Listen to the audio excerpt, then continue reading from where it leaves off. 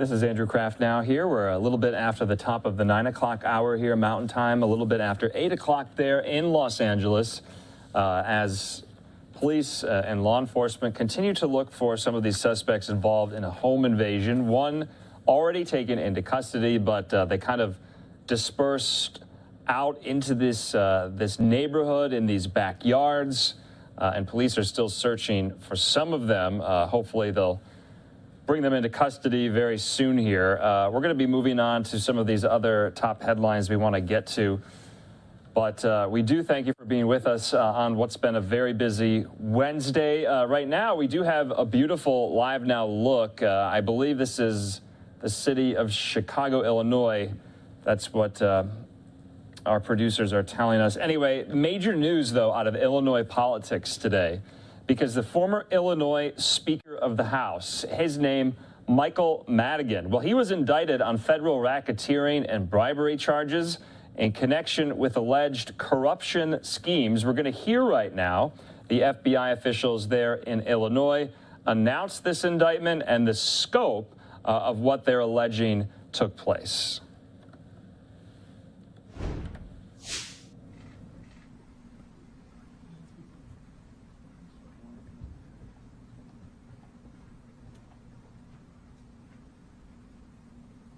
Give us 1 second.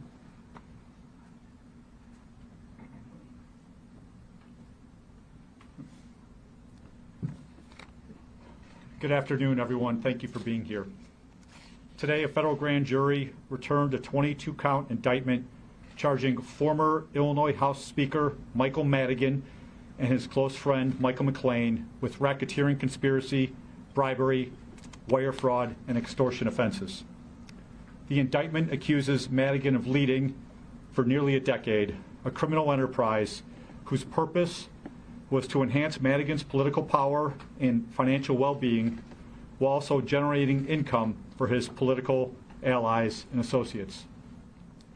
The charges allege that Madigan used his various elected and professional positions to further the goals of the criminal enterprise. Those positions included Speaker of the Illinois House, Representative of Illinois' 22nd District, Committeeman for Chicago's 13th Ward, Chairman of both the Illinois Democratic Party and the 13th Ward Democratic Organization, and partner for the Chicago law firm of Madigan and Getzendanner. The indictment alleges that Madigan, McLean, and other members of the enterprise unlawfully solicited benefits from businesses and other private parties. As alleged in the indictment, Madigan and McLean unlawfully requested that various companies and interests with interest in state legislation, including utility company Commonwealth Edison, pay Madigan's associates as a reward for their loyalty to Madigan, at times in return for performing little to no legitimate work for those businesses. The indictment also accuses Madigan of engaging in multiple schemes to secure business for his law firm, including work from parties with business before the state of Illinois and the city of Chicago. The indictment alleges a long-term, multifaceted scheme to use public positions for unlawful gain, including no-show or low-show jobs for Madigan's political workers and private gain for Madigan himself. The schemes describe involvement of a leader of state government, one of his close confidants, top management of a large public utility, consultants, and others.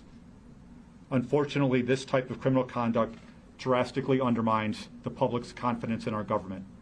Simply put, it's not a good thing. As I've said before, we have a very stubborn public corruption problem here in Illinois. Rooting out and prosecuting public corruption has been and will always be a top priority of this office. This investigation remains ongoing. We have more work ahead of us, and we will get that work done. As I've said before, if people have information that they believe can be helpful to our enforcement efforts to hold individuals or entities accountable for their conduct relating to the abuse of public trust, whether in this case or any other case, please reach out. Call the FBI at 312-421-6700 or report the information at the FBI's website, which is fbi.gov/tips. I'm joined up here today by the FBI Chicago Field Office Special Agent in Charge Emerson Bowie, and IRS Criminal Investigation Chicago Field Office Special Agent in Charge Justin Campbell. We also have with us, you see several people, AUSAs and agents who are standing behind me, who've worked tirelessly on this investigation for years. I'd like to thank each and every one of them for their outstanding efforts. And now I'll turn it over to Special Agent in Charge Bowie and Special Agent in Charge Campbell to make a few brief comments, and after that I'll take some questions. Thank you. Thank you, Mr. Lausch. Again, my name is Emerson Bowie. I'm the Special Agent in Charge of the Chicago Field Office. I think today demonstrates a commitment to Chicagoans, Illinoisans, and the American public of the great and the hard and the steadfast work that the U.S. Attorney's Office, the Federal Bureau of Investigation, and the IRS are committed to do to always keep the confidence of the public. Words like accountability, trust, and integrity just can't be words on a sheet of paper or words we say arbitrarily, but they have to be our outward sign of our inward grace in everything we do. So I commend the men and women of all three agencies for the exceptional job that they performed. Thank you. Good afternoon. My name is Justin Campbell. I'm the Special Agent in Charge for IRS Criminal Investigation here in the Chicago Field Office. IRS Criminal Investigation is most notably known for its financial investigative expertise. Our special agents are masters of their craft. This case is no exception. The charges announced today are an outstanding example of the strong and lasting partnership that the IRS, FBI, and U.S. Attorney's Office share to rooting out public corruption. I want to publicly thank our partners at the FBI and the U.S. Attorney's Office, and we look forward to justice being served on this case. Thank you. If there's any questions. Yes.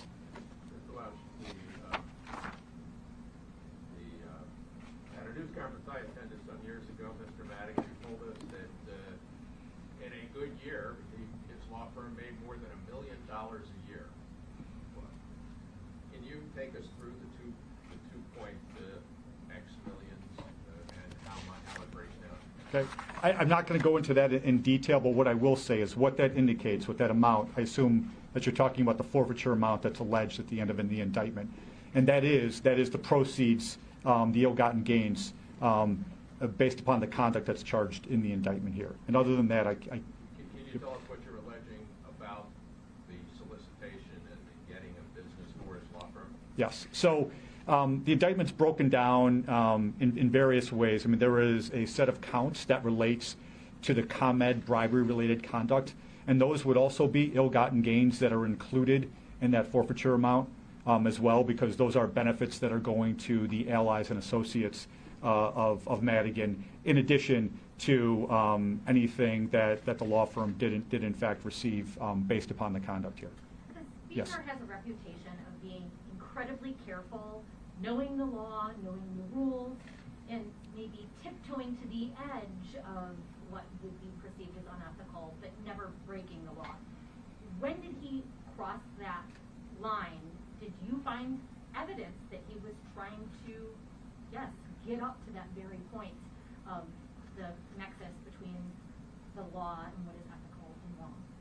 So I don't know that I could answer your question directly, but what I can do is I can put you to the indictment. It's 106 pages. I know you've all just received that recently, but if you go through that indictment, I think you will see the answers to your question ultimately. You will see occasions that are spelled out in detail throughout that indictment, which talk about actions that are taken by Madigan and others that we've alleged to be, criminal activity.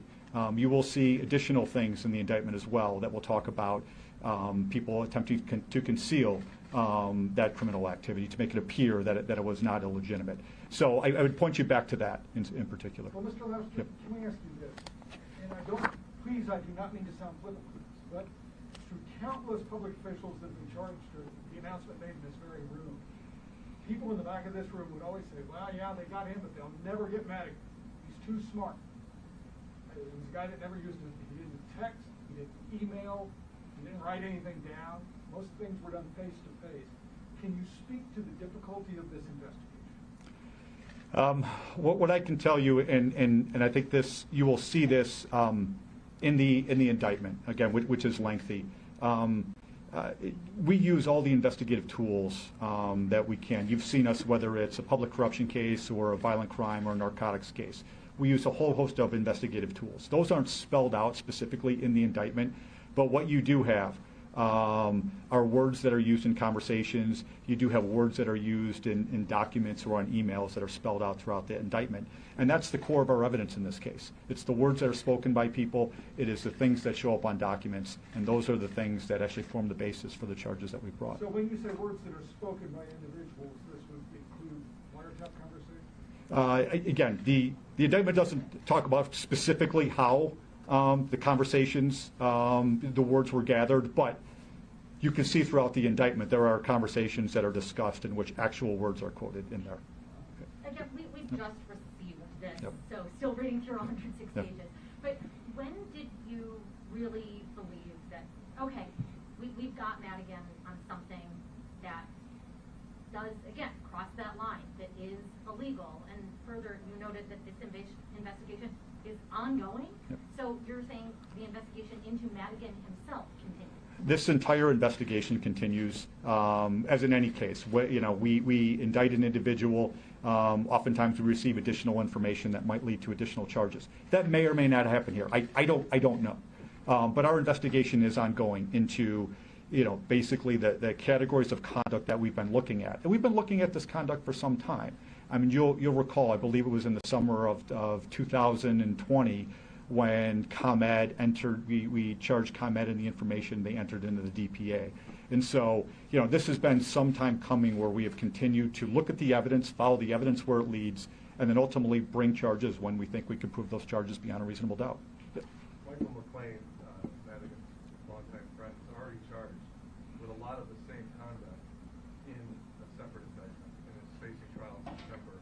Why was he added to this indictment if you can, it's a little bit of an unusual situation? Yeah, so Jason, you'll see there were some additional charges in this indictment that were not previously alleged, one of them being the racketeering conspiracy.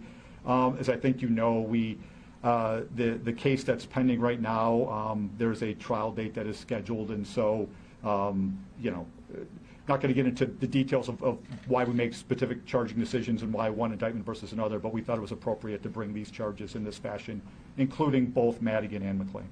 Mr. Larson, Yes, can you explain, because this gets a little complicated, because you've got his role as Speaker of the Illinois House, his role as the head of the 13th Ward Democratic Organization, also his role as head of the Madigan Gets a Better Law. Was the fact, can you explain how these things dovetail with each other, and was the money making, the funds directly to Michael Madigan, confined only to funds that were funneled to his law? Okay, so can answer that in two ways. So one, if you look at the racketeering conspiracy count, you'll see the definition of the enterprise, and the enterprise makes up all of those entities. The enterprise is defined as Michael Madigan, Michael McLean, the Office of the Speaker, the 13th Ward Democratic Organization, and the law firm as well. And when we talk about the benefits that are provided, again, I would remind people, if you look at in particular count 2, which deals with the solicitation of bribery conspiracy involving ComEd, a lot of the benefits here are the benefits that are going to the political allies and associates of Madigan who received those low-show, no-show jobs working for ComEd. So when we talk about funds that are going, it's not simply legal fees to a law firm, it's also the benefits that are being provided to the allies of Madigan. But you are alleging also that he enriched himself. That is, that he endeavored to do that, absolutely, yep. Mr. Lausch, Yes. you and your predecessors have been filing indictments against corrupt politicians for years, decades. You finally get the biggest man at the top. Does it leave you just shaking your head that people have not gotten the message that you're coming after them? And can you speak to getting the big fish, if you will? Again, I don't know what I would categorize things in the same way that you have. What I would say is I think every time that this office brings another corruption case, And I was here as an assistant U.S. attorney for a number of years before I had the great fortune of coming back in this job. I think we all shake our heads sometimes when we think that there's another corruption case that's happening. It happens with other crimes as well. And that's why I've kind of defined our problem as a very stubborn one. But that's why we continue to put the resources that we do into our public corruption cases. We have great agency partners, the FBI and IRS and others, in order to root out the corruption wherever we see it. Why was Yes. the The indictment mentioned a meeting with Madigan and the governor to discuss pay-fors and other things the governor. There's no allegation in this indictment, against the governor or his staff. Say there's other people that you will know in the indictment as well that have contacts with Madigan or others, and there's no allegations of wrongdoing against them either. Again, I'm sticking to the four corners of the indictment as I have to. Why was a separate grand jury needed for Madigan? I believe that the same one that was involved with ComEd also was responsible for the indictment of Mapes, Booker. Why was this separate grand jury needed? I'm not sure I understand your question, but nor that I can answer it anyway. So that's Was there okay. any evidence that Madigan followed through on a state job for Solis or one of his relatives? There is, what I will say, there's no allegation in the indictment that the state board position was actually given. Is there a way for an attorney such as Madigan to do this sort of work and not break the law? Again, that goes far outside the four corners of the indictment. I don't think I can comment on that. Couple more questions. Yep. You face a deadline here, Mr. Louston, if I'm recalling correctly, that ComEd agreement expired after 3 years, right? So it expires this year? I believe that the term on the DPA is 3 years, but look, we follow the evidence where it leads. There is no deadline essentially other than statute of limitations that we face. So we follow the evidence where it leads. Sometimes we get there more quickly than we think. Other times it takes us longer. And I think, as you all know well, we're pretty thorough and deliberate in this shop. And then one more technical Yep. follow-up. So this lets you, the racketeering lets you go back almost a decade. Without that, what are you limited to? I mean, typically, a statute of limitations is 5 years. In a lot of, generally speaking, in a lot of federal statutes, it's 5 years. Can we Yeah. ask just one protocol question? Yep. And that is, Mike Madigan is not today the Speaker of the Illinois House, but I know in previous public corruption cases with governors and other people, this would require the approval of the Attorney General. Did Washington have to sign off on this? I'm not going to comment on that. Can you comment at all? There's been reporting, and AT&T itself has disclosed that it's under investigation. Should we expect any indictment regarding AT&T or anybody else that is mentioned within these 106 pages? Again, I'm not going to comment on that. Okay. If convicted, what's the potential penalty for the former speaker? Good question, and there's a lot of statutes that are charged in this indictment, and we can follow up specifically on each of those. The most significant amount of time that the two defendants who are charged here could face would be a maximum of 20 years on account. For instance, racketeering conspiracy is a 20-year maximum. The wire fraud counts are a 20-year maximum. So there are other charges that have lower potential maximum penalties, but those are the largest. Yes. You've got Alderman Edberg awaiting trial in the same building, and now Michael Madigan indicted. Is this the Chicago way dead? I mean, there were probably the two, they were like the poster children of the Chicago way. So. Yeah. So again, I don't know that I can comment on that, Jason. I guess what I would say is that the problem continues to be a very stubborn one. I mean, you look at what's alleged here. We have conduct that's here that's alleged up until 2019.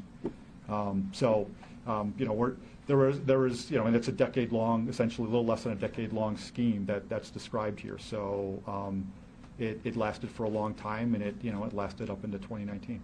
So. Do you have reason to believe that it goes back further than that? You just didn't maybe have the wiretaps or the ability to begin an investigation? Madigan's been both an attorney and speaker for 40 years, not a decade. Yeah, that goes outside the four corners here, so I can't comment on that. Final question. Let me ask you, did this ongoing investigation, obviously it was reported up the chain to Washington, this fact that this is an ongoing investigation have anything to do with your staying on in the Biden administration when many of your colleagues were asked to turn in resignations? Yeah, I can't answer that. I serve at the pleasure of the president like every other U.S. attorney, and I'm honored to do so. Did you ask to stay on to bring this to an indictment? I'm not going to comment on that. Can you give us a sense, because we haven't had a chance to go through all of them, what counts we should be paying specific attention to in terms of new information that wasn't in the comments? That's a great question. So count 1 is the racketeering conspiracy charge. Counts 2 through 7 essentially allege a lot of the same conduct, the ComEd-related bribery conduct, as I would put it.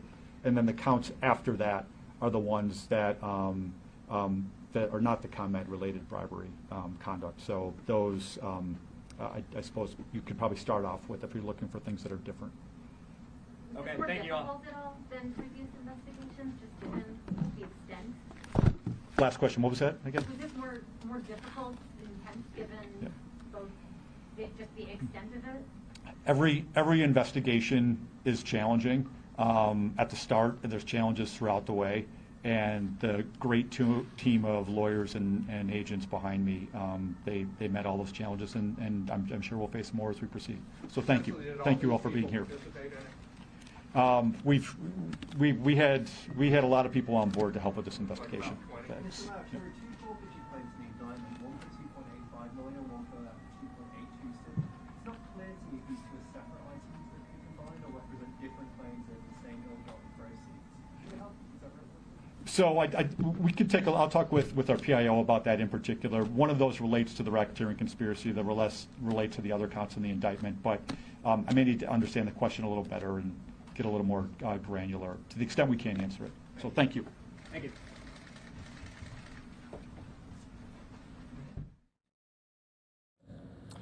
Okay, major indictment coming down there from the Department of Justice, the FBI field office in Chicago. We have a beautiful LiveNOW look out of the Windy City at this hour. It's almost 10:30 there on this Wednesday night.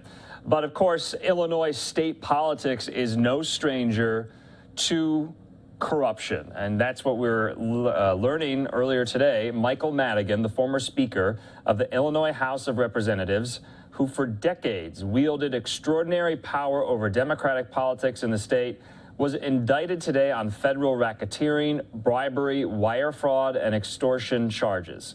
Prosecutors say Madigan, who also chaired the state's Democratic Party, used his position in the State House to solicit bribes from ComEd. It's an electrical utility, doing legislative favors for the company in exchange for jobs and money for his political allies. This is according to the New York Times.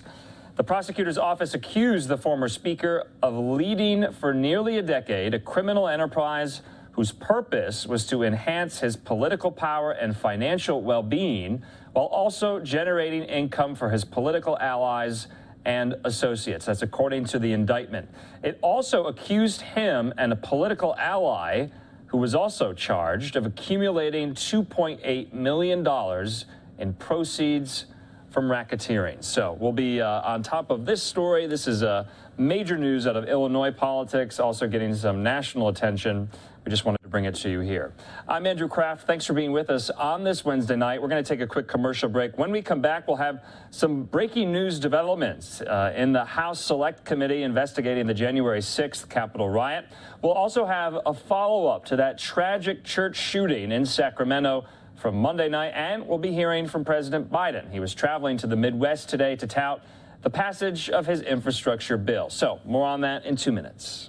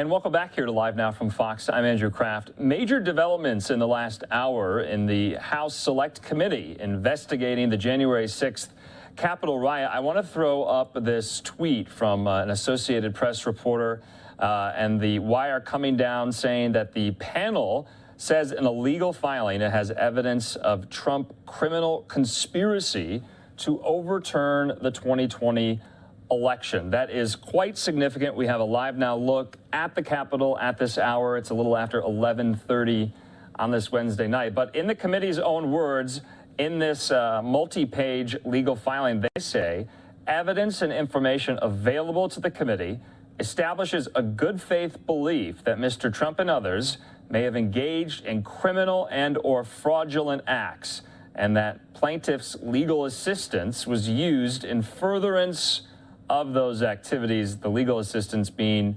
attorney John Eastman. You might recall that name being bandied about in some of these committee hearings and the like. So this is quite significant. We're going to see where this goes, but why it's significant is the fact that the words criminal conspiracy and Trump are being used in the same sentence regarding January 6th and the House committee investigating as such. Also, some other major news on the January 6th front as well. The first time a major plea agreement has been reached by one of the people who were there that day at the Capitol riot, Joshua James from Alabama. Today, he pleaded guilty to seditious conspiracy charges as part of a deal with prosecutors, contingent on his cooperation with the government and their ongoing prosecution of defendants involved in January the 6th. So you remember a while back, kind of around Christmas, around 11 defendants were charged with seditious conspiracy. Now we're getting the first time one of those has pleaded guilty to such charges. So a lot happening there on the January 6th front. We have you covered here on Live Now from Fox every step of the way, live, raw, and unfiltered. Let's go out now and hear from President Biden. He was traveling today after his State of the Union address last night, visiting Wisconsin, touting the passage of his administration's infrastructure bill. He was traveling to Superior, Wisconsin. First, though, let's hear from Fox 9 Minneapolis reporter Theo Keith on a summary of the president's trip.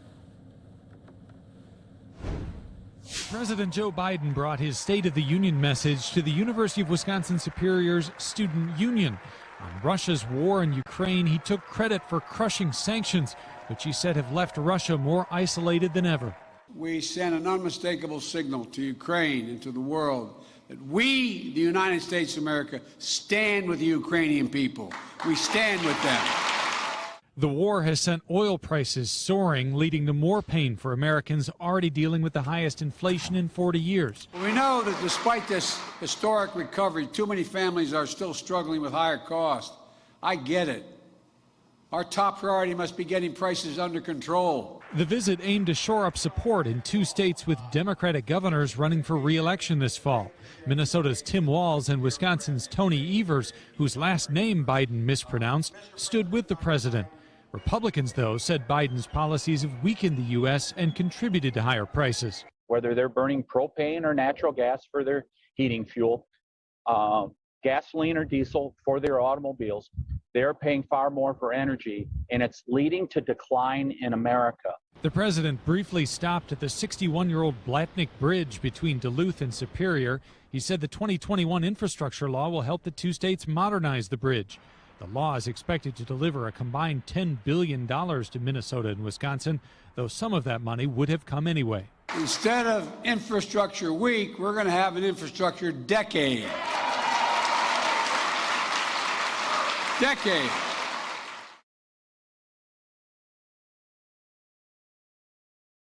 All right, that was Fox 9 Minneapolis reporter Theo Keith's report from earlier today there in Superior, Wisconsin. You saw both the Wisconsin governor, Tony Evers, and the Minnesota governor, Walz, was there in attendance for the president's speech. We're going to play out that speech right now from President Biden. In history. Bipartisan. And I want to thank your senators and representatives here today for helping lead that charge. And that was literally what they did, lead the charge. When I signed that infrastructure law 100 days ago, we already had the ground run. We hit the ground running, announcing $100 billion in new investments to create jobs for millions of Americans, modernizing our roads, our airports, our ports, our waterways. And we'll do it all to withstand the devastating effects of climate and to promote environmental justice in the process. You know, we're building a national network of 500,000 electric vehicle charging stations so Americans can own electric cars, reduce pollution, and lead the way to clean energy future. We're going to replace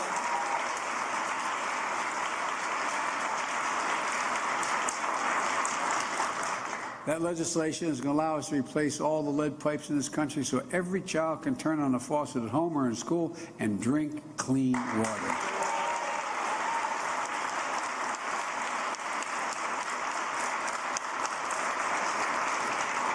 In the days of having to pull your child up outside of a McDonald's to do their homework because there's no internet in your home and no internet in your region, and we provide affordable high-speed internet to every American, urban, rural, suburban, tribal. And that's big for rural communities. It helps farmers engage in precision agriculture, knowing when they should sell their products, and so much more.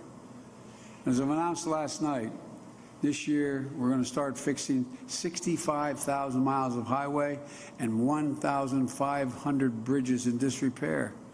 Your governor is going to use some of that funding for this law to modernize one of the most important bridges in this region, the one you look out the window and see here.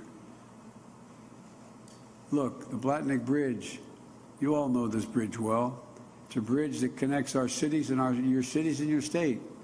A bridge that carries people to work and carries goods out of your port. You know, when the Husky Oil Refinery exploded in Superior back in 2018, this bridge was one that many of you took to get your families to safety. And you know it matters. But you may not know, as was mentioned earlier, the bridge is 61 years old and at the end of its useful life. The corrosion over the years has lowered the weight it can sustain and safely handle. And by the way, I wasn't long ago, you may have seen in all the news clips, I was in Pittsburgh. I arrived in Pittsburgh a little early, but thank God we arrived when we did, because just 2 hours earlier, a bridge that is as high off the ground as this bridge collapsed completely. Completely. You should have seen it. It was astounding to look at, for the same reasons this bridge is in trouble. And guess what? Thank God there were only a few vehicles on the bridge. No one was killed. You should have seen it. It was astounding how no one died. Had it occurred just 3 hours later, you would have had all those school buses, all those children, all the thousands of people across that bridge. There's so many bridges this is the United States of America, for God's sake. So many bridges in a similar condition. And that is outside, this bridge also has outdated design. Tight curves led to higher than average crash rates on this bridge. The bridge isn't alone.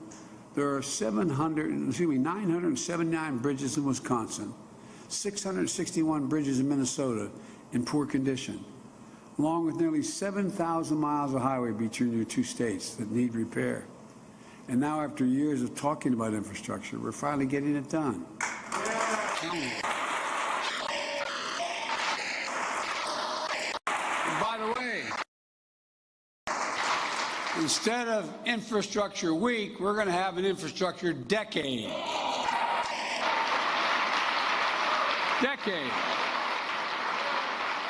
Look.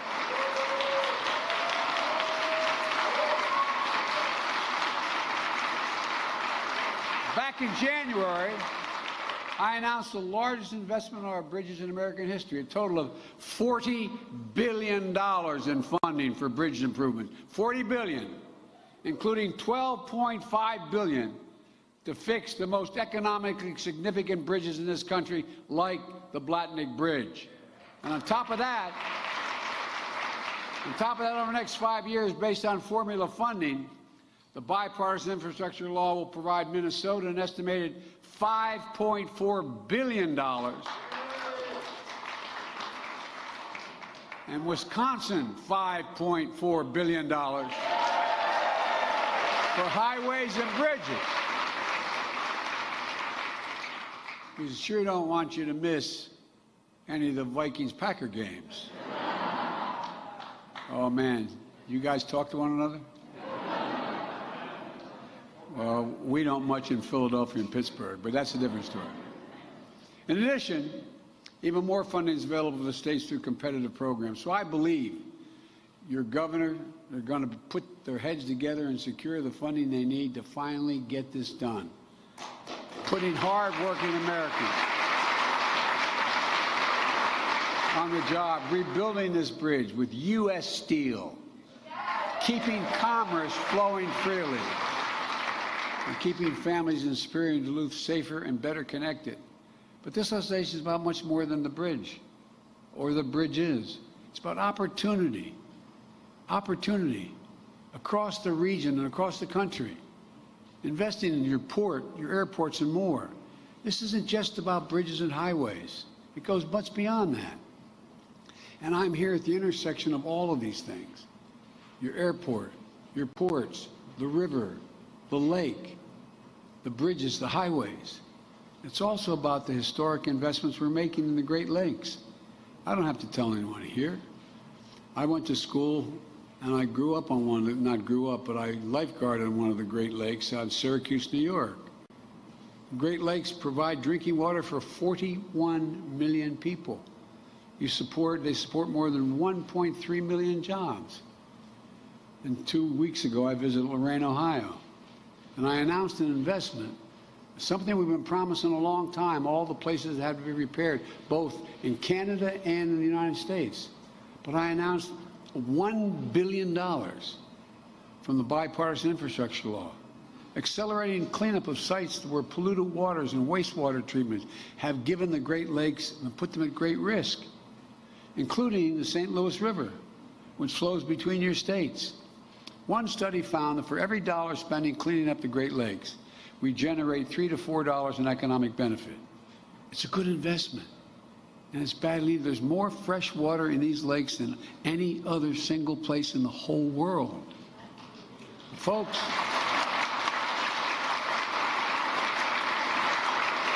it's not only the investment we're making in the Great Lakes. On the opposite end of Lake Superior, from where we stand, the Sioux locks connect this lake to other Great Lakes. Those locks are a gateway connecting the things that we make here in this country to the rest of the world. 7,000 vessels and 90% of America's iron ore move through those locks every year. That ore makes nearly all the high-strength steel that goes into American-made cars and appliances. In January, I announced nearly $500 million to upgrade the Sioux locks, moving goods faster while reducing costs, creating a hell of a lot of jobs and maintaining them. We're also doubling the investment we're making in our ports, including the Port of Duluth Superior, which was awarded an $8.4 million grant to make critical improvements.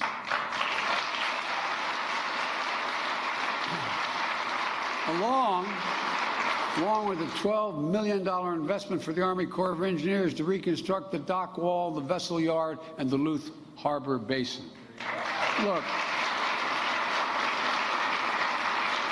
these investments will help fortify our port while strengthening the local economy. When we use taxpayers' dollars to build America, we buy American.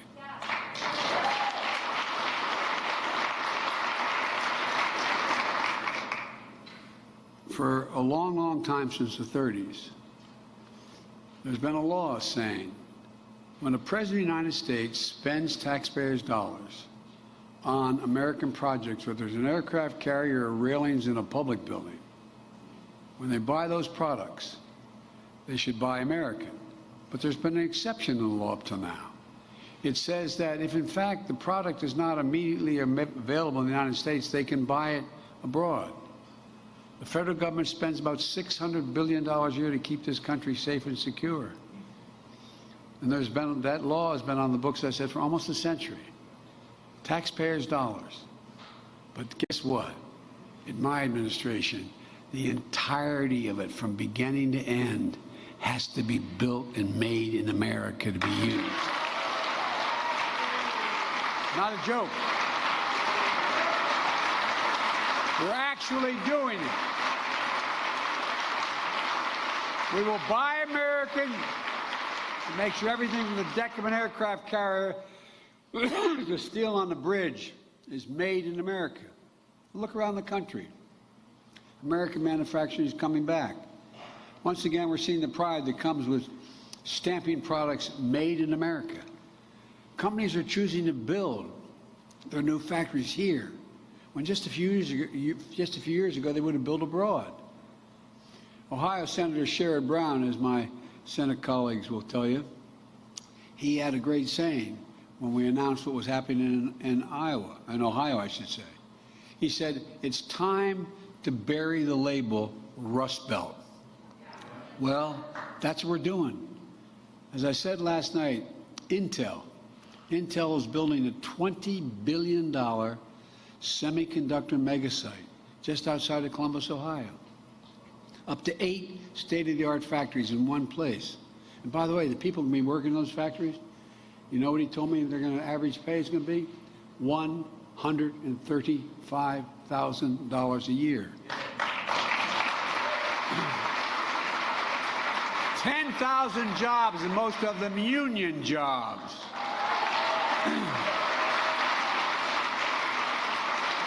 Making a computer chip the size of a fingertip. The power of the world in our everyday lives, smartphones, the internet, technology that doesn't even exist today. And if Congress passes the Bipartisan Innovation Act that's on their desk now, Intel is ready to increase their investment from $20 billion to $100 billion. Intel alone. Ford has invested $11 billion to build electric vehicles, creating 11,000 new good-paying jobs across the country. GM is making the largest investment in its history, $7 billion to build electric vehicles, creating 4,000 jobs in Michigan. The Union Pacific Railroad, when I was in Pittsburgh, I met the folks who run that. Union Pacific Railroad just announced the purchase of the largest ever purchase of electric locomotives made in Erie, Pennsylvania, in the same plant, by the way, that the guy who turned on our lights built a factory. All told, we've created 369,000 new manufacturing jobs in America just last year.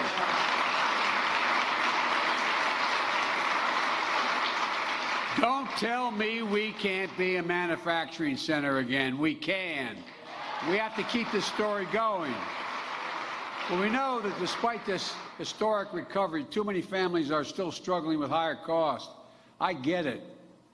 Our top priority must be getting prices under control. Look, our economy roared back faster than most predicted, but the pandemic meant businesses had a hard time hiring enough help to keep their workers in the production. The reason why the cost of housing went up in new housing is because no one was there to make sure they had the 2x4s to be built, to build the homes, because people weren't in the factories. And because people were making a lot more money than before, there was a lot of cash at hand, and they did not use that cash to go out to the restaurants or go on vacation. They used it for hard products. And the pandemic disrupted global supply chains. When factories close, it takes longer for goods to get from the warehouse to the stores, and prices go up. Look at cars. Last year, there weren't enough semiconductors to make all the cars people wanted to buy. They had the money to buy them. But there weren't literally enough cars, because we invented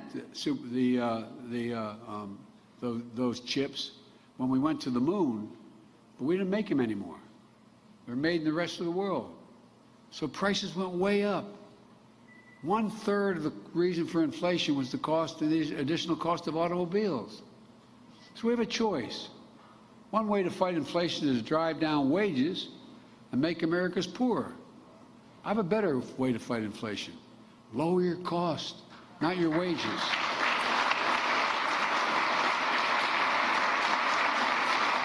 We're going to make more cars and semiconductors in America, more infrastructure and innovation in America, more goods moving faster and cheaper in America, more jobs that you can earn a living, a good living by here in America. Instead of relying on foreign supply chains, let's make it in America again.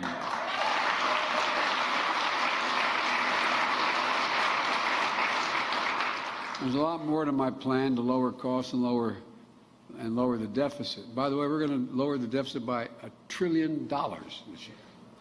These guys talk about how they always are worried about us spending. We're lowering the deficit. No one's ever done that. But look, I've kept you long enough. There's a lot more I'm inclined to say, and I don't want to get wound up here. But let me close with this. Look, I am truly more optimistic about America today than I've ever been. I really mean it.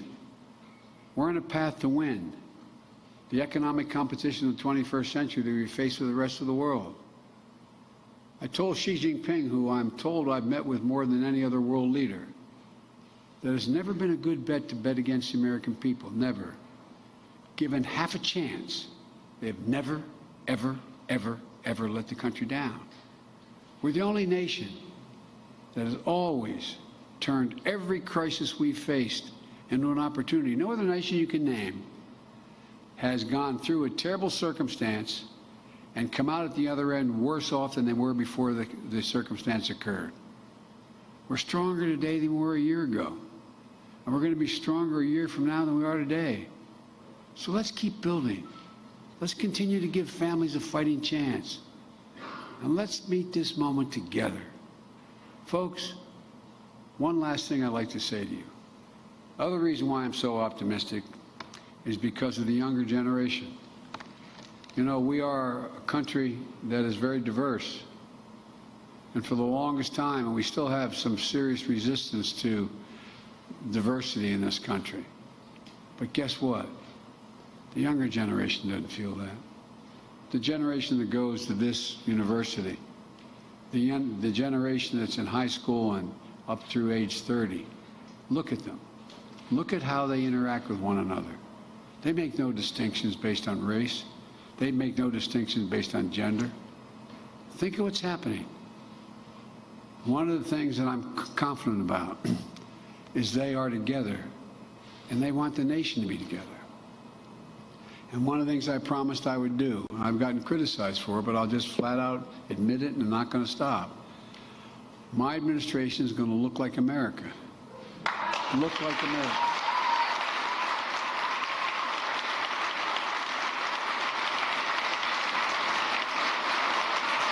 For example, in my administration, we have more women than we have men. A little bit. That's because all the women in my life are smarter than I am. We also have the greatest diversity we've ever had. Look, folks,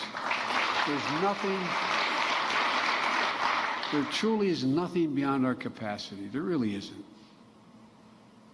We're the most unique nation in the history of the world. And that we're the only nation built on an idea, not geography, not built on the notion of race or religion or ethnicity. None of that fits the description of the United States. Built on an idea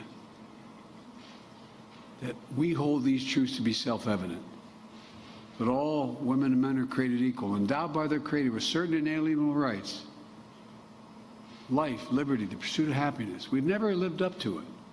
We've never walked away from it. And every generation has moved that dial closer and closer and closer.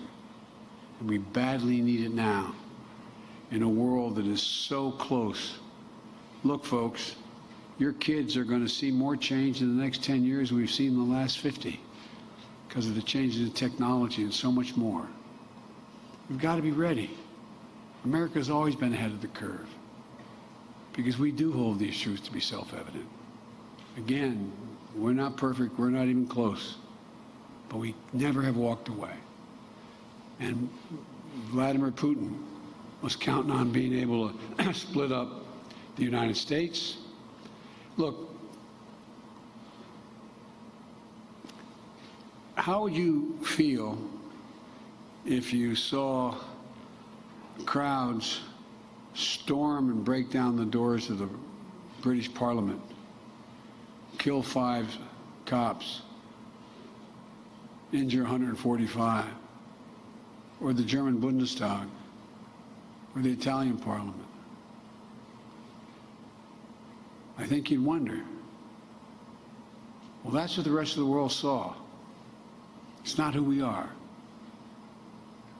And now we're proving, under pressure, that we are not that country. We're united. And folks, that's how we were able to make sure we kept Europe united and the free world united. A vote in the United Nations to condemn Putin.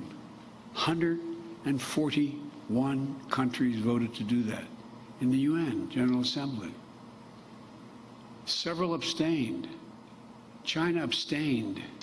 Didn't vote with them, but abstained. India abstained. 7 countries abstained, I think it was the number. They're alone. And they did what they did, in my view. He did what he did because he thought he could split NATO, split Europe, and split the United States. We're going to demonstrate to the whole world, no one can split this country. Thank you all so very much. Thank you.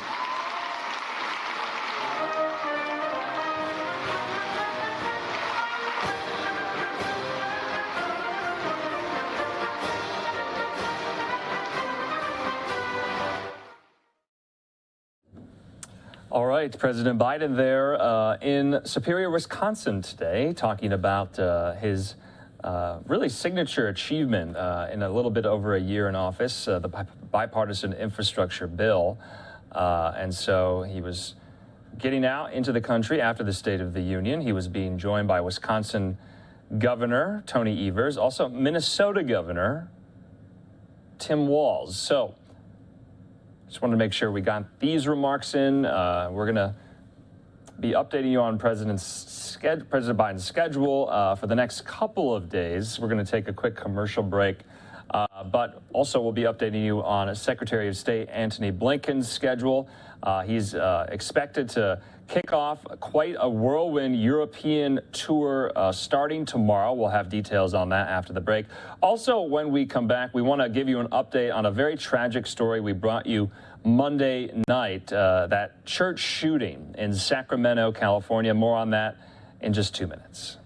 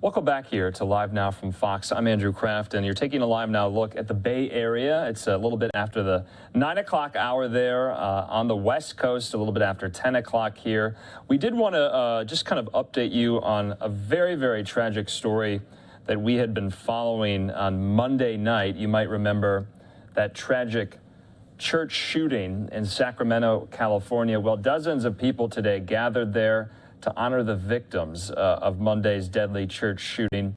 The victims were 3 young girls, all of them sisters, and their chaperone. Police say they were shot and killed by the girls' father during a supervised visit at the church in Sacramento.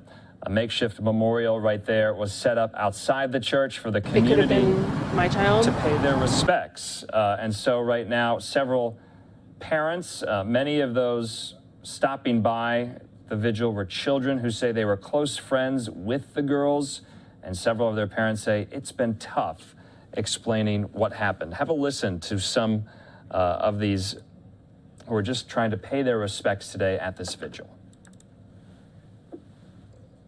It could have been my child, been any other children that, you know, are playing in those apartments, in these apartments. I was like, you know, in tears. This was supposed to be a place, a sanctuary, a safe haven, meeting place. This did not have to happen. This has got to stop. Amen.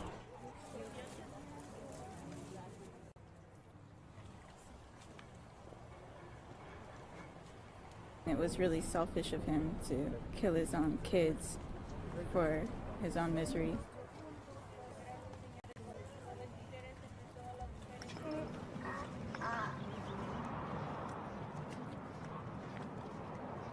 We've been trying to support my daughter as best as we can. She came here. She wanted to bring, obviously, some stuff to show respect, and she's very confused right now. Obviously, she's really confused. So having that conversation with her is difficult. She's only 10 years old. The Lord Himself is your keeper. Because it's sad. 3 young girls lost their lives, and you really can't trust nobody. You have to be careful on who you let your kids be with.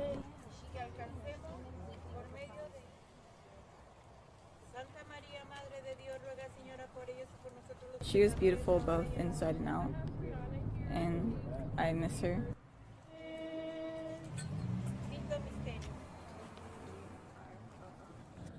Just heartbreaking hearing some of those comments from very, very young children who knew the 3 victims gathering there outside the church in Sacramento at that vigil. Well, the girls were aged 9, 10, and 13. Their father killed himself shortly after shooting them. Sacramento Sheriff's investigators say that the girl's mother had a restraining order against the father, and that this was a supervised visit for the children only. So very tragic circumstances there out of Sacramento. Right now, we're going to take a quick commercial break.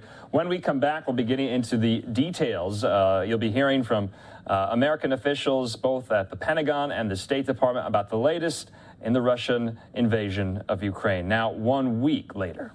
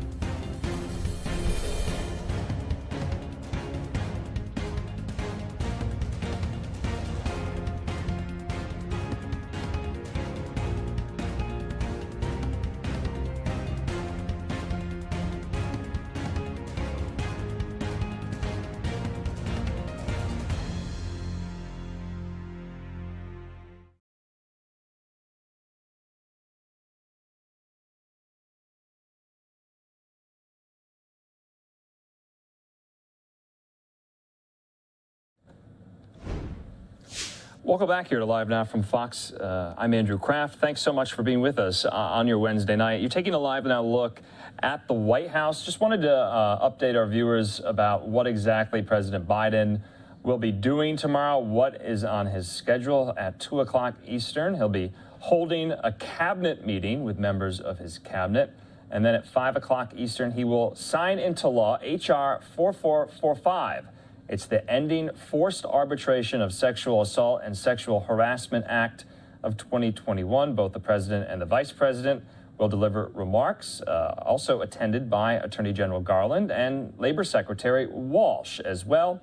And of course, we have been covering that as well, hearing from lawmakers who got that done. It's a bipartisan effort, so very interesting there. We'll also hear from White House Press Secretary Jen Psaki at 1 p.m. Eastern for the White House briefing. Of course, that is all amenable to change based on events that might happen that we don't know about just yet. Also, wanted to update everyone as well, especially regarding the Russia-Ukraine situation. We are now 1 week later, but we will continue to cover this from every angle, going into detail, talking about what this means next for Europe, for Ukraine, for Russia, and for us here at home. And so this is coming on the heels of Secretary of State Antony Blinken's trip. Kicking off tomorrow, he's going to be traveling to Belgium, to Poland, to Moldova, and to the Baltic states, Lithuania, Latvia, and Estonia. So we'll have full coverage of that as well. Starting right now, though, we do want to get into some of these press conferences that we've shown you live throughout the day. We're going to be showing you overnight, talking about Russia, talking about Ukraine. We're going to be hearing remarks at the United Nations. We're going to be hearing remarks at the Pentagon, at the State Department. We're also going to be hearing, aside from that story, White House coronavirus task force members met today as a lot of these COVID-19 restrictions are coming down all across the country, specifically indoor mask mandates, even more specifically, indoor mask mandates at schools for school children. And then, of course, we'll be following all the latest as Ketanji Brown Jackson makes her way around Capitol Hill, meeting with senators, trying to get to know them, courting their votes as confirmation hearings will begin March the 21st. So a lot in store on these overnight hours. I'm Andrew Kraft. Thank you so much for being with us. Don't forget to give us a follow on Twitter. Our handle is at LiveNowFox. You can also give me a follow on Twitter. My handle is at Andrew Kraft. And you can also visit our website, livenowfox.com, for all the latest. But now first up is Pentagon Press Secretary John Kirby.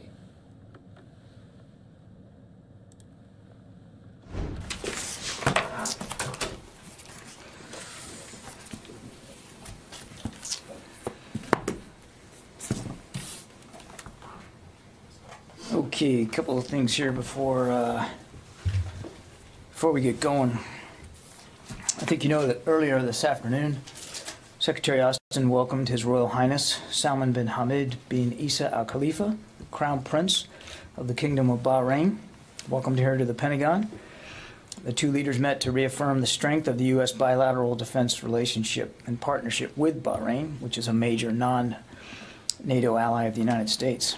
They also discussed the importance of expanding regional cooperation to confront the full scope of threats from Iran, including strengthening air and missile defense and bolstering our maritime security. The Secretary thanked the Crown Prince for Bahrain's long-standing hospitality to U.S. forces, including, of course, hosting U.S. Naval Forces Central Command and the U.S. Fifth Fleet. He also underscored U.S. gratitude for the Crown Prince's personal engagement in supporting the 2021 Afghanistan evacuation mission, which, of course, exemplified Bahrain's dependable partnership. Now, moving on, I often come out here and tell you what we have done, both in terms of exercises and operations. Today, I want to talk a little bit about something that we are not going to do, and I want to explain why. Last weekend, as you saw, President Putin directed a special alert of Russian nuclear forces. Now, in this time of heightened tensions, the United States and other members of the international community rightly saw this as a dangerous and irresponsible, and as I've said before, an unnecessary step. Both the United States and Russia have long agreed that nuclear employment could have devastating consequences. And we both agreed, most recently this year, in the context of the P5 statement, that a nuclear war cannot be won. and must never be fought. Such provocative rhetoric and possible changes to nuclear posture involving the most consequential weapons in our respective arsenals is unacceptable. The United States has not taken any similar steps. And so in an effort to demonstrate that we have no intention in engaging in any actions that could be misunderstood or misconstrued, the Secretary of Defense has directed that our Minuteman III intercontinental ballistic missile test launch, scheduled for this week, to be postponed. And we did not take this decision lightly, but instead to demonstrate that we are a responsible nuclear power. This is not a step backwards in our readiness, nor does it imply that we will necessarily cancel other routine activities to ensure a credible nuclear capability. We remain confident in our strategic posture, as we've said before, and our ability to defend the homeland and our allies and our partners remains fully intact and ready. We recognize at this moment of tension how critical it is that both the United States and Russia bear in mind the risk of miscalculation and take steps to reduce those risks. And then lastly, he's not sitting here. But I want to just take a moment to wish the department's best wishes to Mr. Bob Burns. He is, just as I think you know, announced that after 45 years of reporting, that he's going to retire and really finally get a chance to spend more time with his family. As you know, he's been a staple here for decades, the dean of the press corps, and without question, a gentleman in every sense of the word. A great, dogged reporter, but a gentleman. And I'd like to just take a minute to read a little something from a book that was written by one of my predecessors. It's called Confirm or Deny. It's written by Phil Golding, and he wrote this book after he left after the McNamara administration. But he says something here about the Pentagon press corps that I think suits not just all of you, but certainly Bob Burns to a T. So if you'll just indulge me for a few minutes. And the responsible members of the underrated press corps of the Pentagon sit in their grubby room on the second floor of the big building and pore over the statements of top defense officials, checking them against the outstanding files many keep, their dog-eared copies of the huge budget book, the posture statements, and dozens of volumes of congressional testimony are underlined and indexed by their own work, and the margins are annotated. While they do understand the hardware of weapon systems, the good ones are also experts on the NATO alliance or the Middle East tinderbox, and several of them know more about nuclear strategy than some of the academicians who write on the subject. I think that is a perfect way of describing Mr. Bob Burns, particularly that stuff about the nuclear strategy. He spent an awful lot of time reporting on our nuclear capabilities and our nuclear posture, our nuclear training, our nuclear readiness. So with everything going on today, the stuff that I just opened with, and the tensions in Ukraine, the meeting with the Crown Prince of Bahrain in the Middle East, the tinderbox, as Mr. Golding wrote about, all that happening today, and then to be able to talk about a guy of Bob Burns' caliber fixing to retire after 45 years, I think just really, really appropriate. And personally,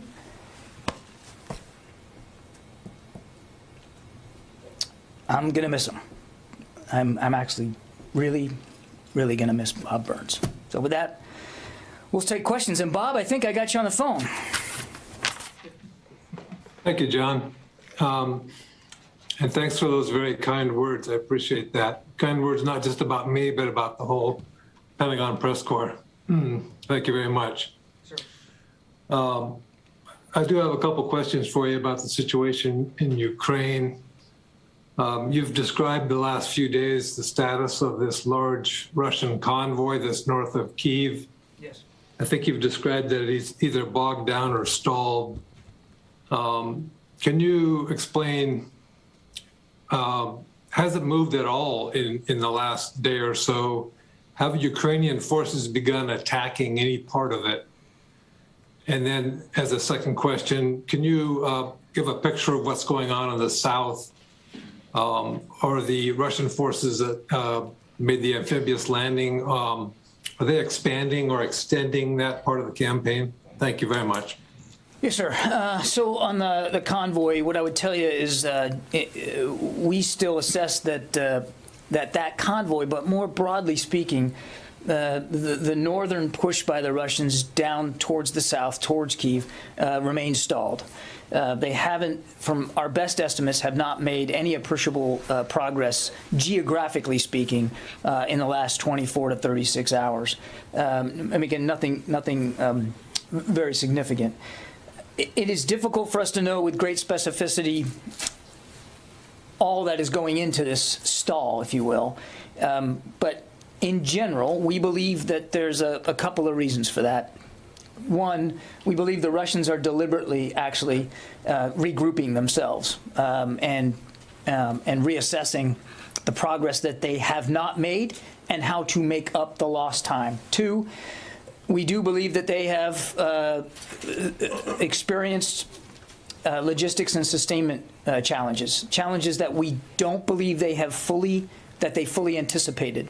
And three, they are getting resistance from the Ukrainians. We have some indications, nothing that we can 100% independently verify, but we have some indications that the Ukrainians have in fact tried to slow down that convoy. And we have no reason to doubt those reports, but again, we can't speak to it in great specificity. In the south, the Russian forces appear to be experiencing, in general, less resistance than they are up in the north. That said, the town of Kherson, which we knew they were moving on out of Crimea towards the northwest, that is, in our estimation, at least from what we can see, still a very contested fight. I know the Russians have claimed that they've got the town of Kherson. We're not in a position to call it either way. It appears to us that the Ukrainians are certainly fighting over that town.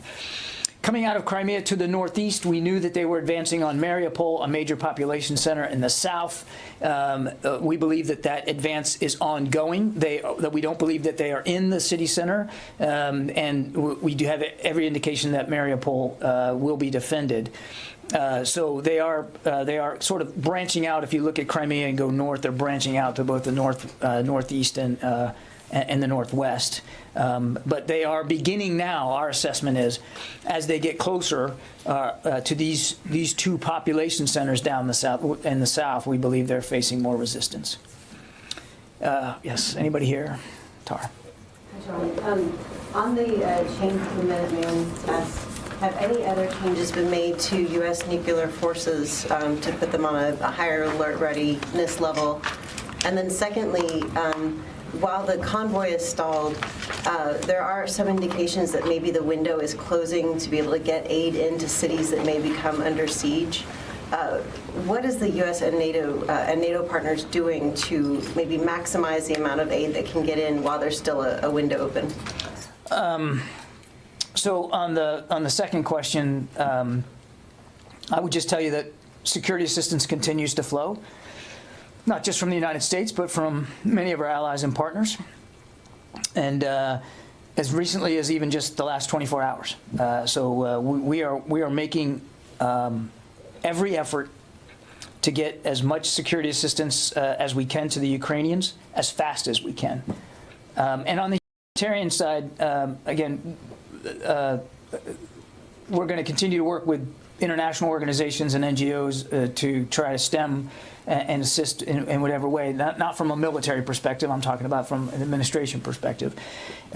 We estimate, or we have seen numbers coming out of the UN of more than 500,000 people now leaving the country, as well as perhaps tens of thousands, if not more, internally displaced. So clearly, Mr. Putin is causing a humanitarian crisis as well. Jen. On the nuclear posture. Oh, I'm sorry. So first I'd say this delayed test is not affecting our strategic nuclear posture and our deterrence. Just not. It's not canceled. We're just moving it to the right a little bit. And I won't talk about the specifics of our deterrent posture, except to repeat what I've heard the Secretary say many times, that he's confident, that he's comfortable, that the strategic deterrent posture that we have in place is up to the task of defending the homeland and our allies and our partners. Jen. John, what will the U.S. government do if President Putin's soldiers kill or harm President Zelensky? What will the consequences be? Well, look, I'd rather not get into individual hypothetical scenarios, Jen. Clearly, we know that Mr. Putin wants to topple this government and replace it with his own. And he's already caused the loss of life, of innocence. He's already caused destruction of civilian infrastructure. And all that blood is on our hands. And any more blood that's shed is still going to be on Mr. Putin's hands. But I won't speculate about particular outcomes here with respect to individuals. Can you authenticate these videos that are circulating of Russian soldiers who are being held as POWs? Do you have any? We can't. I'm sorry. We've seen the same videos that you have. We have no reason to doubt them, but we can't independently verify them. Court. I'm wondering, we heard a lot about false flags leading up to the invasion. Are you still seeing any indications of false flags? One specifically that's sort of out there today is a local mayor in Luhansk who was allegedly kidnapped and killed. There's some speculation that this might be another attempt at a Russian false flag. I know it's difficult for you to talk about specific cases like that, but have you heard anything on that case? And then also more on the false flags. I haven't heard anything about that particular one. I'm happy to go take a look and see if we have anything on that, but that's the first I've heard of this particular report. We did see false flags, I mean, car bombings and that kind of thing before he launched his invasion, not to mention just the ridiculous, ludicrous claims that they were making in their own state-run media about Ukraine being a threat to their security, and claims of being shelled by Ukrainian forces in the joint operations area to the east. So we did see them run that play on false flags. I'm not aware that there's any such false flag operations ongoing now. That's not to say that they couldn't or wouldn't do it.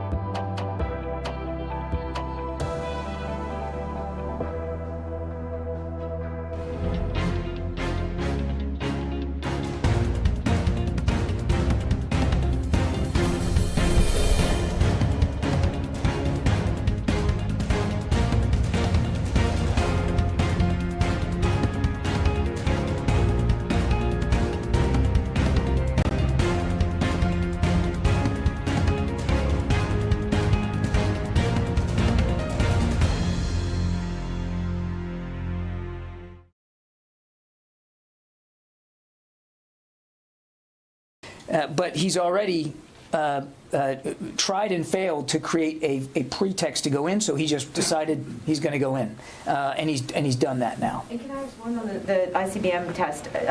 Should we take anything from that as that whether that was some sort of a reciprocal action, in that you saw any indications that that was what Vladimir Putin may be planning here, as any kind of a missile launch, a nuclear missile launch, or anything like that? No. Obviously, we would, as I said in my opening statement, we'd certainly like to see Moscow reciprocate by taking the temperature down on rhetoric about nuclear posture. We certainly would like to see him de-escalate by coming to a ceasefire and de-escalating and moving those forces back home and getting out of Ukraine. But this decision was the Secretary's decision, and it was based on making sure that we were being very clear about our responsibilities in the nuclear realm, and so no, it was not tied to a specific action or inaction by Mr. Putin, but rather a decision by the Secretary to make it clear how responsible we are going to behave in the nuclear space. Let me go around, Dave. Russian forces have been described as risk-averse. How does that translate on the battlefield? What does that mean? And you said that the Russians are encountering less resistance in the south. Is that the only reason for the fact that in the south they seem to still be making progress, or is there something else about the southern front? Yeah. So on the south, I mean,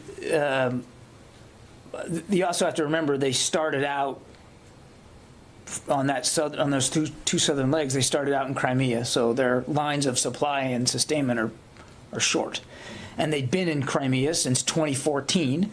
So they had already built up a pretty sophisticated and healthy architecture to support their operations. I would also add, David, that a quick look at the map will show you that they're not that far from their base of operations in Crimea. So we'll see how this goes. They're meeting resistance in Kherson, and they're going to meet resistance in Mariupol. So I think we just need to see how this plays out. And I saw the comments about risk averse. Here, I would just say that, and you can see it for yourself. I mean, this is not stuff that you guys aren't seeing in imagery of your own. I mean, we're seeing vehicles abandoned. We're seeing sustainment problems in fuel, not just fuel, but in food. We're seeing indications here early on that though they have sophisticated combined arms capabilities, they're not being necessarily fully integrated. So they have made some missteps, and they're working their way through that. I want to be clear, as we've been before, that we have to be, as we look at this, we have to be pragmatic. The Ukrainians are fighting bravely and creatively. The Russians have a significant amount of combat power applied in Ukraine, and they still have some significant combat power that they have not engaged in the fight. And we need to be mindful of that. As I've said before, they will try to learn from these missteps, and they will try to overcome these challenges. Jim? Is it just a matter of time before the Russians I'm not. I think that's too soon to make that argument. They have been surprised by the stiff resistance that they are facing by the Ukrainians, and I don't believe that they fully factored that in. So I'm certainly not going to be one to call it one way or another here. The Ukrainians are fighting for their country, and they're making a difference. Jim? First, I second everything you said about Bob Burns. And second, are you seeing the Russians bring in reserves from outside the areas that they had concentrated in before. Are you seeing them bring in more aircraft, more troops, perhaps, to apply to the struggle and to apply to the invasion in Ukraine? No, Jim, we haven't. We haven't seen any indications that Mr. Putin feels the need to bring in additional reinforcements from elsewhere in the country. He began to build up this combat power starting in the early fall, and has at his disposal more than 150,000 troops, more than 120 battalion tactical groups, and while we assess that the majority of that combat power is now in Ukraine, that doesn't mean that he doesn't have stuff that's not committed, and it doesn't mean that what he has in Ukraine has been diminished. They have lost a sense of momentum here, but that doesn't mean that they still don't have the power at their disposal. The Ukrainians also have retained a lot of their combat power, our assessment is, and as I said, they're fighting back. They're fighting back bravely. Fadi. Thank you, John. On the nuclear, I have two questions on the nuclear issue on Ukraine. On the nuclear issue, in addition to this announcement and basically communicating to Russia what you said of the responsible behavior in the nuclear realm, is there any context now with the Russian counterparts on this nuclear issue to try to bring down the tension? And on Ukraine, does the Pentagon assess that the Russian forces, whether they have basically met any of the objectives of this operation so far on the seventh day? Did they achieve anything that they wanted to achieve based on the schedule that they might have had? On the nuclear question, I have no communication to speak to. I think the Secretary's decision today speaks volumes. On your second question, you have to forgive me for not having perfect knowledge of the Russian plan. All I can do is tell you what we're seeing as best we can see it. And they have not taken any of the major population centers that they appear to be wanting to take. And again, we think that there's a variety of reasons for that, not least of which is the bravery and the skill and the creativity of Ukrainian fighters. Yeah, in the back there. Yeah. Oh, thank you, John. I can't see you. It's okay, go ahead. Yeah, thank you. You told at the very beginning about the situation in Kiev and at the south of the country. I got my audience in Ukraine, and their main concern is about the western Ukraine. Millions of people are going right now to the cities like Lviv or Ivano-Frankivsk. Yeah. They believe it's safe there. So what's your estimate about the western Ukraine and any signs as of now that Russia is preparing to attack or to capture western Ukraine, or they're concentrated on Kiev and south only? Yeah, again, I'm going to be careful here not to anticipate Russian moves. All I can do is tell you what we're seeing, and we're seeing a continued desire to advance on Kyiv, fighting in Kharkiv, fighting in a town, and I'm probably going to not pronounce this right, but Chernihiv, and then what I described in the south. So largely, the effort appears to be to north of Kyiv and to the east in the rest of the country.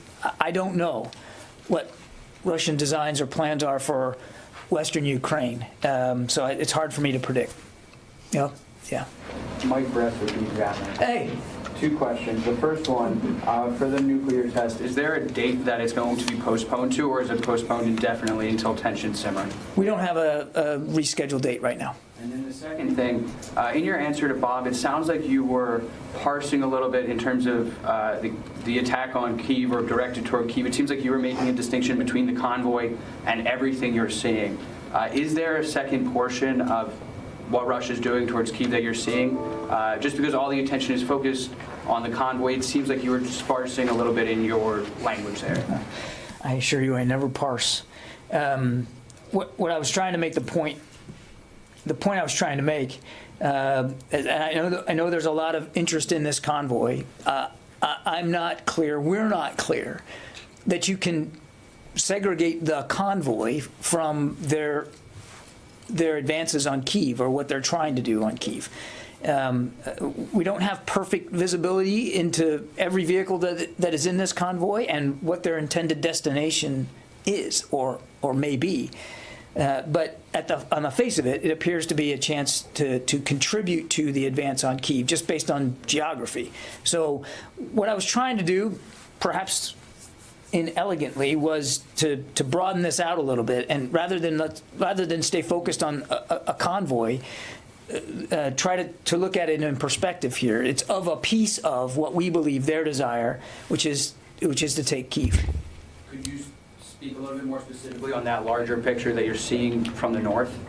I'm not sure I can give you much more than I have, I'm afraid, Mike. As I said, we're somewhat limited in our ability to know and understand everything. We still believe it's Mr. Putin's desire to topple the government. In order to do that, he believes he has to take Kyiv.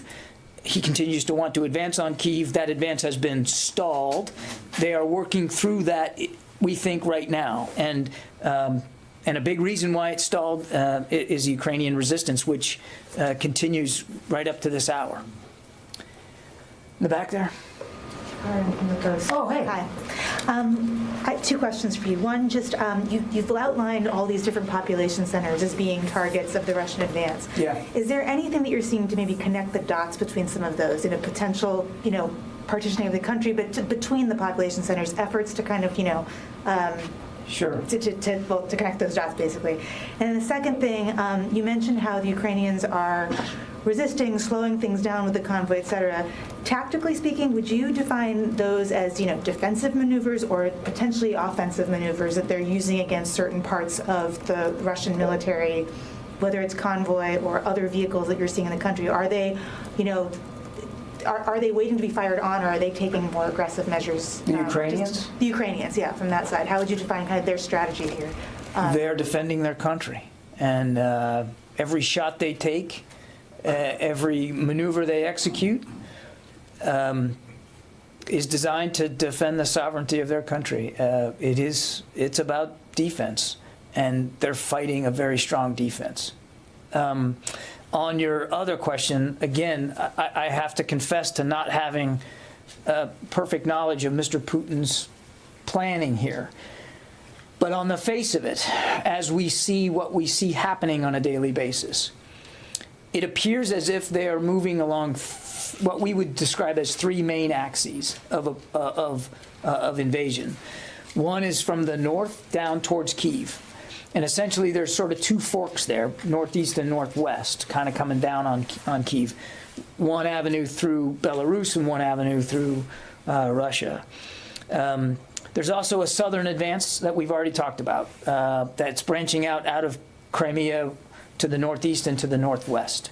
And then we see a push from what we would consider sort of the northeastern group that is moving on Kharkiv. Kharkiv is valuable because it's such a big city. It is a major population center. But it also could give Mr. Putin, again, Karun, I'm not an expert on what they're planning to do, but it certainly could give him an avenue of approach towards Kyiv. If the plan was to advance on Kyiv from multiple directions, then that direction might be one credible one that they could use. So you're seeing this as a potential multi-front advance on the capital, not on trying to carve up the country potentially with all these various population centers. We definitely can see an effort to move on the capital. It's difficult to know with certainty what other moves inside Ukraine Mr. Putin might be trying to achieve. And again, it's hard for me to speak to a plan that we don't have perfect visibility on. So the idea of carving Ukraine up, I just can't speak to that specifically. It is entirely also possible that what they're doing in the east could be an effort to fix Ukrainian armed forces in that eastern region so that they can't come to the defense of others. But again, they have not achieved success in the major population centers to date that we see them trying to move on. Tony? I have a couple questions. One terrestrial and one space related. You mentioned earlier that the Russians haven't fully demonstrated a integrated combat arms capability. This is something the U.S. practices all the time at the National Training Center, and the Marines do also. What are you not seeing that would demonstrate a seamless or moderately seamless combined arms capability by the Russians? Yeah, again, I don't want to speak too much specifically on Russian operations, Tony. It's just when you look at what's happening. I would just say it doesn't appear that ground and air operations seem to be very well connected, based on what we're seeing happening. Yeah.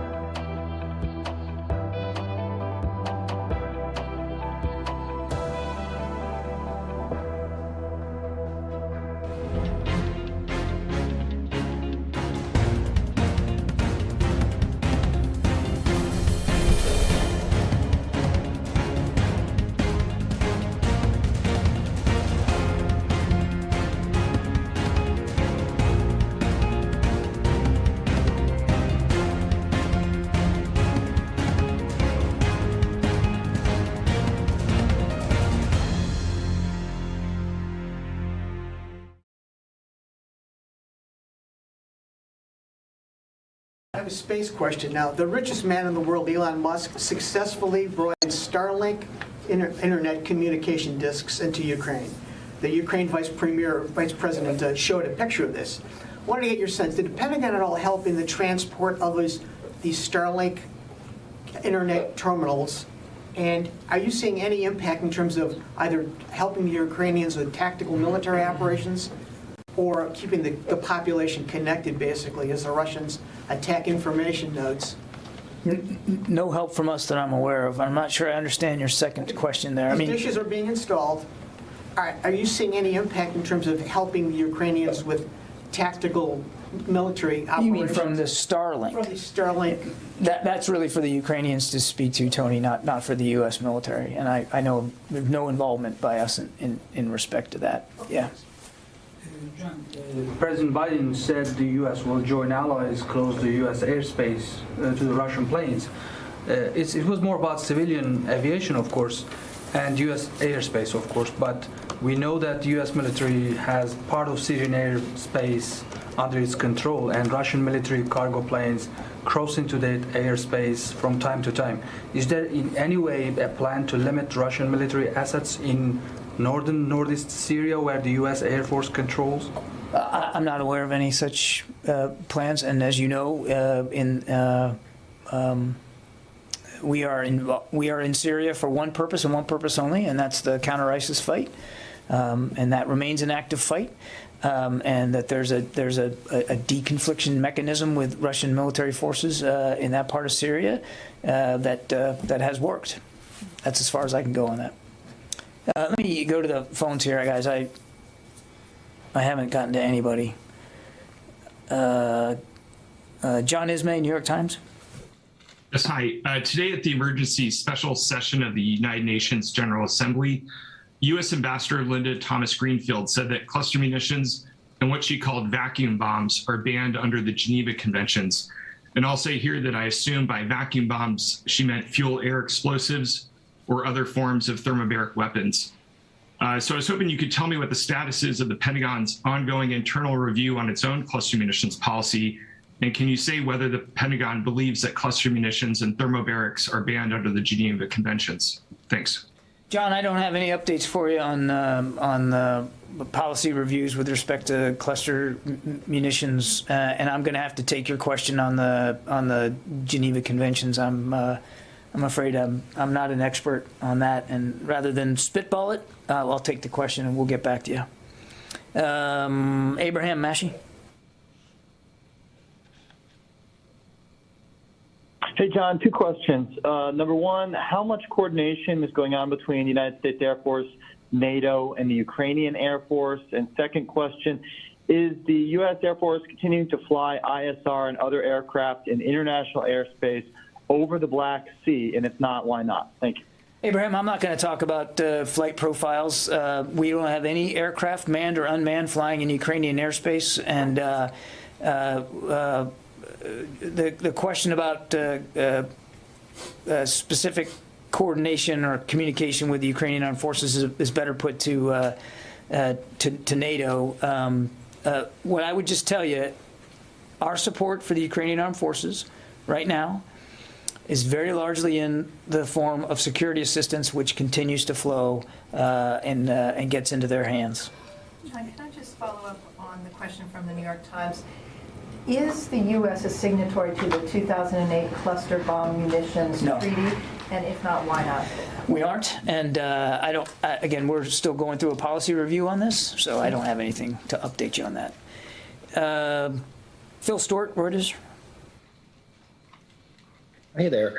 Real quick, what message would you have to American citizens, including retired, U.S. military personnel, who may want to go and fight in Ukraine? And also, could you comment on the New York Times report about an apparent Russian request, or Chinese request to Russia that it delay the start of this war until after the Olympics?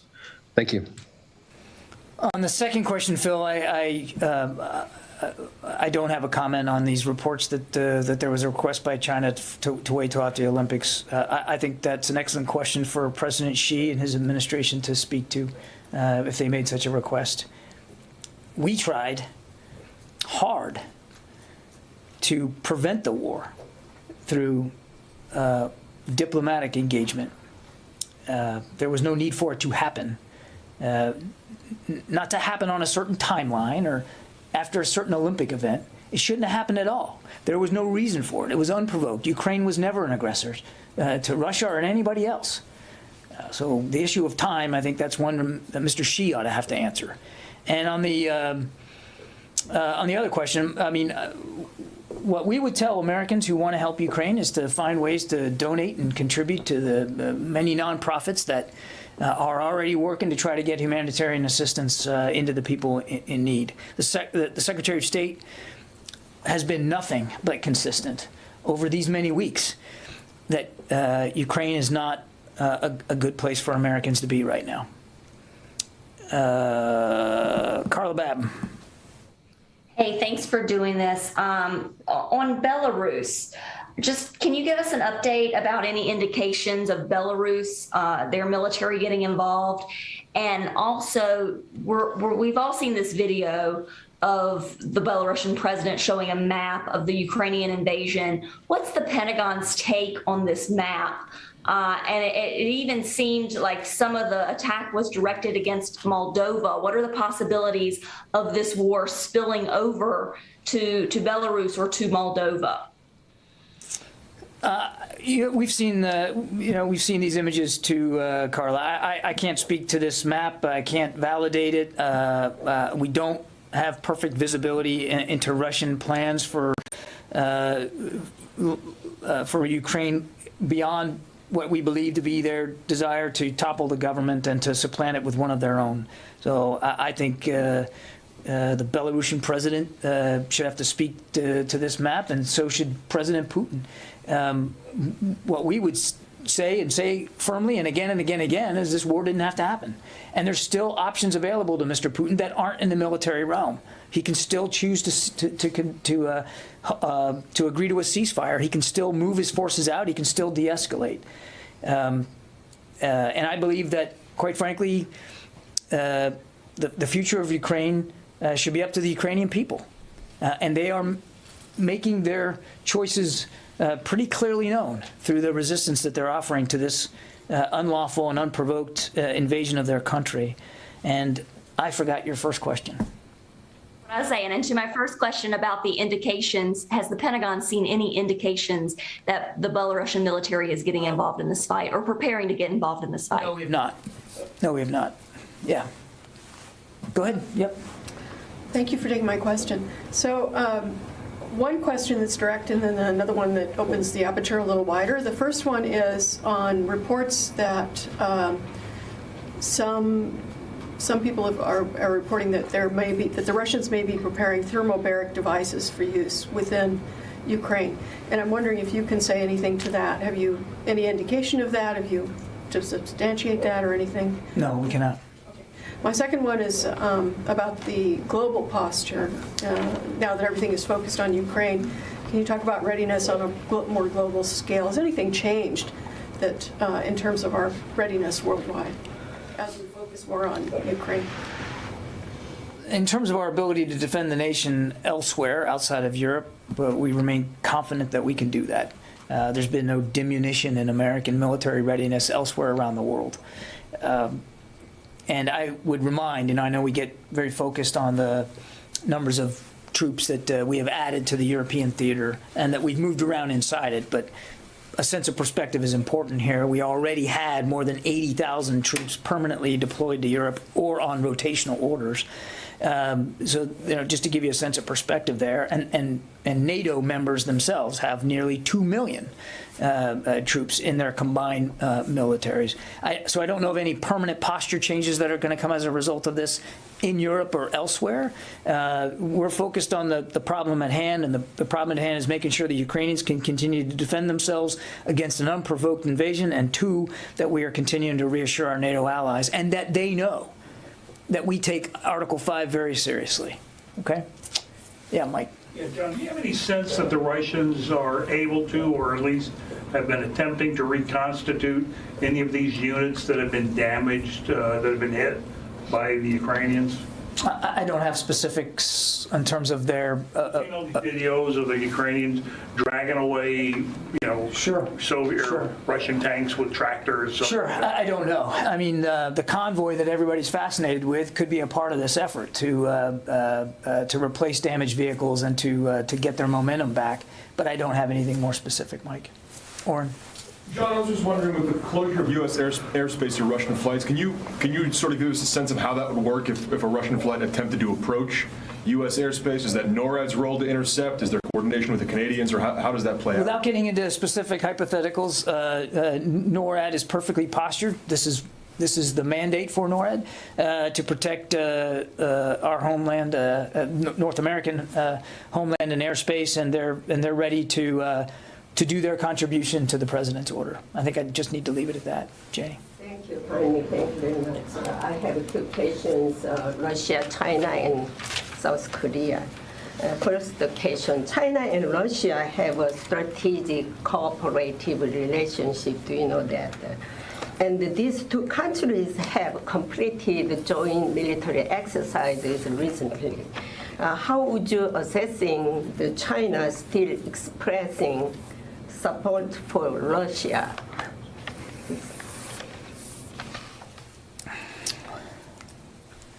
We've seen basically through statements some at least tacit approval by the Chinese for what Russia was doing. Now, in the last few days, some of their foreign ministry spokespeople have appeared to walk some of this back a little bit by talking about Ukrainian sovereignty, which is welcome to see. But we haven't seen China join the list of countries that have enacted sanctions on Russia. we haven't seen the Chinese blame Mr. Putin for the violence he's causing. Instead, they've been blaming the United States, incredibly, that our support for Ukraine has somehow precipitated this invasion of a sovereign state. So it's a little bit of a mixed messaging coming out of there. What was your next question? The second question is, the U.S. 1st Brigade Combat Team is deployed in South Korea. Will this team participate in U.S. and South Korea joint military exercises?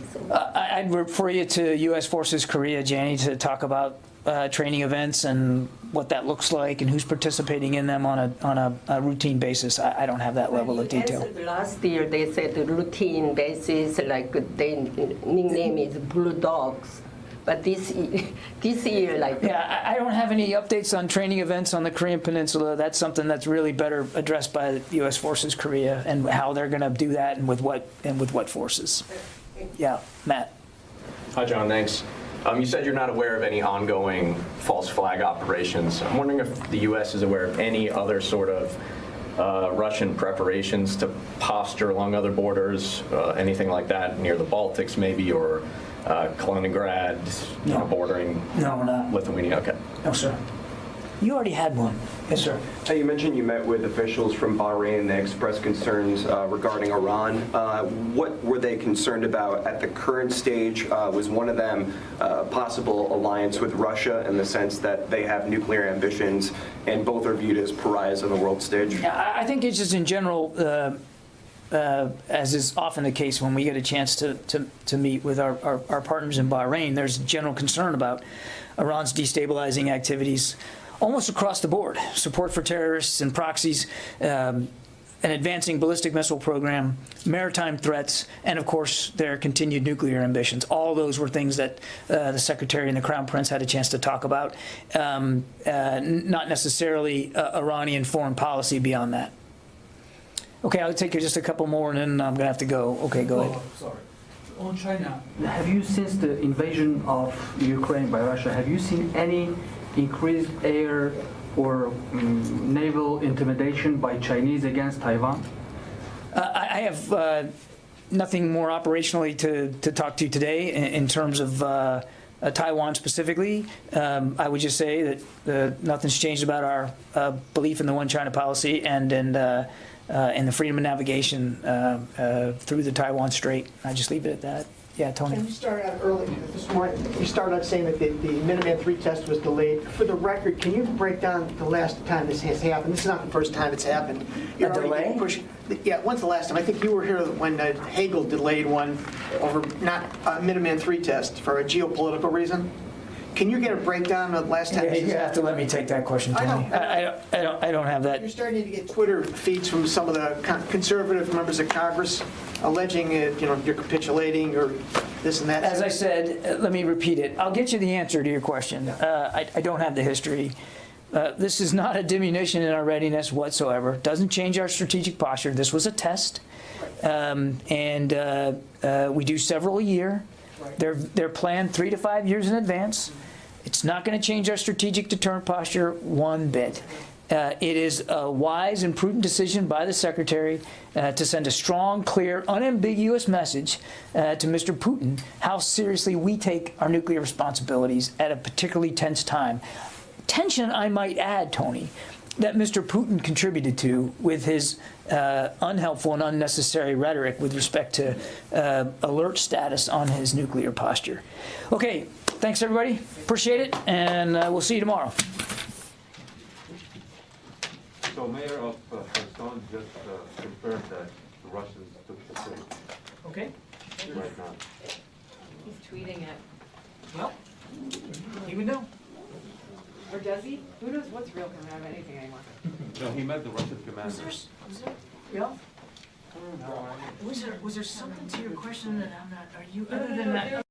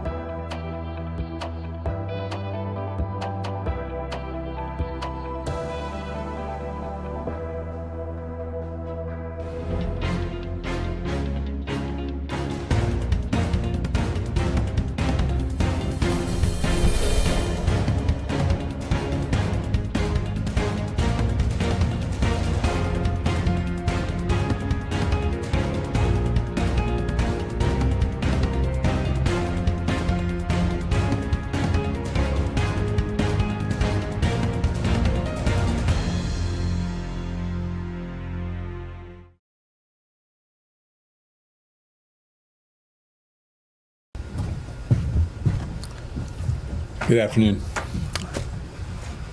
Today is the 7th day of President Putin's full-scale war against Ukraine.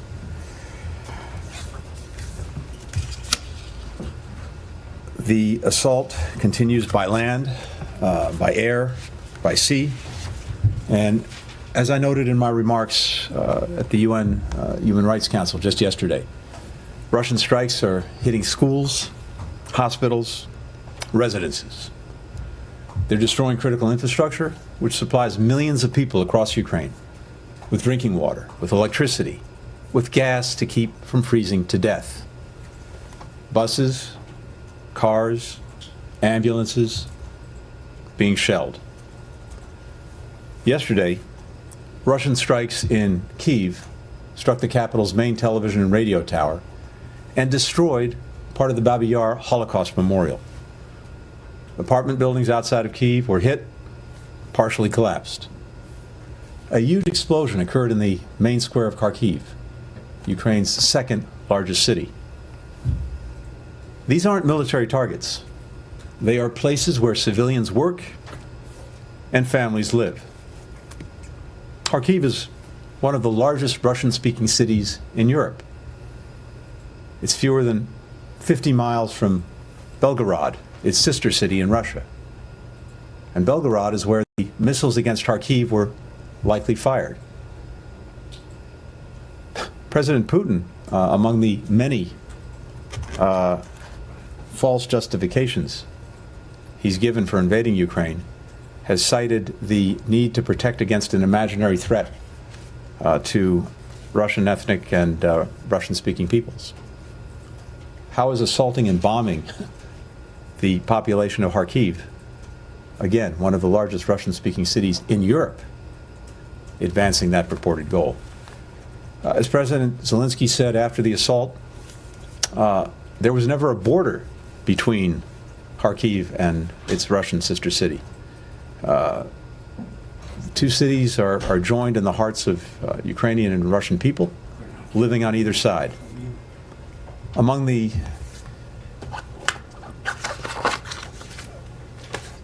great damage we see from war, we're seeing that in Kharkiv. We've also seen that the International Court of Justice has announced that it will hold hearings on Russia's actions. Already the human costs of the Kremlin's unwarranted, unprovoked, and unjustified war on Ukraine are staggering. Hundreds, if not thousands, of civilians have been killed and wounded. There are now more than 174,000 refugees who've sought safety in nearby countries. Millions of Ukrainians still in Ukraine are sheltering wherever they can, including children receiving cancer treatment who are now living in the basements of Ukraine's children's hospitals with doctors and nurses doing their best to care for them as explosions boom overhead. This is shameful. The numbers of civilians killed and wounded, the humanitarian consequences, will only grow in the days ahead. In the face of this violence, the courage of the Ukrainian people is inspiring the world. As President Biden said in his State of the Union address last night, the response to Russia's war has been unity. Unity among world leaders, unity in Europe, unity among people gathering around the world to protest President Putin's war of choice, including thousands of people in Russia and Belarus coming out to protest peacefully, even though they know what they risk in so doing. Because the Biden administration dedicated its first year to repairing and rebuilding our alliances and partnerships in Europe and around the world, and because we spent the better part of the past several months raising alarms about looming Russian aggression, declassifying and sharing our intelligence nearly in real time, and relentlessly exposing President Putin's lies, we were ready. In fact, one reason why we're seeing the unified response now is because we made the decision late last year to publicize to the world what we knew was underway and the playbook we were convinced Russia would follow.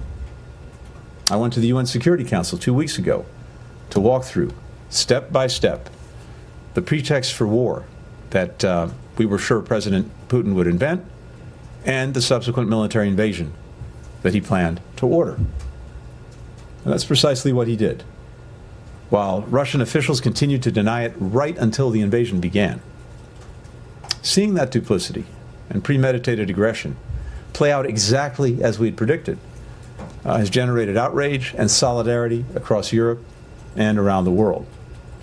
And that's turned into unprecedented action.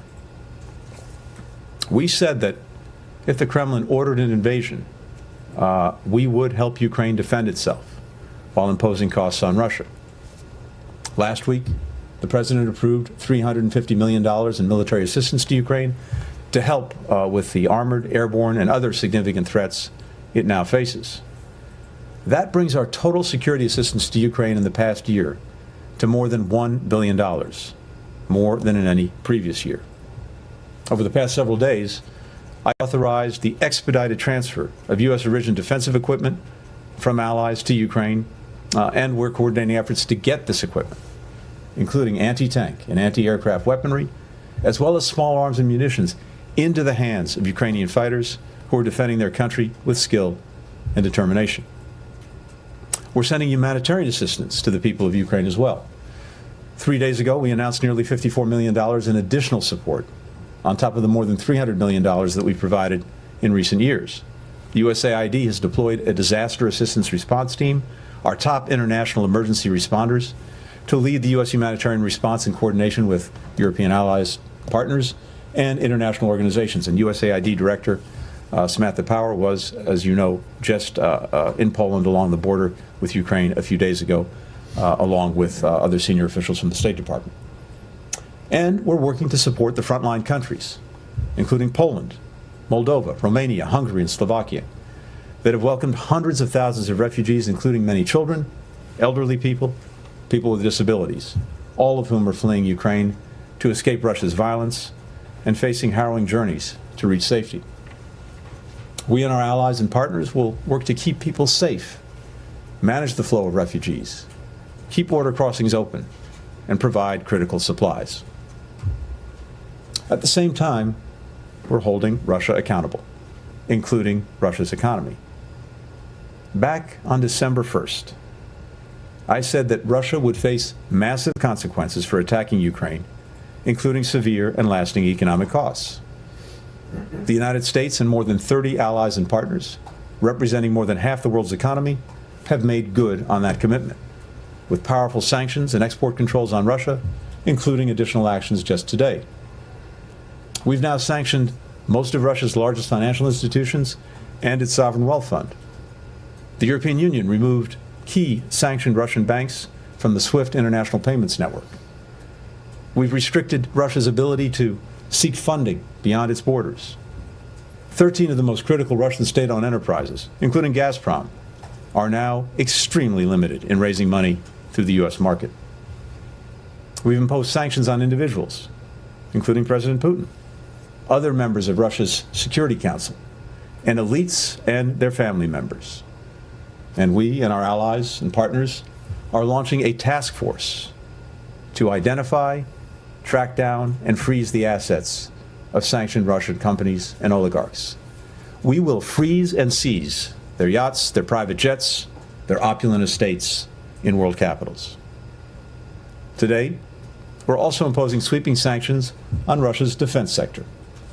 In total, 22 Russian defense-related entities will be designated, including companies that make combat aircraft, infantry fighting vehicles, missiles, unmanned aerial vehicles, electronic warfare systems, the very systems now being used to assault the Ukrainian people, abuse human rights, violate international humanitarian law. We're also imposing export controls on Belarus to hold the Lukashenko regime accountable for being a co-belligerent in President Putin's war of choice. We will choke off Belarus's ability to import key technologies. And if Lukashenko's support for the war continues, the consequences for his regime will escalate. All told, these sanctions and restrictions have had a powerful effect on Russia's economy. The value of the ruble has plummeted. The Russian stock market closed as fear of capital flight rose. Interest rates more than doubled. Russia's credit rating has been cut to junk status. The value of President Putin's war fund has vanished. And by choking Russia's access to technology, we're delivering a blow to its economy and military that will be felt not just now, but for years to come. President Putin may have assumed that the United States and our allies were bluffing when we warned of massive, unprecedented consequences. But, as President Biden likes to say, big nations can't bluff. The United States doesn't bluff, and President Putin has gravely miscalculated. As President Biden made clear last night, this is President Putin's war. This isn't the Russian people's war. It's becoming clearer by the day that the Russian people oppose it. Members of the Russian military oppose it and had no idea what they were being sent to do. And now the Russian people will suffer the consequences of their leaders' choices. So, my message to the people of Russia, if they're even able to hear it, as the Kremlin cracks down even harder on media outlets reporting the truth, my message is that we know many of you want no part of this war. You, like Ukrainians, like Americans, like people everywhere, want the same basic things. Good jobs, clean air and water, the chance to raise your kids in safe neighborhoods, to send them to good schools, to give them better lives than you had. How in the world does President Putin's unprovoked aggression against Ukraine help you achieve any of these things? How is it going to make your lives better? The economic costs that we've been forced to impose on Russia are not aimed at you. They're aimed at compelling your government to stop its actions, to stop its aggression. And just as millions of us around the world stand together against Moscow's aggression, we also stand together with you as you demand that your leaders end this war. If President Putin wants to demonstrate leadership, he should allow Russian soldiers to go home to their families. Finally, the United States is continuing our diplomatic efforts. We're keeping the door open to a diplomatic way forward. That's going to be very hard to happen without military de-escalation. It's much more difficult for diplomacy to succeed when guns are firing, tanks are rolling, planes are flying. But if Russia pulls back and pursues diplomacy, we stand ready to do the same thing. Meanwhile, our intensive diplomacy with allies and partners continues. I've been in virtually daily contact with my friend and counterpart, Ukraine's Foreign Minister Kuleba. And I've made clear that we'll support any diplomatic efforts by the Ukrainian government to reach a ceasefire and withdrawal of Russian forces. If there are diplomatic steps that we can take that the Ukrainian government believes would be helpful, we're prepared to take them, even as we continue to support Ukraine's ability to defend itself. Tomorrow, I'll travel to Brussels, where I'll meet with our NATO, European Union, and G7 allies and partners to continue our coordination, to commend them on the unprecedented steps that they've taken to support Ukraine and hold Russia to account, and to reaffirm our Article 5 commitment that an attack on any NATO member is an attack on all. From there, I'll travel to Poland, which is already hosting hundreds of thousands of Ukrainian refugees, with tens of thousands arriving by the day. And then to Moldova, which is also hosting Ukrainian refugees, and where Russian troops have been occupying territory against the will of the people for years. And then I'll go on to the Baltic countries, to Latvia, Lithuania, Estonia.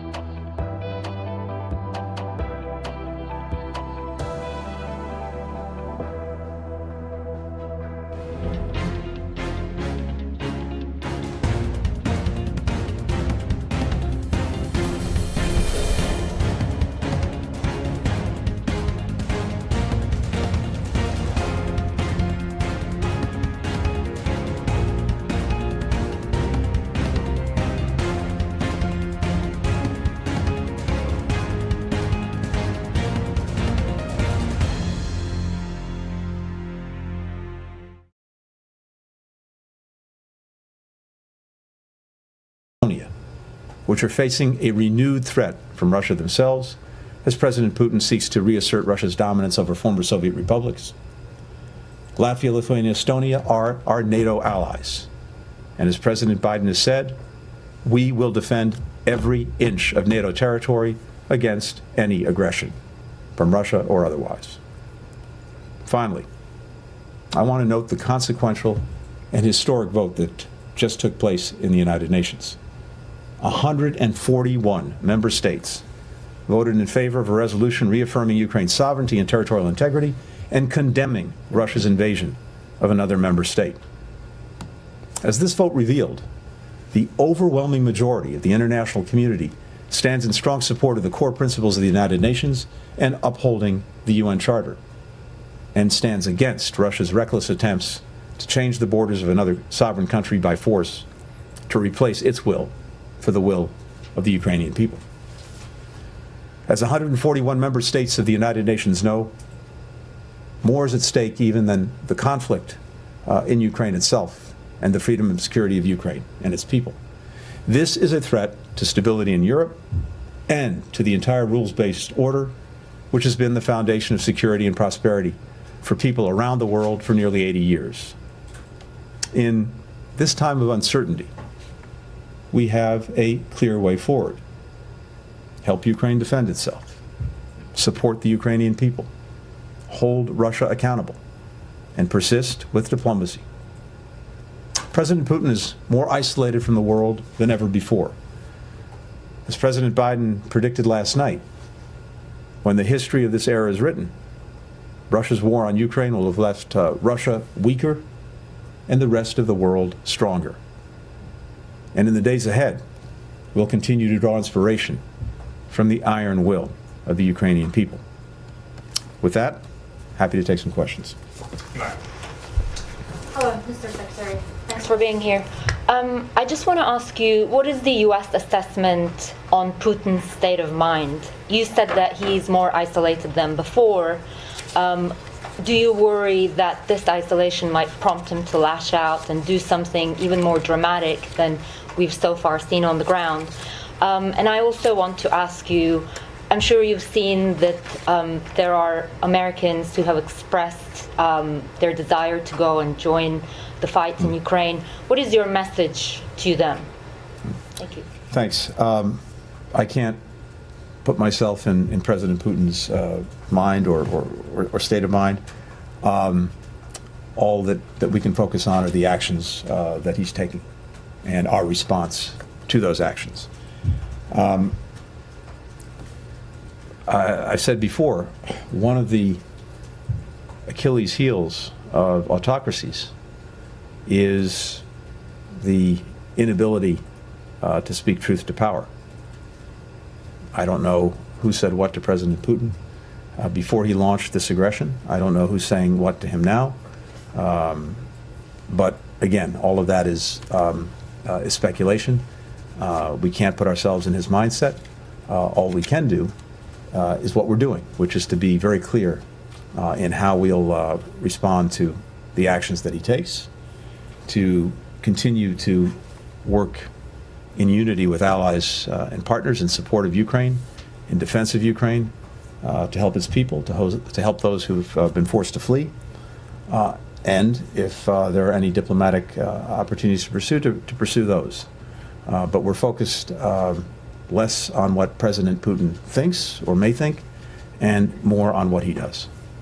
And with regard to the second part of your question, look, we've been very clear for some time, of course, in calling on Americans who may have been resident in Ukraine to leave, and making clear to Americans who may be thinking of traveling there not to go. For those who want to help Ukraine and help its people, there are many ways to do that, including by supporting and helping the many NGOs that are working to provide humanitarian assistance, providing resources themselves to groups that are trying to help Ukraine, by being advocates for Ukraine and for a peaceful resolution to this crisis that was created by Russia.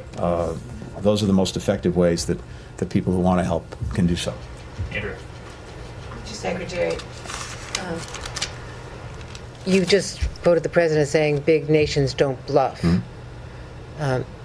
Do you think that President Putin is bluffing by putting his nuclear forces on alert? And I had another question, if you don't mind. Are you surprised that we have not seen more? We've seen some denial of services, but are you surprised that we have not seen a more massive cyber attack against Ukraine or against other of the NATO nations or against us? Do you think that the legislation that just passed improves our ability to defend against such attacks? And if I could impose on you one more question. I talked today to Daria Kaleniuk, who is part of the president in your democracy summit this year. And you know how passionate she is, perhaps you saw her questioning. And she says that despite everything that has been done, and I would say it's an extraordinary amount of coordination and agreement with the allies, it's not going to get there in time. That convoy is sitting outside Kyiv and poised to encircle Kyiv, and they're not going to get those supplies. What more can be done to help those people? Andrea, thank you. Let me take them in not quite reverse order. First, just on the cyber piece, two things. First, yes, the legislation that you referred to is extremely helpful. But beyond that and before that, we have been very focused on the potential for cyber attacks, not only against Ukraine, but against us, against allies and partners. We've been working for months, first with Ukraine, and also among ourselves, to harden, to sharpen defenses. All of that work is very much underway, including with the private sector. And so I think we have to be very much on guard about that possibility. We are. With regard to assistance to Ukraine, here's what I can tell you. We are very actively working every day, every hour to provide that assistance and to make sure that to the best of our ability it gets to where it needs to go. And this is not just us, this is many countries in Europe. We're coordinating a lot of efforts to do that, and my own assessment right now is that the vitally needed assistance is getting to where it needs to go. With regard to President Putin's statements on Russia's nuclear posture, first, as you know, Russia and the United States have long agreed that the actual use of nuclear weapons would be devastating and have devastating consequences for the entire world. And as we've stated many times, including earlier this year, following the meeting between President Biden and President Putin in Geneva, both of our countries have stated that a nuclear war cannot be won and must never be fought. That was a key reaffirmation coming out of the meeting between President Biden and President Putin back in June. Provocative rhetoric about nuclear weapons is the height of irresponsibility. It's dangerous. It adds to the risk of miscalculation. It needs to be avoided. We've assessed President Putin's directive and his statements, and at this time we see no reason to change our own alert levels. Thanks. Matt. Mr. Secretary, thank you. You mentioned the vote in the UN, which was it was overwhelming, as you said. And the countries that voted against, the 5 countries who voted against, no surprise, Belarus, Eritrea, North Korea, Syria, and Russia. But I'm wondering if you have any thoughts about the abstentions, particularly from Latin America, Cuba, Nicaragua, Venezuela, who stayed out. These are countries that are no stranger to larger powers, who shall go unnamed, getting involved in their internal policy. I'm wondering if that says anything to you. And then secondly, on the prospects for diplomacy with Russia, which you said you're keeping the door open to. I mean, really, what are the prospects for? What are the chances of that happening? And is there if there is an open door, is it just for Ukraine and potentially the Iran talks in Vienna, or are you open to the whole gamut of things, the arms control, climate, any number of other things? Thank you.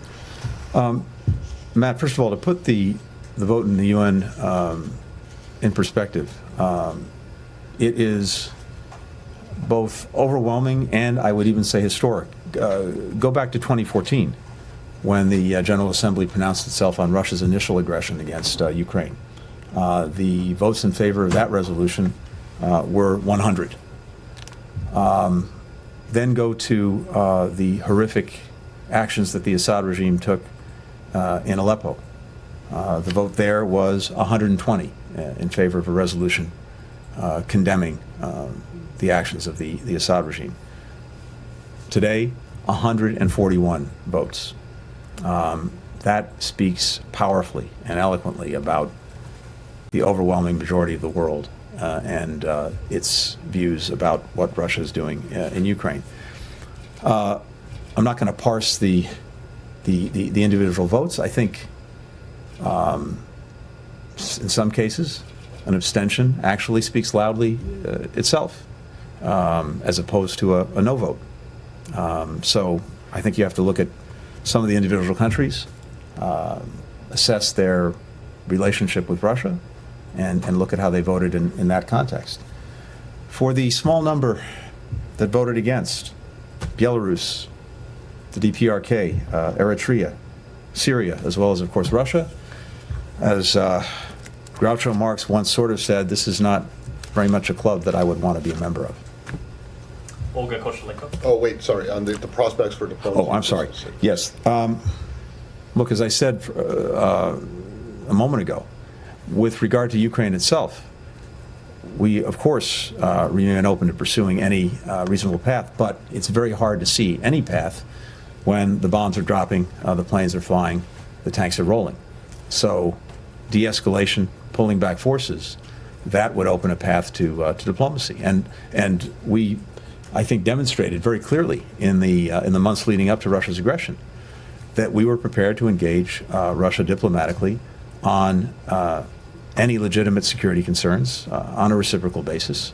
That remains, unfortunately, tragically, horrifically. I think we've seen, and you don't have to take my word for it, just listen to President Putin's own words, that virtually everything the Russian government professed to be concerned about was not really what was at issue. For example, Ukraine joining NATO. What President Putin has said loudly and clearly, and has now demonstrated by the actions that Russia has taken, is that what this is about for him is Ukraine being absorbed in one fashion or another into Russia. He sees Ukraine as having no independent existence. He wants to reincorporate it into an empire.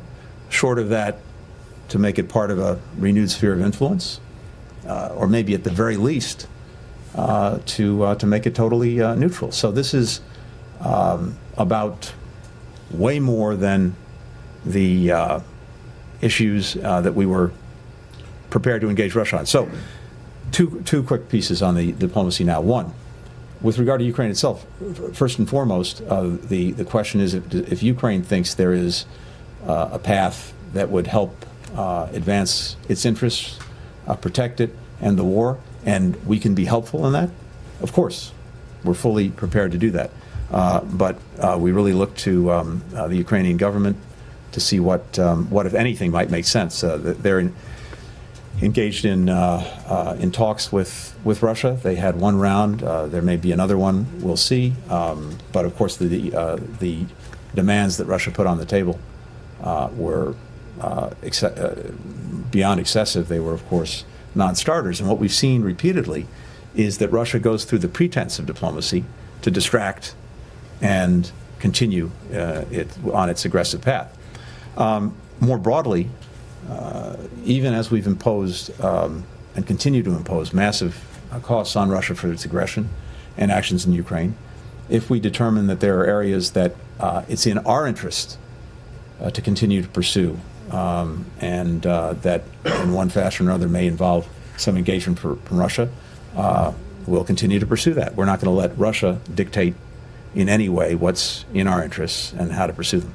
Time for a final question from Olga Koshlenko. From Media Ukraine. Just a few days ago, European Union proposed to donate their fighter jets to Ukraine to protect our sky, but as far as I know, for now, this deal has fallen apart. I know that you were on a phone call with Foreign Minister Kuleba today discussing this topic as well. Could one expect that after your travel to Europe, something could change and Ukraine will get access to those jets? Thank you. I can't comment in detail on my conversations with Foreign Minister Kuleba. We talked about a lot of things, including the ongoing provision of security assistance to Ukraine, and that is something that I will be talking to European allies and partners about in a couple of days in Brussels. Again, I can tell you, as I mentioned in response to Andrea's question, that when it comes to vital defensive military equipment that Ukraine needs, we are very actively coordinating its provision, and that assistance is getting there. But we'll probably have more to say in the next couple of days. Thank you, Mr. Secretary. Thank you very much. Thanks, everyone. Thank you very much. Thank you. Sir, do you think that Russia is deliberately targeting civilians? You said they're hitting schools and hospitals. Are they doing it deliberately? We've certainly seen in the past that one of Russia's methods of war is to be absolutely brutal in trying to cow the citizenry of a given country. And that includes, at the very least, indiscriminate targeting and potentially deliberate targeting as well. We're looking very closely at what's happening in Ukraine right now, including what's happening to civilians. We're taking account of it. We're documenting it, and we want to ensure, among other things, that there's accountability for it. Thank you. Thank you all. Mr. Secretary.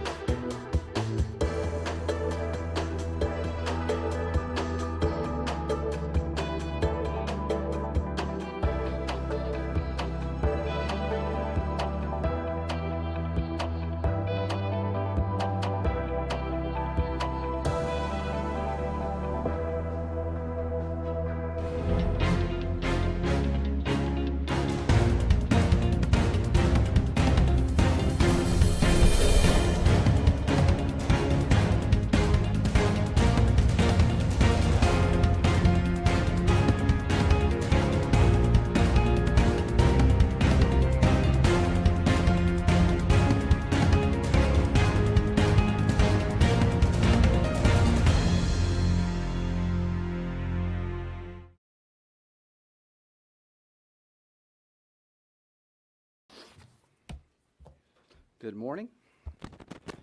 Thank you all for coming. I have with me Congresswoman Victoria Spartz, is that right? From Indiana, and originally from Ukraine, and she will be able to tell you more than I can about what's going on. But it's times like this that I actually miss Senator McCain the most. If he were with us, he would be up here leading the charge. And so, like many Americans and people throughout the world, it's been hard to sleep at night watching war crimes unfold on television and just feeling frustrated that you can't do more. So I'm going to take that frustration and channel it into action. There's so many tools in our toolbox as a nation and a world to fight back against Putin and his cronies. And one of the tools is the rule of law. I want to live in the world where the rule of law trumps the rule of gun. This is a defining moment, I think, for the rule of law and how it can make the world a better place. For the last 20 years plus, Putin has maintained power by imprisoning his opponents, by assassinating people who disagree with him. The Russian state has collapsed. The Duma is a puppet. The courts have been neutered. And it is now time for him to pay. The world has let him get away with too much for too long. He's stolen the Russian people blind. He's murdered Russian citizens to maintain his iron grip on the country. To the Russian people, I doubt if you can hear my words, but our fight is not with you. You're a victim of Putin as much as anyone, maybe more than most. And I just wanted to let you know that we understand the difference between the Russian people and Putin. But we're going to need your help. In bringing justice to the table, you're going to have to suffer. There is no way to bring this to heel without tremendous economic sanctions, without arming our friends in the Ukraine. But also, I want the Russian people to understand that the world will now act. The Ukrainian people are the poster child for freedom fighters in the 21st century. The reason the world has rallied so much against Putin is because of Ukraine, more than any American politician, including me.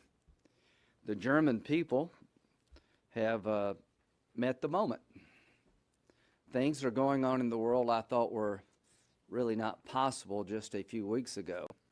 And I think the real catalyst for the change is the bravery of the Ukrainian people and the outrage that we have as a world against what Putin is doing.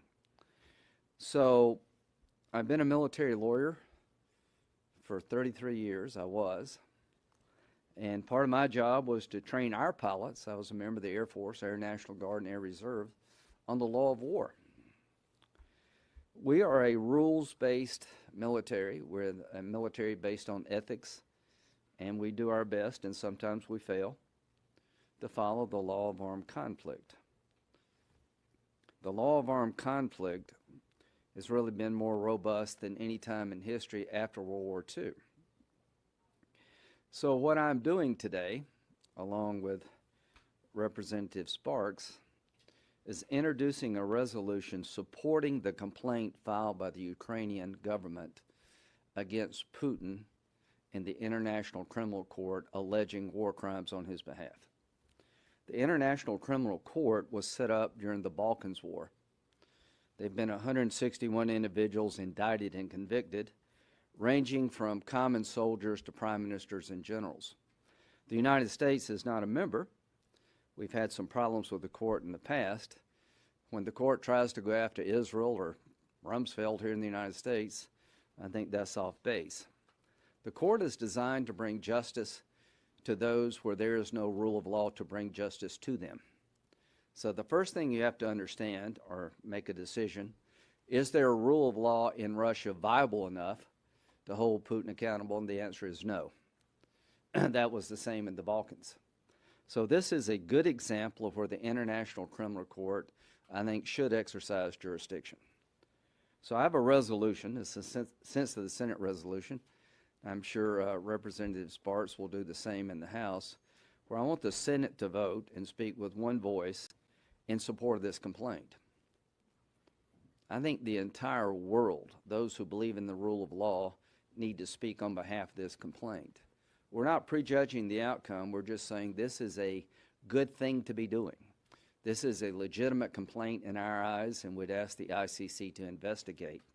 And I want to let the Russian generals and the Russian pilots know that you follow the orders of Putin at your own peril.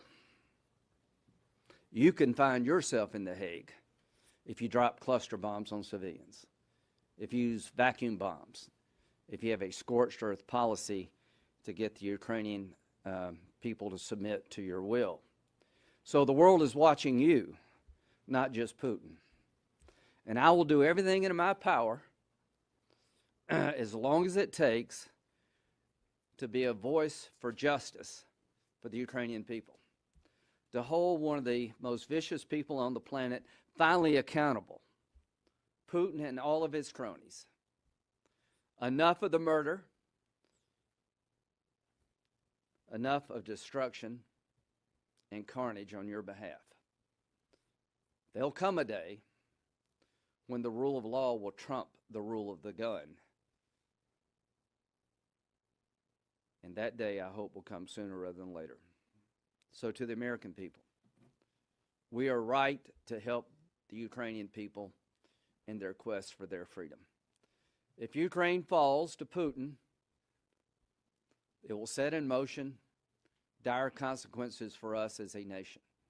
China will get the signal that they can take Taiwan. The Iranians will believe that we have no will to stop their nuclear ambitions. The converse is true.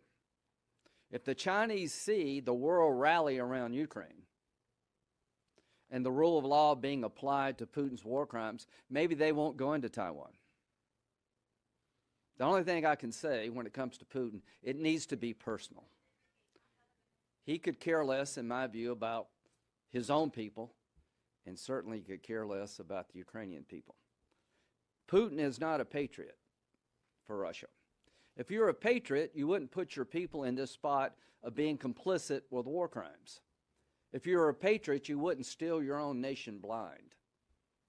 So I'm hoping in the coming days that we can get Republican and Democratic support for a resolution where the United States Congress lends its voice to the Ukrainian complaint in the International Criminal Court.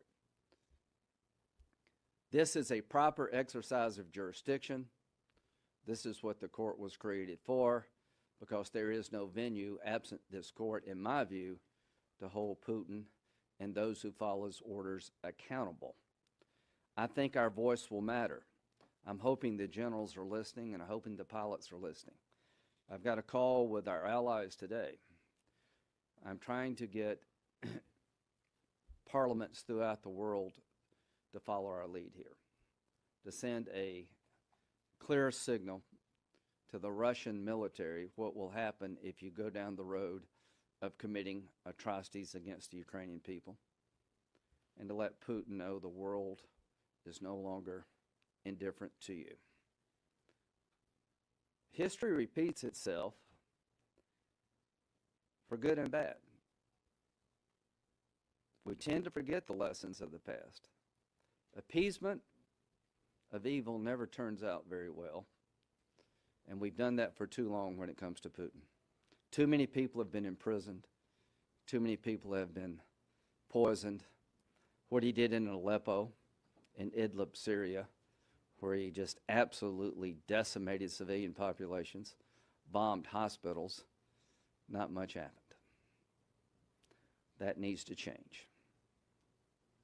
And when the lessons of history are learned for the good, we're stronger as a world. We'll look in the past and find people who stood up to tyranny, and over time, their actions aged very well. Those who stood up to Hitler, those who stood up to oppression.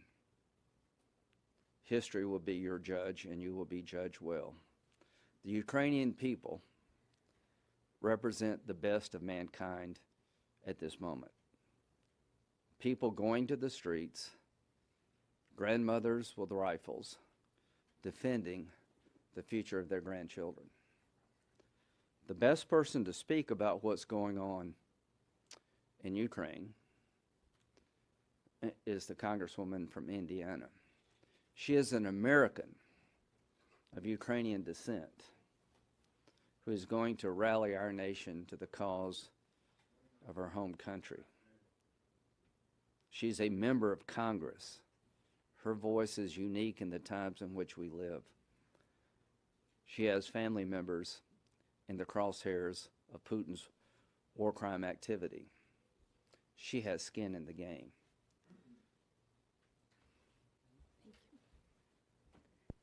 Thank you, Senator. I appreciate what you do. It's a very challenging times. I get a lot of texts and communications. I feel like I represent, I thought used to be when we dealt with Afghanistan, because being an immigrant, I represent the whole country. Now I represent every Ukrainian, Polish, or Lithuanian, Eastern European American. So my team I appreciate their hard work. They've been trying to be very helpful to me. And but the situation is pretty bad. And I don't use words lightly. I'm always, as I say, that is not a war. It's a genocide and destruction and killing of people, because it is. You see what's happening right there, unfortunately. You know, Putin army, since they realize that they cannot get it easy, that people don't want to be with them, they want to be free, they now start killing civilians. You see what's happened in the city of Kharkiv. They are using cluster ammunition and vacuum bombs. This city probably has majority of population actually Russian. They don't care about the people. They don't care if they're Russian or Ukrainian. They do not want to have free people. He cannot stand that somebody can stand up against a dictator and actually win. So he sent the police. First time, 100 of them got killed. And then he thought, okay, but next time, 10 million show up. And when millions show up, very difficult to kill all of them. Now he decides, since millions are against him, he's going to send his army to kill them. City of Chernihiv, they couldn't take the city. They are shelling it non-stop, all direction. My mom called her friend and she said, like, oh my gosh, she tried to escape in some village, but she has a cat at home. So she has like, cat is probably dying. I'll try to go through some bridge. So she ran through that bridge, got into the city, and she was trying to get some medicine at the pharmacy, and shells are coming, people standing by the buildings, and all cannot get water and anything. The city is under blockade. You cannot get anything there. Her other friend has her daughter with 2 little kids, since her apartment was destroyed, now moved to her. And she sits with her with 2 little kids and shelling non-stop. She called my grandma's neighbor.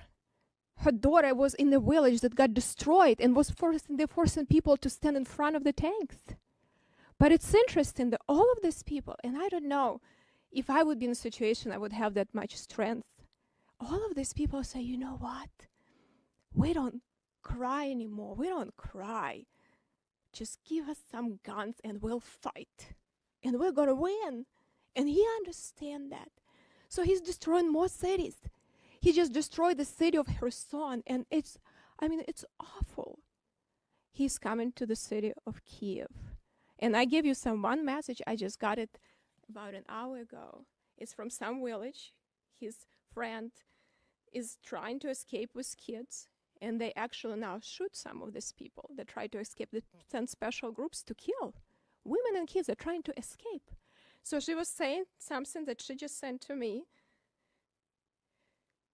They sent all this footage, and honestly, if I watch it more, I will not sleep at all. And that's from her brother. She talks to her brother, and he says, they burned down my house, my wife with kids barefoot, and she has a temperature. She ran away. I don't know if she's alive or not, because they were shooting at us, walking around by our house like it belongs to them. Then he used bad words. I cannot use it in the public record. They're killing peaceful people. Kids are scared to death. They're just killing us like we are animals. It's awful. This is criminal. These people cannot get away with that. And I hope to see how the international community is going to vote today. And we have to, I hope you're going to also cover that. Do they have a backbone to actually stand up to the evil what they were created for, or they're going to be cowards and just try? We have a lot of economic reasons, but when the time comes tough, when this happened like that with the whole world, that changes the whole world, and it's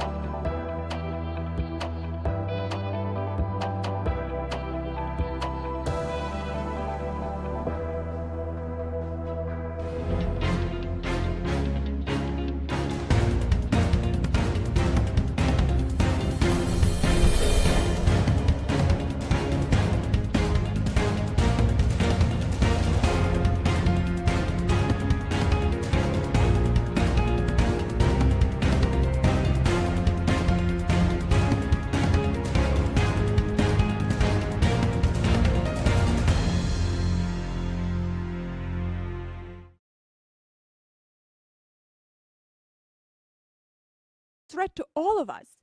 You have to some leadership and backbone and step up. And I think we as a country need to see who are our friends, who are not, and who is willing to stay with democracy and make a policy decision based on that.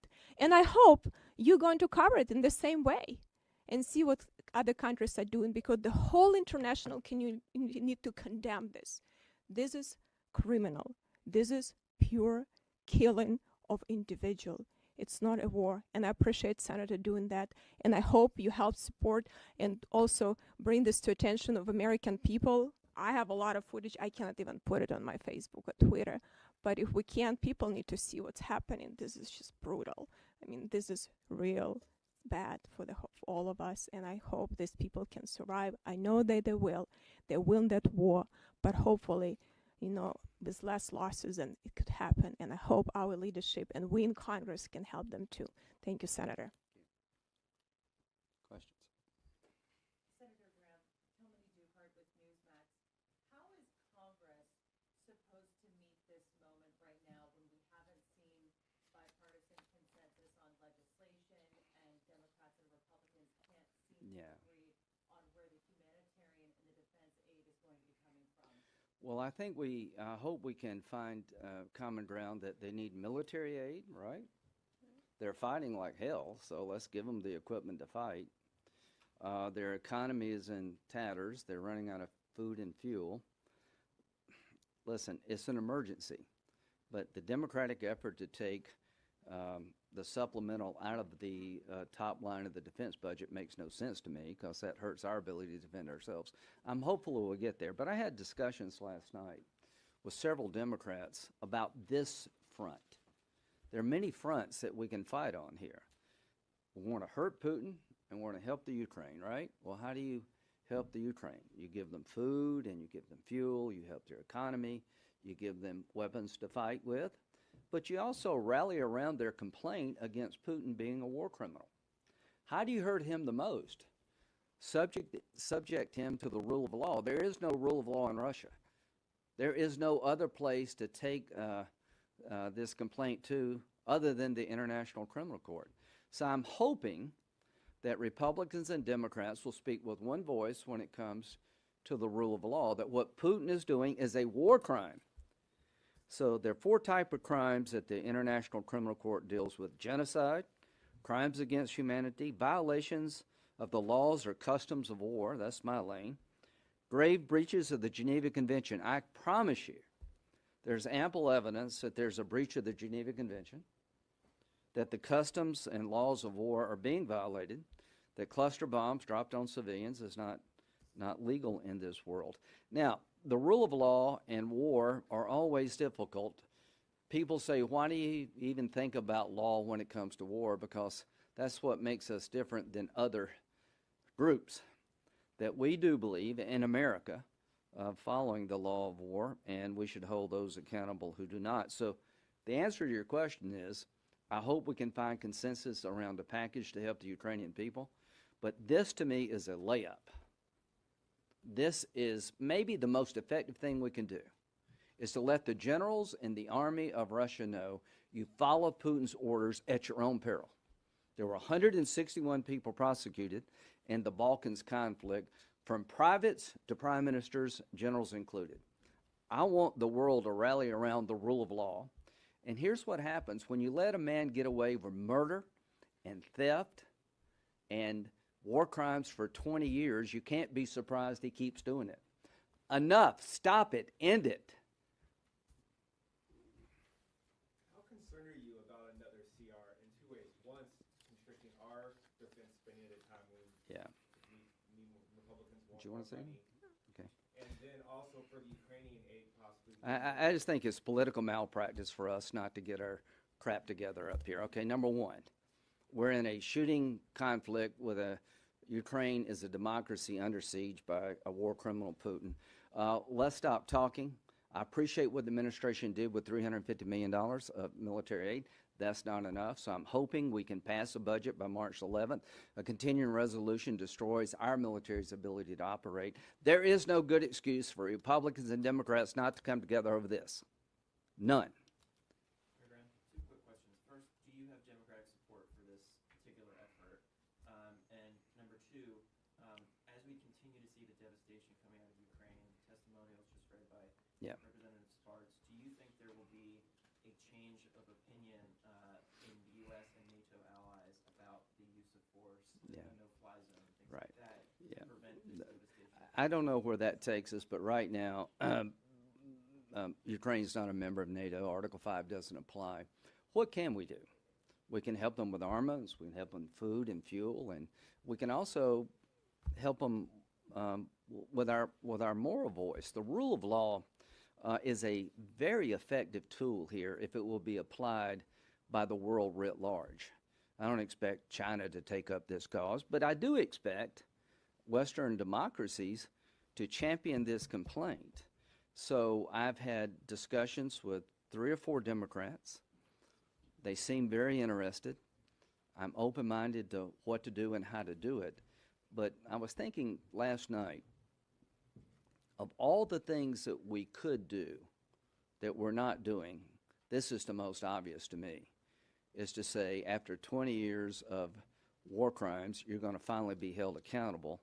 And this complaint in the ICC, if the world rallied around it, may not change Putin's mind, but it may change some people that are, actually carrying the war out. Would you try for a live UC, just real quick? I'm trying to get consensus. Okay. So I'm going to introduce this thing pretty soon, and we'll try to build consensus. Sir, if there is an omnibus package that includes this aid, how quickly does the aid get to Ukraine once this is finally passed? As you mentioned, the conflict is happening right now. I want to let her. So, okay, number one, the $350 million in military aid apparently is there. They just don't have enough javelins. They don't have enough stingers. They're willing to fight. But let's don't fool ourselves here. The might of the Russian army is incredible compared to that of the Ukrainian. The will of the Ukrainian people and their cause is far more just than the Russian cause. But here's what I would expect. An insurgency, if some of these cities fall, they're not going to stop fighting. Putin is going to have Afghanistan on steroids. So this is going to go on for a while. So as you see the war crimes unfold, as he gets more desperate, because the Ukrainians have done a hell of a job stopping the Russian military to this point. But I expect scorched earth to be the new strategy, that where apartment buildings are collapsed and indiscriminate bombing. As you see that happen, we need to get international law organizations on board behind this complaint. We need to get Western democracies, their parliaments acting like us, telling the Russian generals, the Russian oligarchs, that we're going to look to you, that we're not going to give you a pass here, and let Putin know we're not going to give him a pass. Where's the News Nation guy? That was me. Okay, so I honored my commitment to you. Yeah. Would you like to say anything? Well, I can just add related to what you mentioned about, our engagement in the conflict. I just want to tell you, the more the territory Ukraine they absorb, the closer they get to our NATO allies like Poland and Baltics, the risk of direct engagement will escalate significantly. I mean, right now, what we need to do to maybe work with some allies and also us to provide some safety zones because it's humanitarian crisis or humanitarian corridors so people can get safely evacuated. But it's very dangerous. That's why it's important for Ukrainians to be able to stop. It's important for us.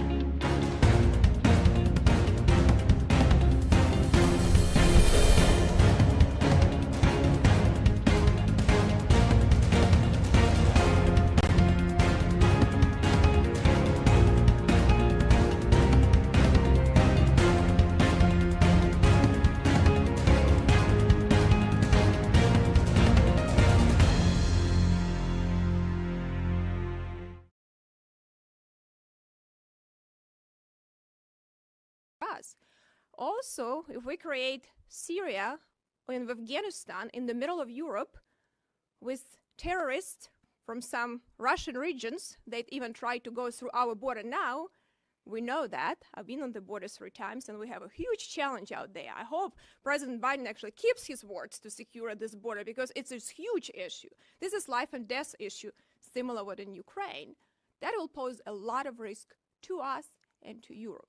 So I think it is good for all of us to try to help Ukrainians to defend the country and hold the territory, because that's been escalated further and can have ripple effects and unintended consequences where it puts them in a much tougher position than even we are now. Yes.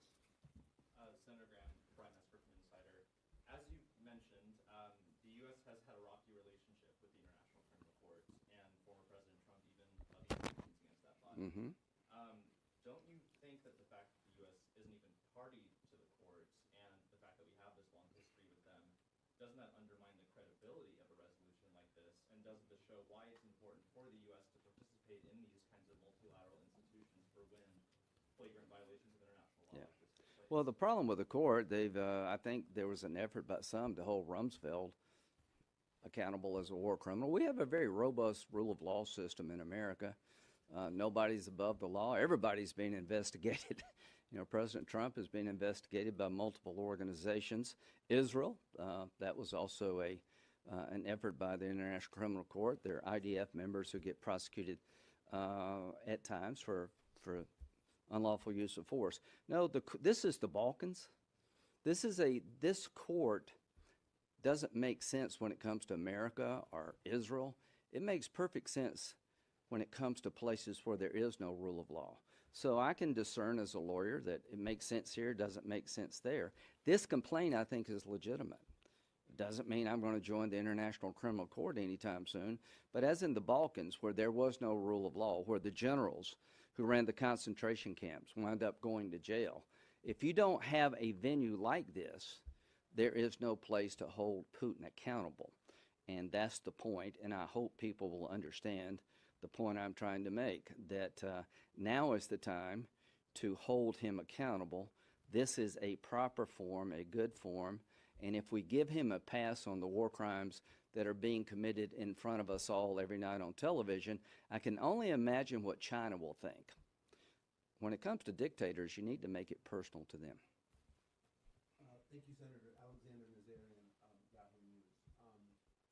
Do you envision any situation in which there are American boots on the ground, not in Romania, not in Germany, but in Ukraine? I think the president said that we will not go in on the ground. No-fly zones would create potential military engagements with Russia. No, not right now. And can I ask one more? Yesterday, Kremlin spokesman Dmitry Peskov said he dismissed sanctions. He said we don't care. Yeah. Do you think that's bluster, or do you think they really have sort of insulated their economy in a way that maybe? So, I'm not Dr. Phil here about Putin. I've never met the guy. I know he has a very big table, which is kind of weird to me. I don't know what your house is like, but 100 yards away you can talk to him. So all I can say is I judge him by his actions, and I'm not surprised he's doing this because he's gotten away with it before. They bombed Aleppo into smithereens. They killed refugees crossing into Turkey and Idlib, Syria, and we all complained. They poisoned, opposition figures, people who spoke out, and we expelled diplomats. This is really the 30s all over again. Here's what I believe. He has a pair of twos. If you play poker, and we got a full house. His economy is tied to oil and gas exports. What if we crush the oil and gas sector of the Russian economy? Every barrel of oil coming out of Russia has blood in it. What if we increase natural gas delivery to Europe? The Germans, in addition to increasing military spending, are going to create 2 terminals to receive natural gas outside of Russia. What if we created 4 or 5 terminals to send natural gas from the United States to Europe? That would have a significant impact. So I think it is bluster. I think the Russian people are losing their life savings. I think their economy is in a death spiral, and if we went after Russian oil and gas and increased natural gas flow to Europe, that would be a lethal combination for the Russian economy. But one final thought. This, I think, will do as much as anything. Holding those who are following Putin's war crimes plan accountable, his generals, and he as an individual, making it personal to them, will probably do as much good as anything else. Sir, last thing, I'm so sorry. You referenced appeasement and you referenced the 1930s. Are you comparing Putin directly to Adolf Hitler? No, I think he's more like the Balkans. We can't, we throw the Hitler thing around all the time. Hitler was in a league of his own, but it is more like the Balkans. I can say that over the last 20-something years, Putin has been a war criminal. He has indiscriminately bombed civilians, right, in Syria and other places. Chechnya, he just leveled the place. He's stolen his people blind. It's probably more like the Balkans. Is there a growing consensus, sir, in the Senate to revisit the issue of sanctions on the Nord Stream 2 pipeline? I think we want to be as hard as, I think they went out of business. Good job, Ted. I think there's a growing consensus in the Senate that this is a defining moment in the world. She said it better than I could ever say it. If he gets away with this, if this becomes Syria where everybody gets really upset and mad, and John McCain's out there championing the Syrian people, and they wind up getting crushed and we move on, we'll pay a heavy price for this. There can be no moving on here. This can't be Syria. Assad's still in power, right? Now we're talking about actually dealing with them. We cannot do that again. When it comes to Putin, enough is enough. This is the moment, folks. This is the opportunity to change the world for the better. He's exposed here. He's exposed economically, he's exposed militarily, and he's exposed as an individual. Can I just add, I also want to add, we cannot also be hypocrites and just say that Germany should do it. We're still importing Russian oil.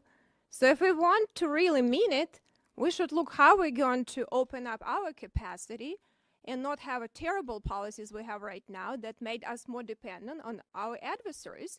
And we actually, utilize our oil and gas industry to help to keep the peace of the world and stop buying oil from Russia. Because when you go there, when I talked to German ambassadors, she said, well, Victoria, we have problems, but you guys too. You imported a lot of oil. And I really was like, okay, I guess you're right. So we cannot be hypocrites. We also need to do what we mean and what we say. And I think that's important for us because energy is the biggest issue, how he's now paying for killing Ukrainians. I'm going to do two more.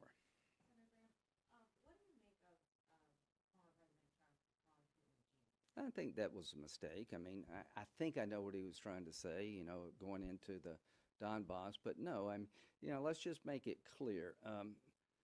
Putin's not a genius. He's a war criminal. Yeah, I just want to clarify on the co-sponsors because you said you're in talks with Yeah. some people. Has anyone actually signed on yet?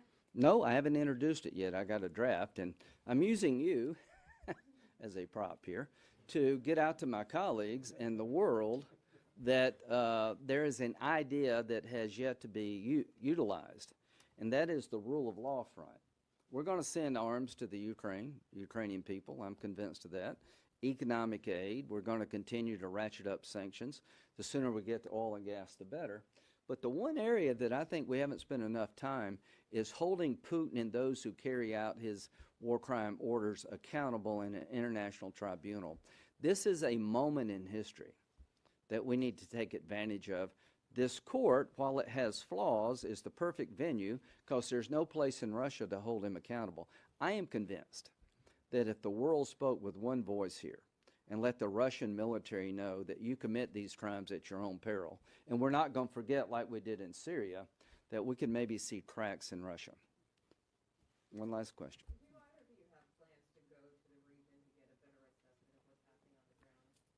Well, I'm going to start a phone blitz today. I'm calling the British ambassador, and I'm going to call some of our allies and say, would you please get behind this complaint? Because if we give voice to this complaint, and international legal associations, you need to speak up. I think if we can make it real to the people around Putin that we're not going to ignore your crimes, we're going to hold you accountable. Yeah, Poland would be a good place to go. The Polish people, those in that area, have really stood up and met the moment. That's why we need an aid package, not just for the Ukraine, for Poland and all the surrounding neighbors who have actually taken Ukrainians with open arms. We need to help them because, as she said, and I'll give her the last word here, what happens in Ukraine really does matter to us. And let me tell you why. If he gets away with it in Ukraine, I promise you China will take Taiwan. I think the House has some plans, but I cannot tell you what it is because I'm not authorized and I never ask what it's going to be, but if when we know exactly, it probably will be communicated to you. Yeah, so if we get this right, then we can turn the world around for better. The Iranians, I hope they see that the world is not going to accept war crimes anymore. And what the Iranians are doing through their proxies is just they're dismantling the Mideast. So this is really a good moment to let the world know that we've had enough of this outrageous behavior, killing indiscriminately civilians who only want to live their life free, bombing grandmothers and grandbabies. Enough is enough, and I'm hoping that not only do we pass an aid package, that we will get behind the Ukrainian efforts to hold Putin accountable as a war criminal. If we do that, it'll be a good message to send to other would-be war criminals. Thank you.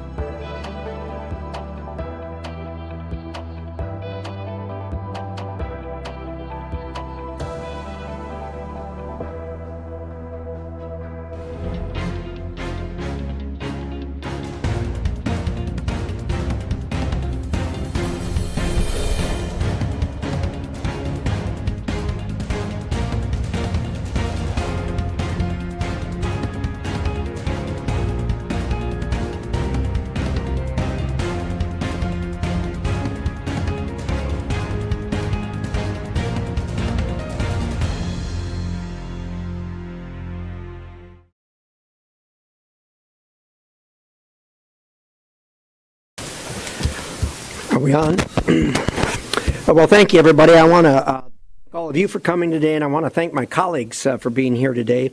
When everybody shows up, we're going to have a very diverse group of people from across the Republican conference and a great representation of Republican leadership in support of the Ukrainian people.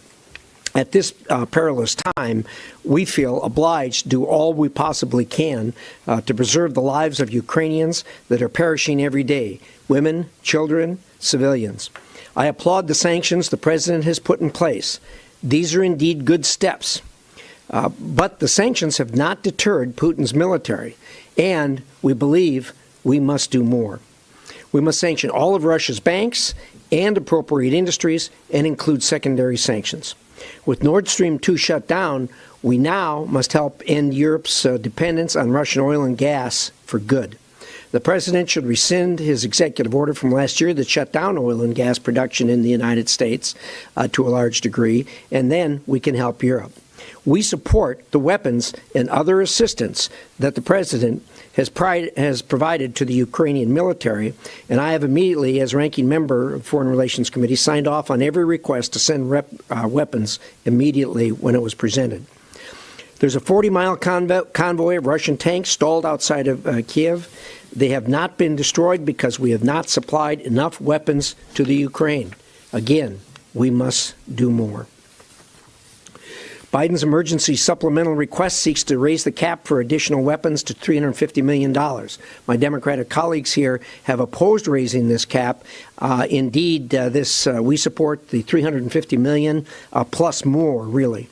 The NET Act that Republicans supported contained a resistance fund to help Ukrainians counter Russian influence and provide other military assistance to the Ukrainians that they may need. My colleagues, on the other hand, up here have opposed this fund all along. The Ukrainians are demonstrating why such funds are needed. Putin is showing he will not be deterred without more action by the West. It is time we drop the hammer and completely shut down the economy in Russia, and that we do more to assist the Ukrainian defenses. The other side has complained that Republicans are being partisan. That could not be further from the truth. Let me be clear here. When it comes to the bottom line, when it comes to the objective of what we're trying to do here, Republicans and Democrats are united. We do have differences on how to execute. We do have differences on the details of what it's going to take to get this done. But we are all united to accomplish the bottom line here. What we are doing here is trying to urge the administration and our Democrat colleagues to do more, as we have suggested. The President has done the right thing on sanctions so far, but we need to do more. If the current sanctions were enough, that 40-mile convoy of Russian tanks wouldn't be headed to Kyiv as it is now. Time is short. We need to act now with more assistance. I've kept my remarks brief, as there are a number of my colleagues here who are going to speak. We'll then open it up to questions, and I'll direct questions to the appropriate person that's here.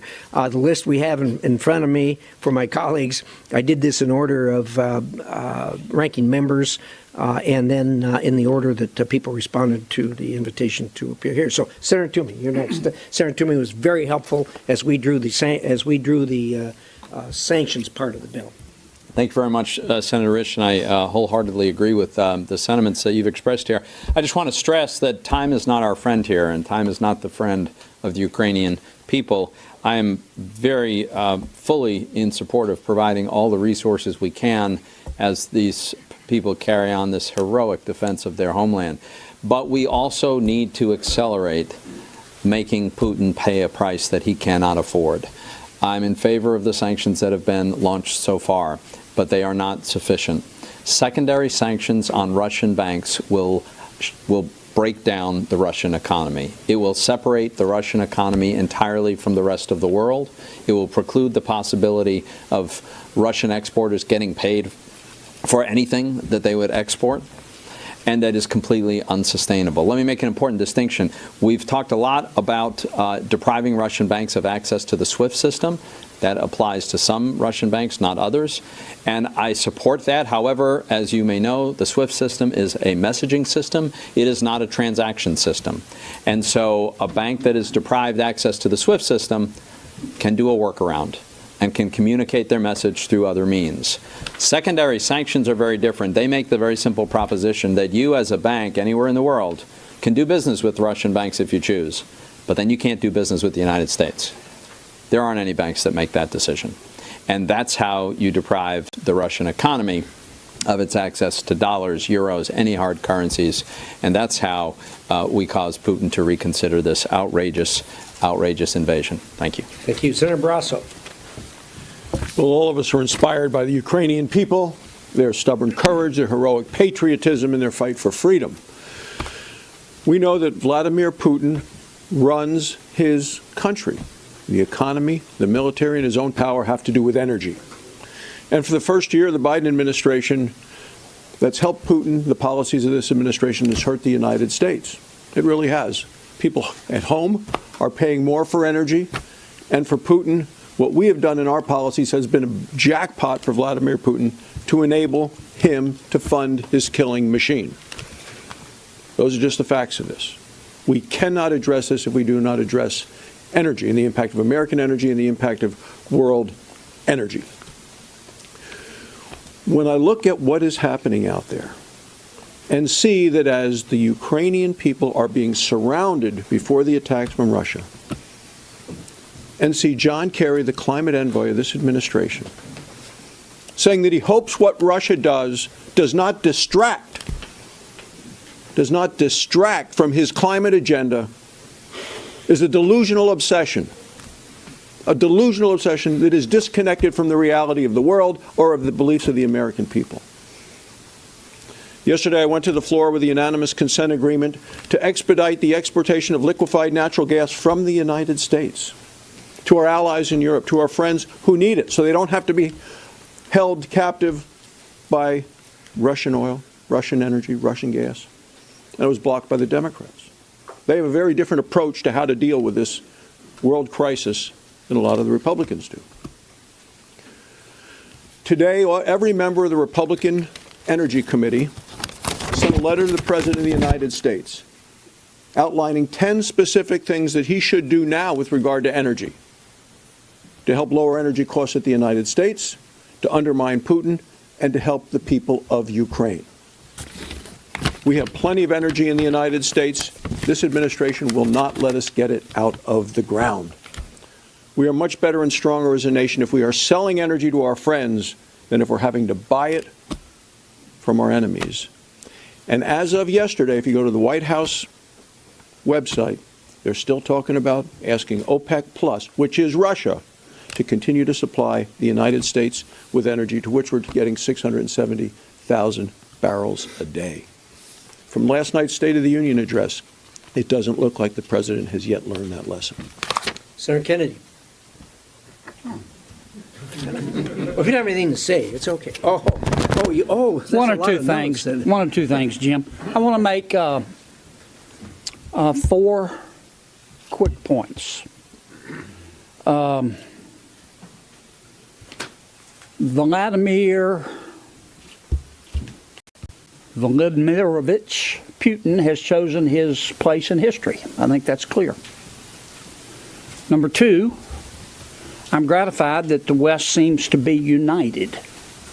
We're united primarily because of the leadership of President Zelensky and the Ukrainian people. When you see teachers making Molotov cocktails to defend their country, that's a lesson in patriotism. Number 3, as we all know, we, meaning America and the West, had planned to pivot to East Asia and to Russia aggression, or rather Chinese aggression in the Indo-Pacific. The whole world knew that.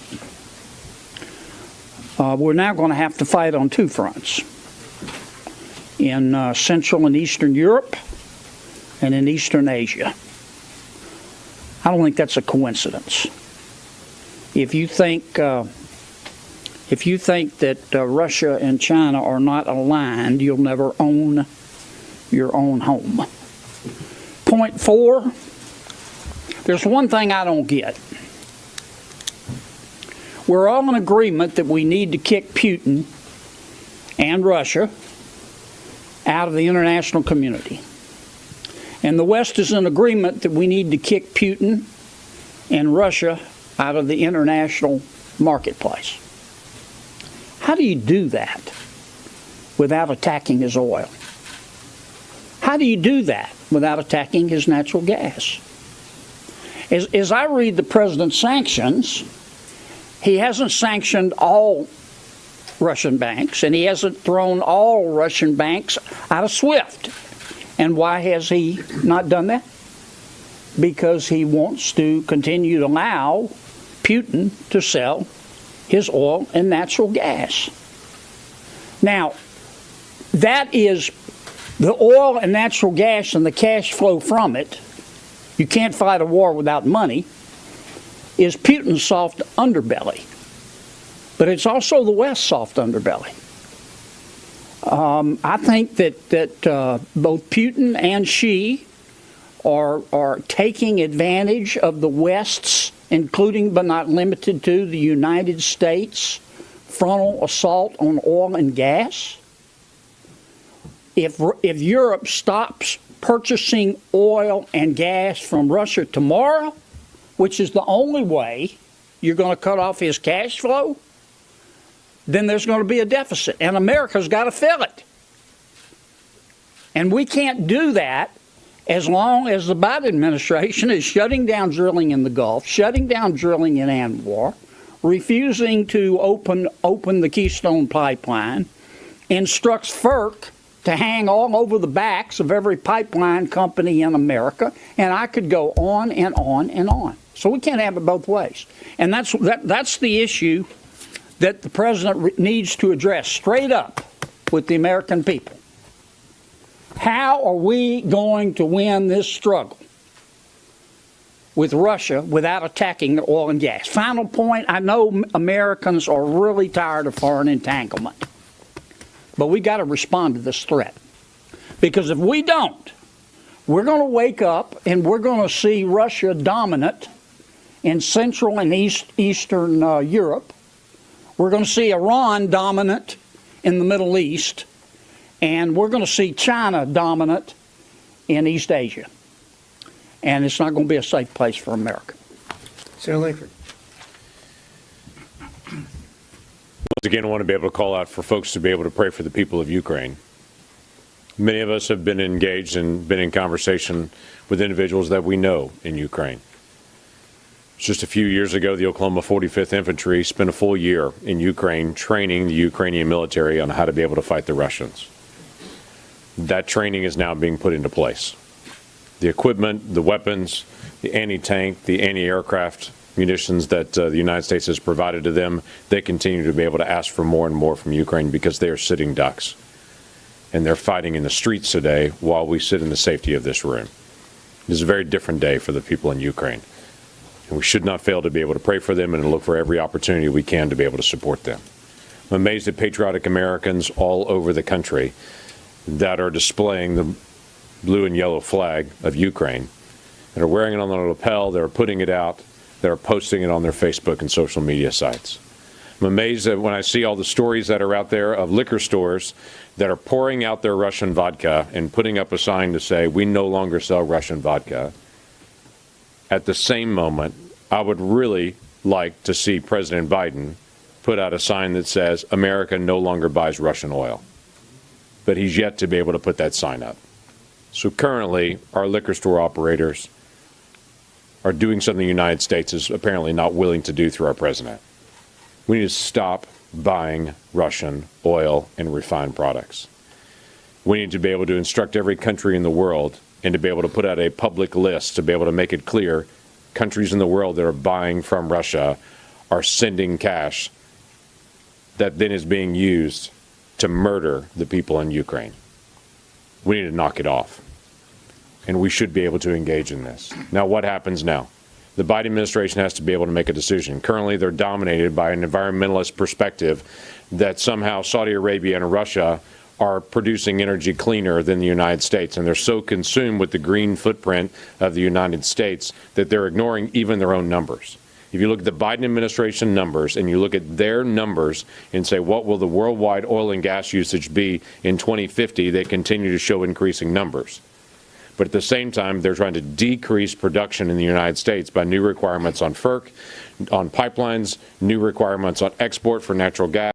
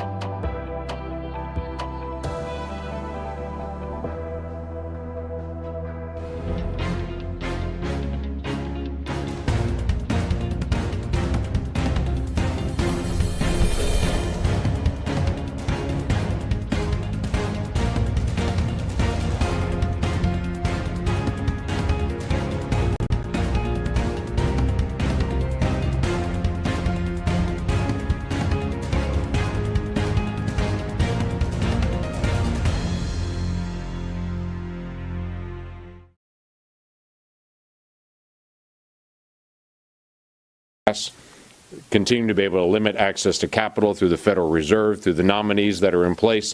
They're continuing to find ways to produce less in America, even though their own numbers show there will be a greater need in 2050 than what there is now. What they're really saying is, we don't want to produce that in America. We want Russia and OPEC to be able to produce it, even though it needs to be done and will be done. In a committee hearing yesterday here in the United States Senate, one of my Democrat colleagues said, what we need to do is to tell the people in Europe that we will produce heat pumps for you, and then we need to start producing more heat pumps here in America. Well, I'm sure that really is very comforting to the people of Europe that in the next 15 to 20 years we'll produce enough heat pumps to ship to you while you're cut off from oil and have no access to natural gas to heat your homes. I'm sure it's incredibly comforting to the people of Ukraine who are in day 6 fighting for their lives, that in the next 15 to 20 years we'll produce some heat pumps and send them over to Europe. This is not a rational response right now from the United States government. We need to be clear that we're standing with the people of Ukraine, we're providing humanitarian aid to them, we're providing military aid to them, and we're doing what it takes to cut off the flow of money to the Russians who are murdering their neighbors. There's Sullivan, I think, was next. Thank you, Jim. As you're hearing, we're all pulling for the Ukrainian people, watching their courage, and we're trying to do everything we can to harm the Russian economy in terms of sanctions. And you're seeing this great effort internationally with one exception. And you've heard it from my colleagues, and I'm going to repeat it because it's a huge exception. It's energy. Here's the Ukrainian foreign minister just 2 days ago. I'm quoting from him. Quote, "We insist on a full embargo for Russian oil and gas. Buying Russian oil and gas now means paying for the murder of Ukrainian men, women, and children," unquote. That's the Ukrainian foreign minister. So you've heard the numbers. We buy almost 700,000 barrels a day, the United States, of Russian oil.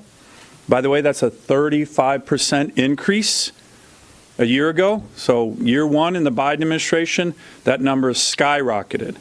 And then you've also heard the policies, and we've all talked about them. At the same time, we're increasing the amount of Russian oil we import. This administration, from day one, has sought to shut down the production of American oil and gas. I see it all the time in the great state of Alaska. The numbers again, 700,000 barrels a day for a year, that's $17 billion that we are putting into Putin's war chest. The United States. This is national security suicide. We all know it. Everybody recognizes it. You know, last night the president had an opportunity to say he was going to correct this. 22 of my colleagues, we sent him a letter, similar that was sent today by Senator Barrasso and the E&R committee, laying out 12 different actions the president could take right now on energy. The reason we did this is, you might remember, about 4 nights ago, the president in a press conference looked the American people in the eye and said that he was doing, quote, everything he could, using every tool available to address this energy challenge we have in America. Mr. President, respectfully, that is completely not true, and you and your administration know it. What's going on here, and we know what's going on here, is that this administration on so many issues has outsourced its policies to the far left. And right now, on a critical issue of national security that everybody from the foreign minister to the average American recognizes is undermining our interests, but the interests of the world, they're holding fast. Importing more Russian oil and undermining the production of American oil and gas. I've raised this, as so many around this podium have, with senior leaders in this administration.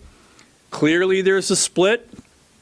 Some of the ones who understand national security, I think, would like to ban the imports of Russian oil, but others, influenced by the woke left, won't. The Secretary of Energy, in a meeting we had with her and many other cabinet members just 3 nights ago, gave the most fantastical explanation. She looked at all of us and said, well, we have to get off oil and gas too in the long term and go to renewables. Fantasy. Fantasy.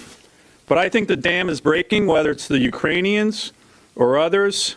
Senator Manchin's introducing a bill later today, I believe, to ban the imports of Russian oil to the United States.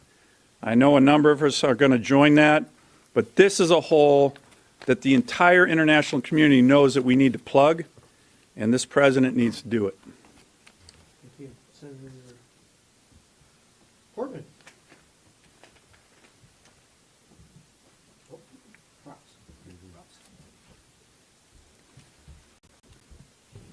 So I couldn't agree more with what my colleagues have said about us banning Russian oil. We should do absolutely everything we can do to help tighten the noose on the Putin economy. And it is absurd that we're bringing in over 600,000 barrels of oil a day from Russia at a time when we shut down Keystone, 800,000 barrels a day, and stifle our own production here. To me, that's kind of a no-brainer. It's totally unsustainable what the current policy is. We've got to go well beyond that.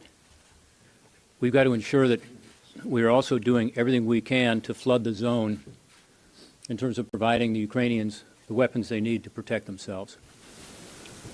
Several years ago, I went out to the line of contact, which is a euphemism for the border between Ukrainian-controlled territory on one side and Russian-controlled territory on the other side in eastern Ukraine.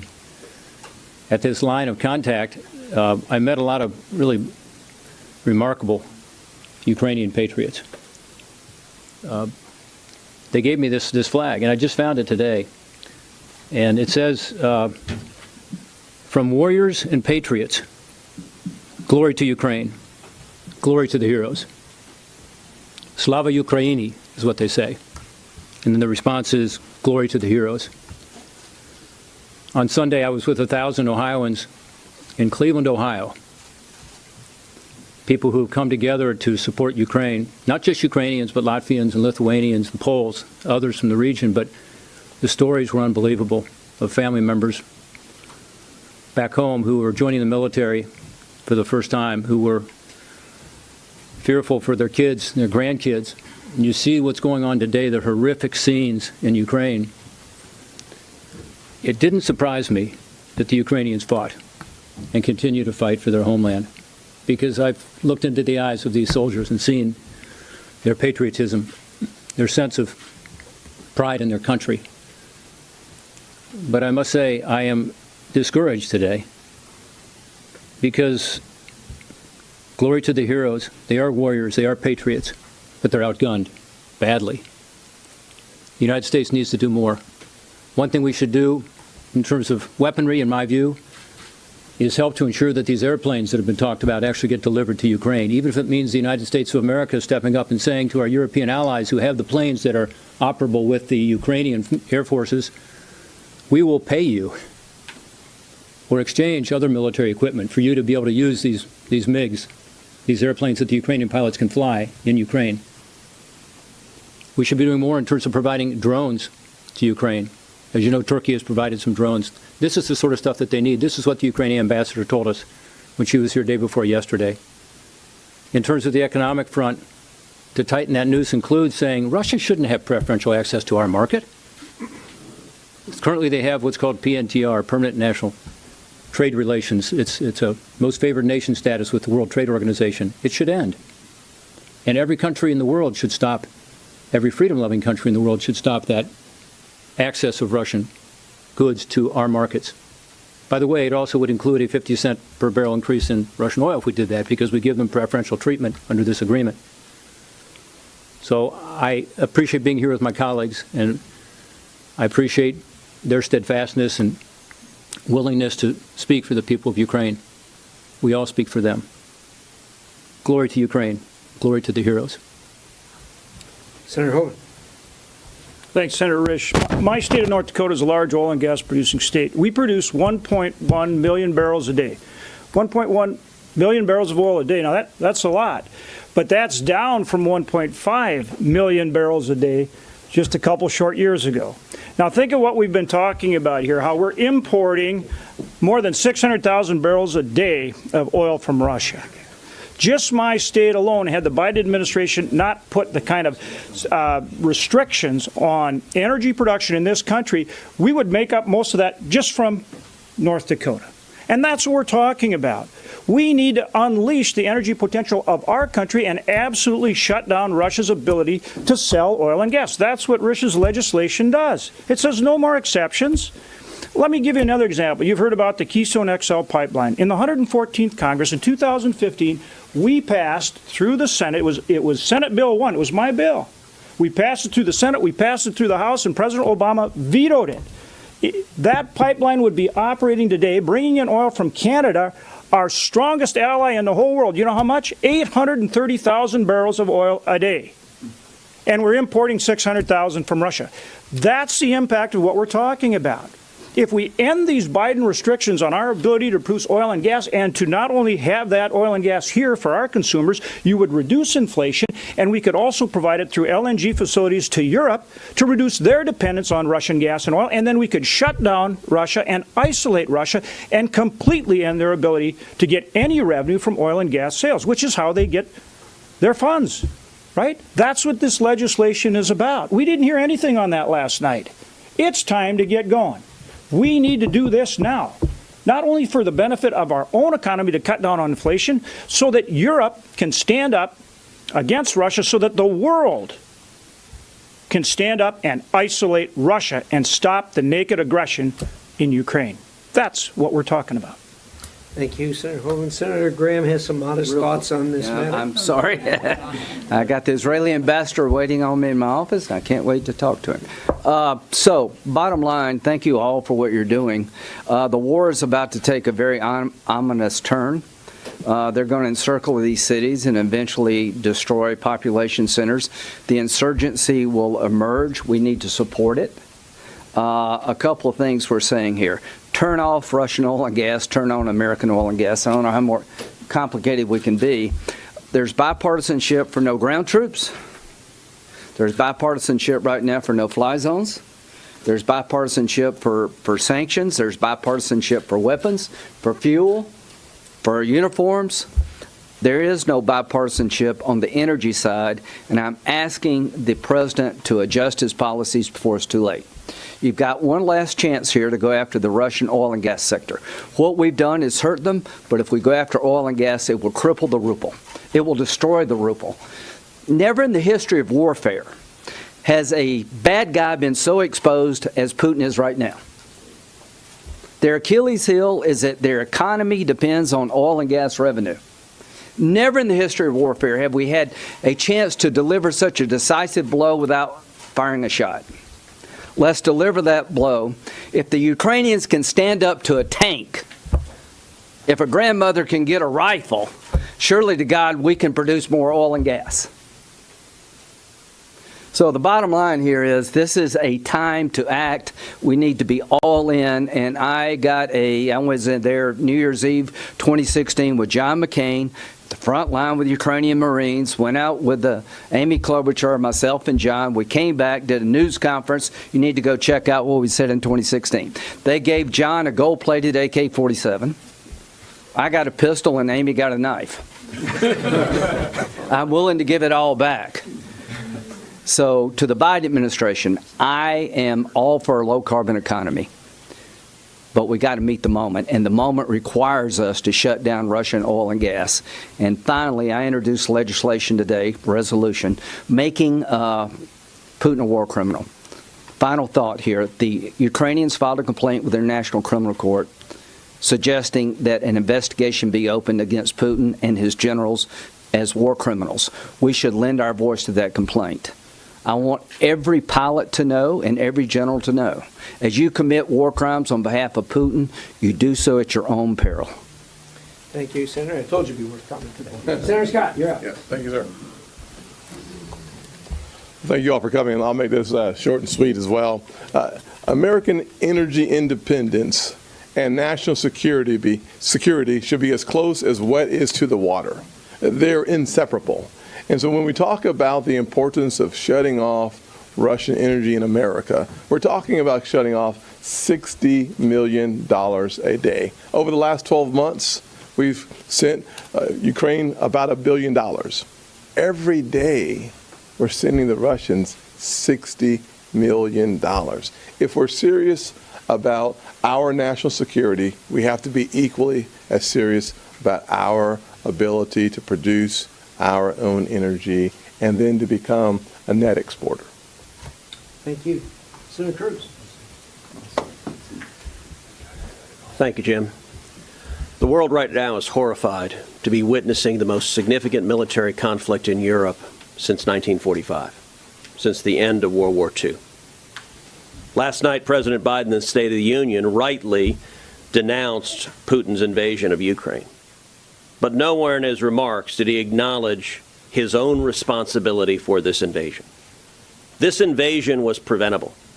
It's the direct result of two catastrophic mistakes from the Biden White House. Number one, last summer, the disastrous withdrawal from Afghanistan, the surrender to the Taliban. Every enemy of America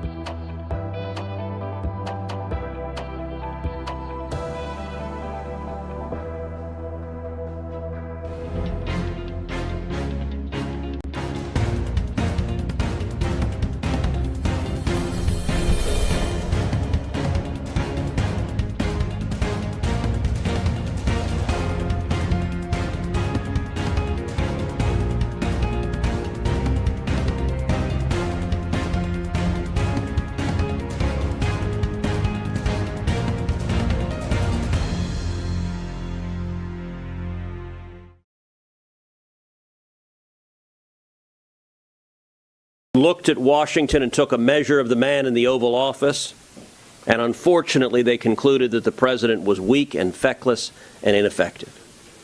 And at the time, I and others said the chances of Russia invading Ukraine just rose tenfold. The chances of China invading Taiwan just rose tenfold. But secondly, it was very specific mistakes President Biden made towards Ukraine and Russia that caused this invasion. Putin has long wanted to invade Ukraine. He wants to reassemble the Soviet Union. He wants to reassemble the Russian Empire of 1922. He did invade Ukraine in 2014, Crimea, the southern part, but he stopped short of a full invasion. Why? Because his major source of revenue is selling oil and natural gas, and the natural gas goes on pipelines right through the middle of Ukraine. And he couldn't invade without endangering those pipelines and limiting his ability to get Russian gas to Europe. The next year, Putin began Nord Stream 2, an undersea pipeline that goes straight from Russia to Germany and skips Ukraine. The purpose of Nord Stream 2 was to enable Russia to invade Ukraine. In 2019, I authored bipartisan legislation, sanctioned legislation, to stop Nord Stream 2. Every senator here supported that legislation. We passed it with overwhelming bipartisan support. President Trump signed that sanctions legislation into law, and Putin stopped building Nord Stream 2 the day the sanctions legislation was signed into law. The pipeline remained a dead letter for over a year. Joe Biden became president on January 20th, 2021, and Putin recommenced deep-sea construction of Nord Stream 2 4 days later on January 24th. Because Biden projected weakness and specifically that he would waive the sanctions. Several months later, Biden formally waived the sanctions on Russia, giving Putin the green light to build Nord Stream 2. That is why Russia invaded Ukraine. At the time Biden waived the sanctions, Ukraine and Poland both said the result of this will be a Russian invasion of Ukraine. I and others up here said, if you waive these sanctions, we are going to see Russian tanks in the streets of Kiev. Tragically, we're on the verge of that right now. Final point. Joe Biden and his administration don't want to win this war. You didn't hear a word last night about victory. Biden is resigned to Putin winning, to Russia conquering Ukraine, to the Soviet Union taking a major step towards being reassembled. His entire administration, both publicly and privately, holds out no hope for victory. I'm going to suggest the approach on this invasion. It is borrowed from Ronald Reagan when he was asked, what's your approach on the Cold War? He said, very simple, we win, they lose. We should do three specific things to win. Number one, we should pass legislation making Nord Stream 2 sanctions permanent and not waivable by Joe Biden. Number two, we should pass overwhelming sanctions on the Russian economy using our economic might. Jim Rish's Niet Act is a major step forward, and it is Democrats that are protecting the Russian economy right now by stopping those sanctions. The Biden sanctions inexplicably exclude energy. Putin's major source of revenue is selling oil and gas, and Biden's given an exception. You can continue getting billions of dollars to fund the invasion of Ukraine. We ought to shut down all Russian oil and gas sales in the United States, and we ought to lead a worldwide boycott of Russian oil and gas. Yesterday, I talked with the former CEO of the largest natural gas company in Ukraine. It was in my office. He described, if you want to stop Putin, the only way to do it is hit it where it hurts, which is his oil and gas revenues. He believes Europe can't give them up. There are enough reserves, there's enough production worldwide to fill that gap with American leadership. And that's the one thing that can weaken Putin and cause this invasion to fail. And finally, third, we need to be providing far more lethal military assistance to Ukraine. Nobody wants to see, and we should not see, American troops engaged in combat with Russian troops. But we should be providing weapons like javelins and stingers in far greater quantities to the Ukrainians who are heroically fighting to defend their homeland. That's how we win But Joe Biden doesn't want to win, doesn't believe we can win. He believes weakness and appeasement is the path forward. It's how we got here. And if we continue with weakness and appeasement, it will result in a Russian victory, and that is terrible for Ukraine, terrible for Europe, terrible for America, and terrible for the world. We can win if we rediscover American strength and resolve. Thanks, Ted. All right, let's start. Let's see. You had your hand up first. Thank you. As we understand it, just to clarify, the need for more lethal aid, is there any suggestion that that's not, that the support is not there? There isn't bipartisan support for that? Because we understood that it's very difficult to get that aid now in the hands of the Ukrainians. How is that being done? When you ask a question, would you mind taking your mask off? Because it's hard to hear you. Sorry about that. Look, it is not that difficult to get lethal aid to them. We've been pouring lethal aid in there for a considerable period of time. What I would suggest that we do to the president is to actually take the lethal aid into the Ukraine. Right now, they're taking it into Poland. The Ukrainians got to come and get it and truck it in. As everybody here agrees, we do not want a confrontation directly with the Russians. But the western part of that country is Russia-free right now, and there is precedent for this. When the Russians in 2008 went into Georgia, George W. Bush took supplies, lethal aid, into Georgia. And how did he do it? He didn't leave it on the doorstep. He flew it into Georgia. And so there's no reason why the administration can't be doing that. I'd urge them to do that. Obviously, you need to be risk adverse to a degree, but delivering to Lviv or somewhere else that's in the western part can be done easily. Yeah. Senator Rich, if there is bipartisan support to send lethal aid to Ukraine, when is that going to happen? I mean, obviously we know time is of the essence. We've had a CODAL that includes Republicans going to the border. Is that what Ukrainians need when they're very directly asking you for more weapons? When can that happen? Are there any concessions you're able to make a deal with the Democrats? Well, I don't think that at this moment there is plenty of ability to deliver lethal aid. That is, there's still money there that the administration is using. It certainly isn't a stoppage by any stretch of the imagination. But because of what we're seeing coming in to the Capitol, we need a huge surge of these weapons. We need Javelin missiles, and everybody talks about a no-fly zone. The Ukrainians can make a no-fly zone by simply us sending them enough Stinger missiles. They can make their own fly zone over, or their own no-fly zone over the Ukraine. Yep. Hi. The U.S. imports Russian oil in part because some U.S. refineries need the grade of crude or higher sulfur content produced by Russia in order to run. Other sources of that crude have already been cut off by sanctions on Venezuela and Iran. How do you propose to get these refineries the crude oil they need if Russian oil is banned, or are they just sort of out of luck?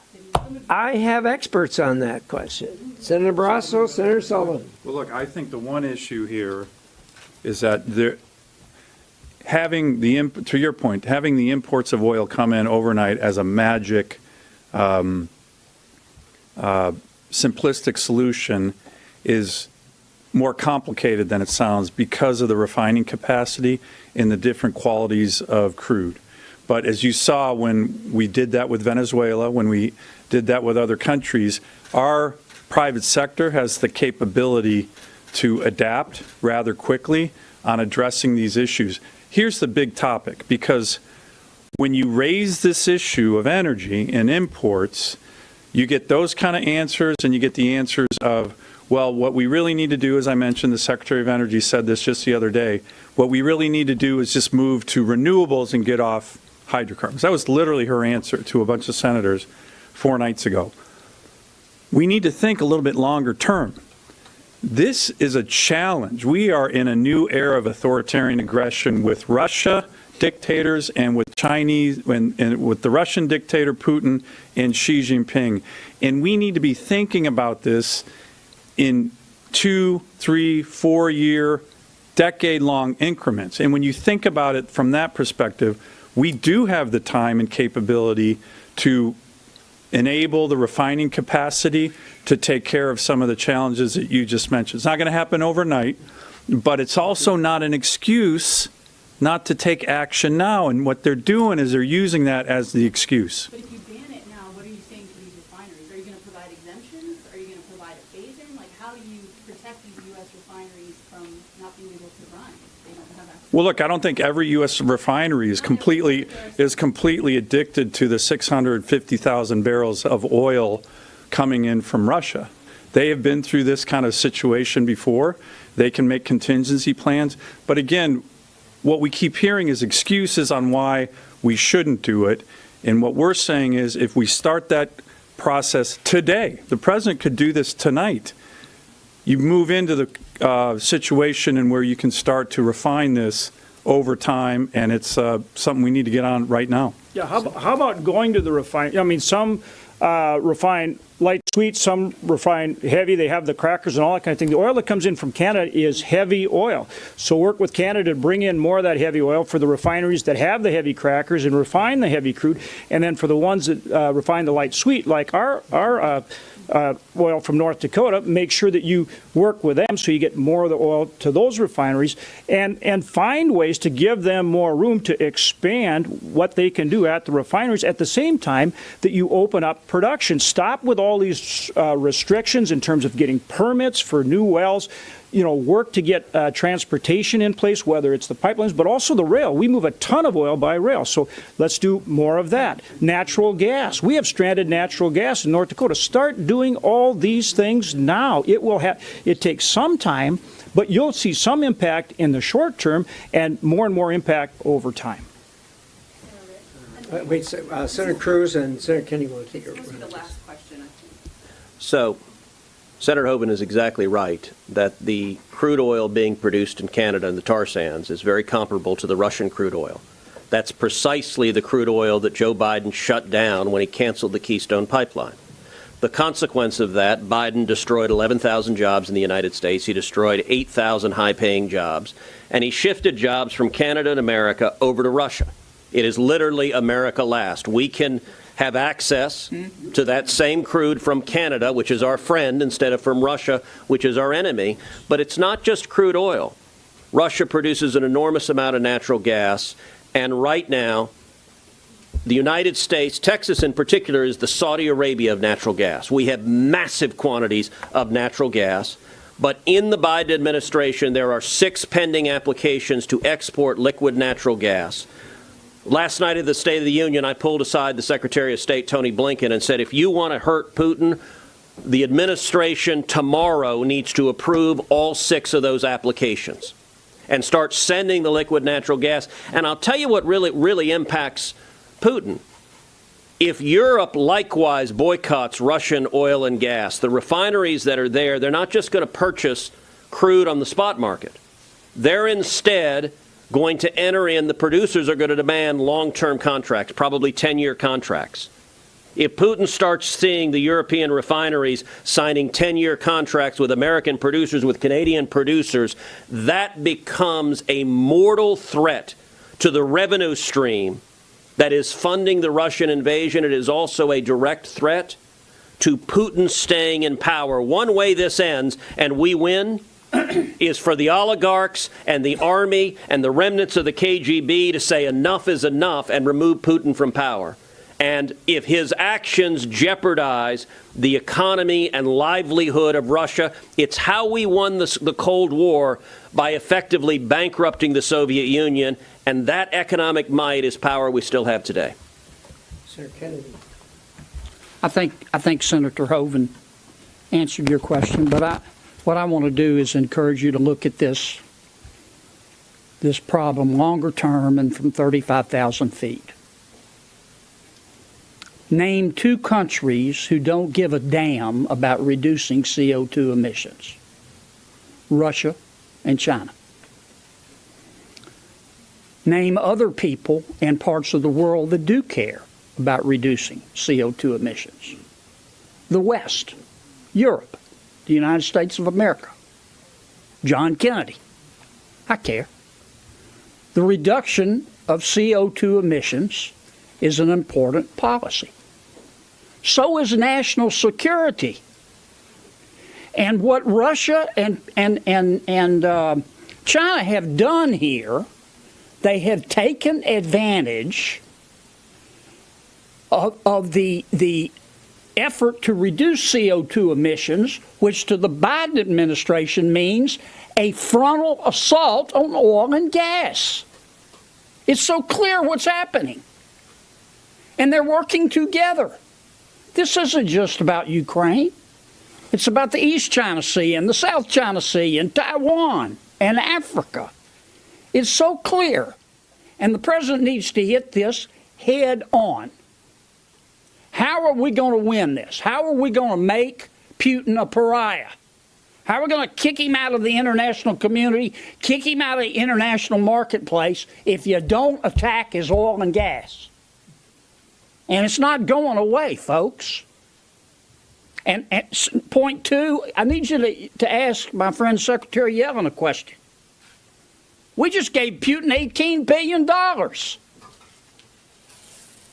in special drawing rights. Secretary Yellen said, oh, we've got to issue these special drawing rights. Make the IMF do it, these gift cards. She didn't bother to explain. And why? To help the poor countries buy vaccines. She didn't bother to explain that most of these gift cards, these special drawing rights, are going to the wealthiest countries. The small countries get the little end of nothing. And she just handed Vladimir Putin $18 billion. And we didn't hear a word from her. And we didn't hear a word from the IMF. You couldn't have found them with a search party. You couldn't have found them with Google. They just turned the money over. I'd be a little curious about that. I talked too long. I'm sorry, Jimmy. Well, here's what we're going to do. I can talk as long as Cruz up. I just learned I'm not in charge, which is I'm not a stranger to. I learned it at home every day. But apparently the room is needed by someone else. So what I'm going to do is we'll move out in the hall for anybody who has questions or what have you, and any of my colleagues who want to come along can do.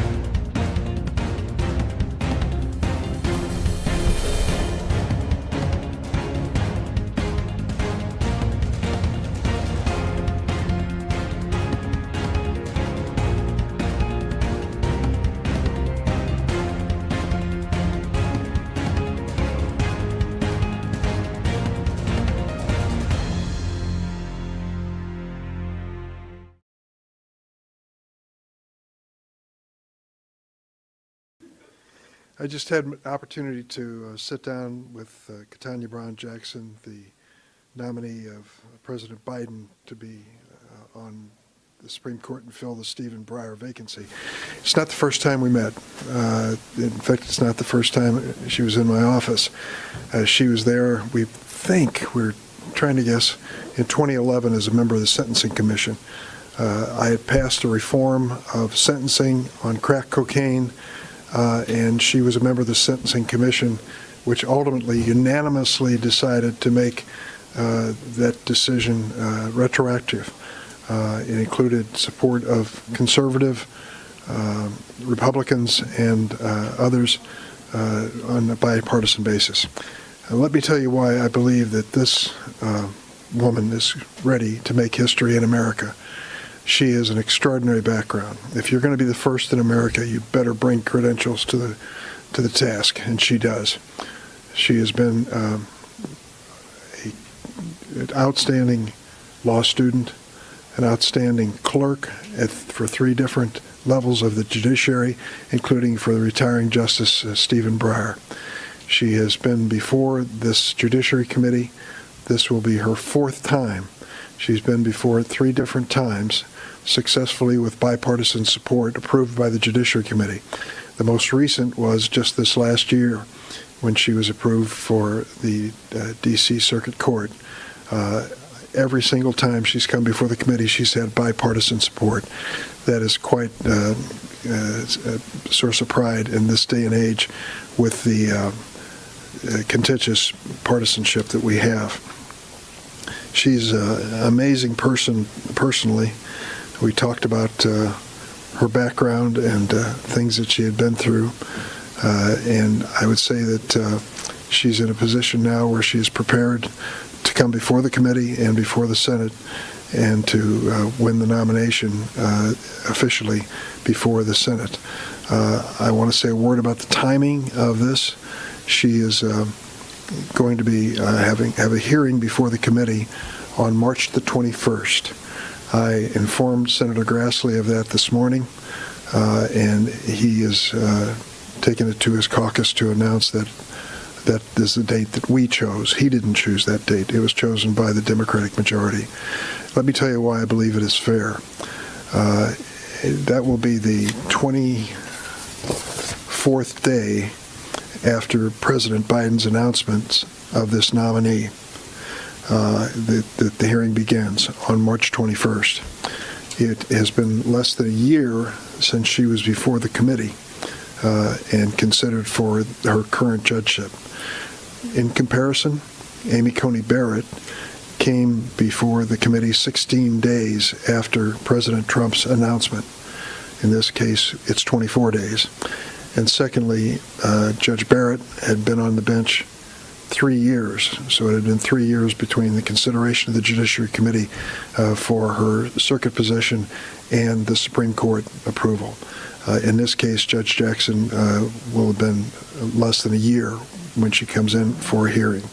I'm looking forward to this. It's an awesome responsibility and possibly the greatest responsibility of the Senate Judiciary Committee to advise and consent to a president's nominee for a lifetime appointment to the highest court on the land. I want this to be fair, timely, and professional. I am going to beseech my colleagues on both sides to keep this at a high level of discourse because we are considering issues of great constitutional moment and issues that are very important for the future of this country. So let me open this. Any questions you have? Considering the historic nature of the nomination, anybody having any conversations about opening this to the public? People who come in person and see this historic moment in person? You reminded me of a question I didn't address, and let me address it first. No, yours is a good question. I think mine is too. And it's the fact that we're going to make sure that Judge Jackson is available to all of the members of the Senate Judiciary Committee before March 21st. And then after March 21st, any other senator who wants to meet with her will have that opportunity. Senator Grassley raised that issue, and I think it's a fair issue. For the Republicans I've reached out to, I've said over and over again, we want to make her available if you want to. In terms of the public attending it, we are evolving here when it comes to the safety of COVID-19, dealing with COVID-19. I think last night was a major step forward at the State of the Union address that neither the President nor not many, members of the House and Senate were wearing masks. That, I think, is a positive sign, and let's hope that it proves to be in the days ahead as we measure the impact of that public gathering. But as long as we have an opportunity for an orderly witnessing of this process, I would support it. But I want to make sure, first and foremost, that we take into consideration public health and security. And I'll rely on the experts to give advice on that. There obviously gone are the days when there are wide confirmation votes for members of the Supreme Court. I'm guessing that that's from a bygone era. But in this historic nomination, what are your expectations or hopes for building bipartisan support? And what do you think today's measure of that would be? Good question. Timely question. I just finished, reread a book called Becoming Justice Blackmun by Linda Greenhouse, and talked about 1970 and how different things were at that time. The limited amount of time that was spent in the committee, the overwhelming vote, and we've seen many votes since that were overwhelmingly bipartisan. But it's been a while since that's happened. So I'm looking for a bipartisan vote, and I'm not going to define that for you. We know it's at least one Republican voting for. I hope there are more, and I'm reaching out to some names you would be surprised. I'm not saying I'm winning them over, but I'm telling them that I hope they'll consider it, and most of them are surprised, maybe even a little flattered that I'd give them a call. I think it'd be good for the Senate and good for the Supreme Court if that happens. I don't know how to measure it in terms of my effectiveness. Being a whip, I don't presume a vote. If I could follow up just one last time. On Monday during the pen and pad, you said you look forward to talking to your friend Senator Lindsey Graham about this. Have you yet spoken to him? Not yet. He said a couple days ago that he wasn't even sure if he would meet with her. I know. I'm still going to talk to him. You laid out the timeline, obviously, comparing it to Justice Barrett. Is that, in your view, sort of the new standard for how you see Supreme Court nominees working? Well, it's a contemporary standard, and it's an analogous standard. A recent appointment to the Circuit Court moving to the Supreme Court. And that's why I think we make reference to it.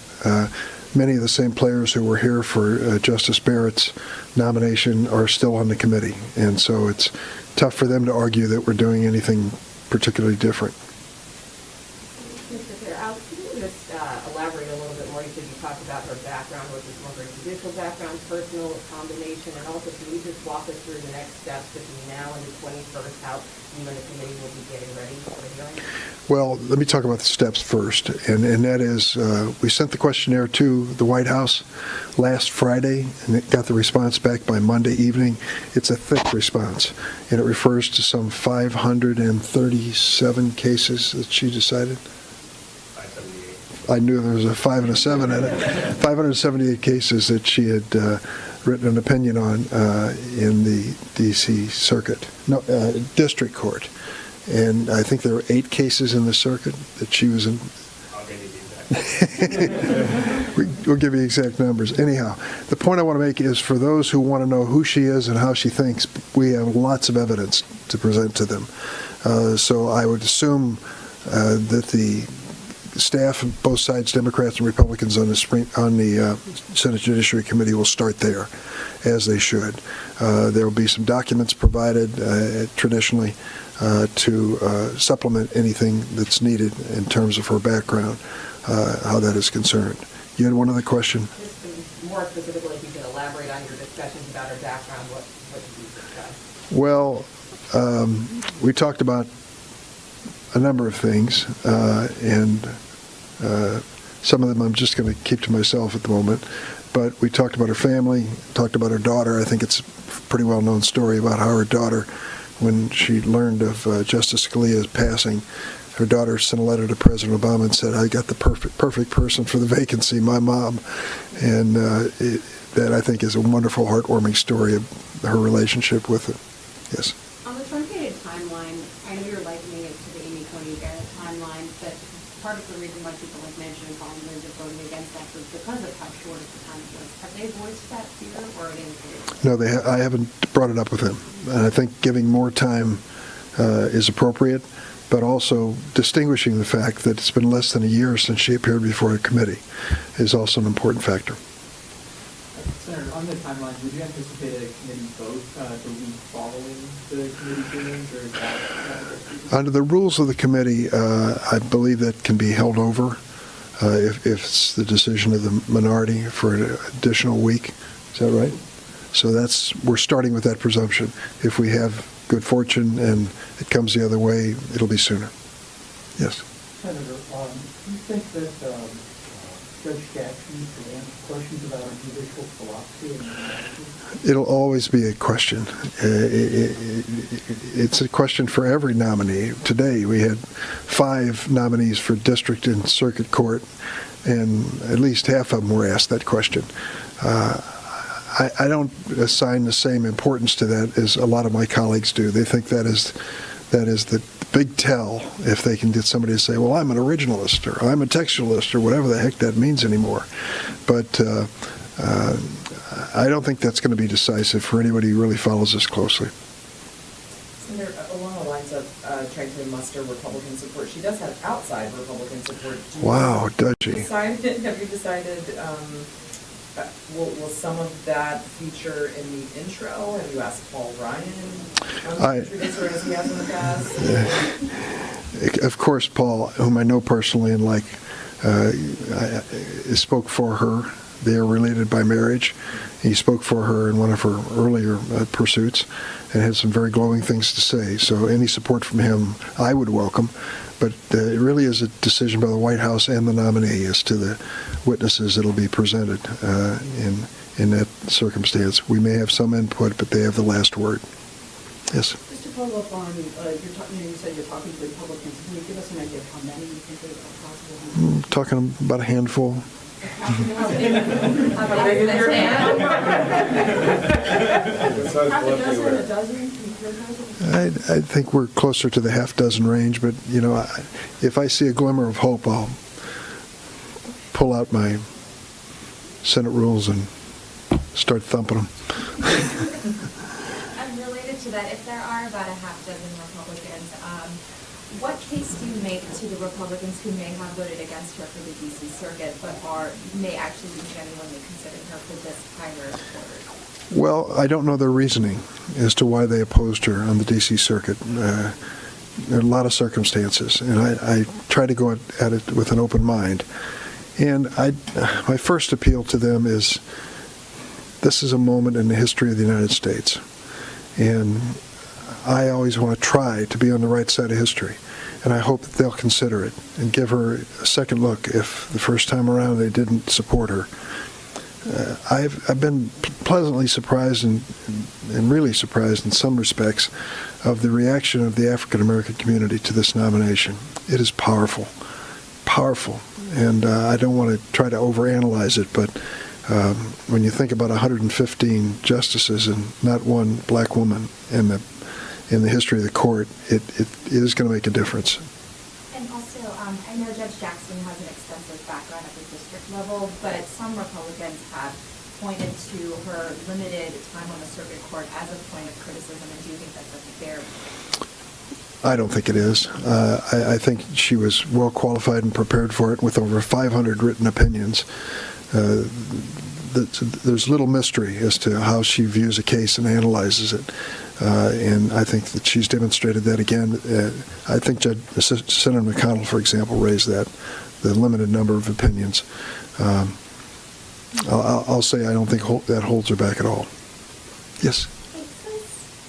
Breyer is not retiring until the summer. Could you spell out why you guys want this sort of shorter, or this sort of, set up timeline? Is it because of the thin majority in the Senate?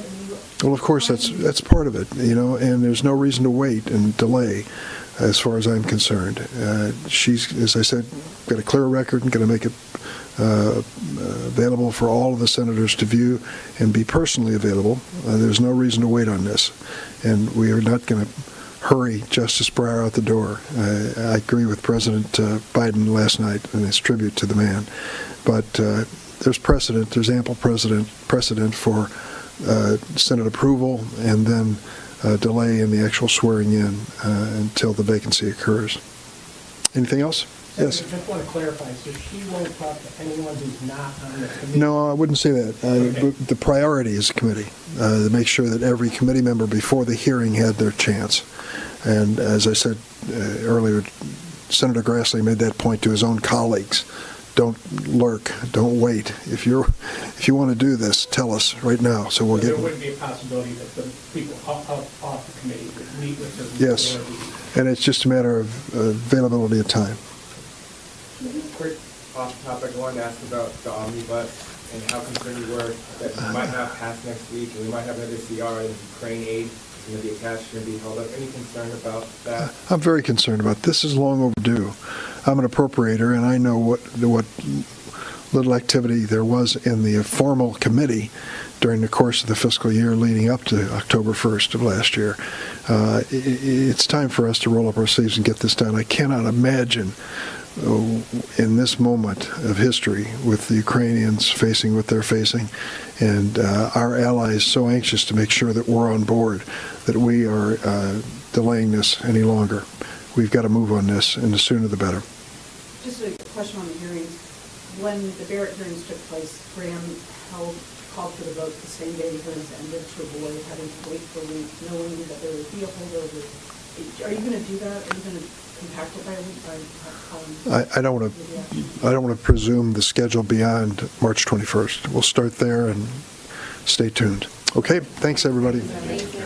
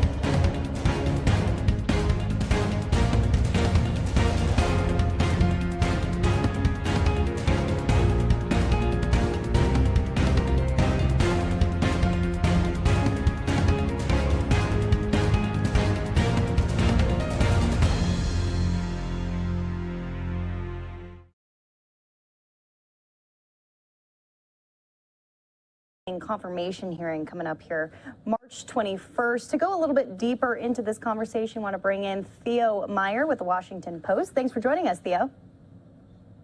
Glad to be here. Okay, so these meetings with senators, what typically would these look like? What do they talk about? What are the conversations?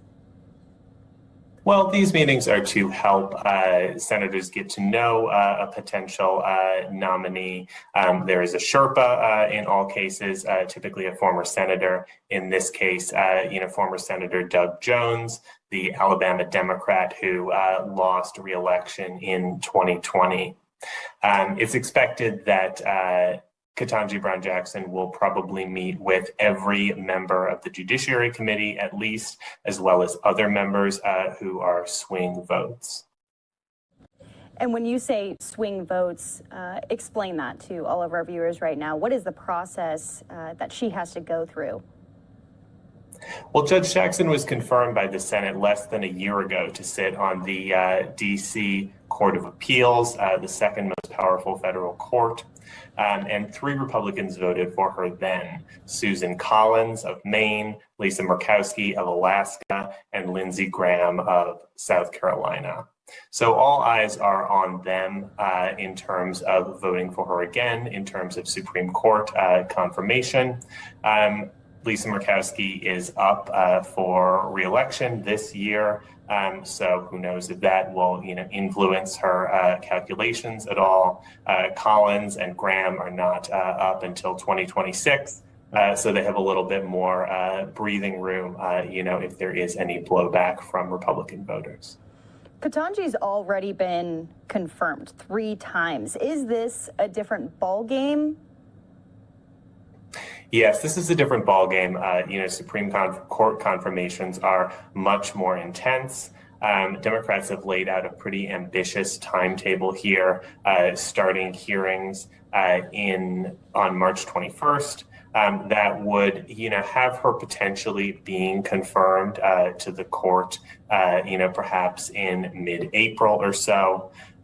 Senator Chuck Grassley of Iowa today said that, he wanted every Republican who wants to meet with her to have a chance to do so. But it's unclear exactly, how many senators, will try to get their own sit-down meeting with her before the 4-day confirmation process kicks off with Senate Judiciary Committee hearings. Right. We know there's been a bit of opposition from Republicans, especially Senator Lindsey Graham, as he has said he's not fully sure that he's going to want to do a one-on-one meeting with her. Any Republicans saying they do want to meet with her?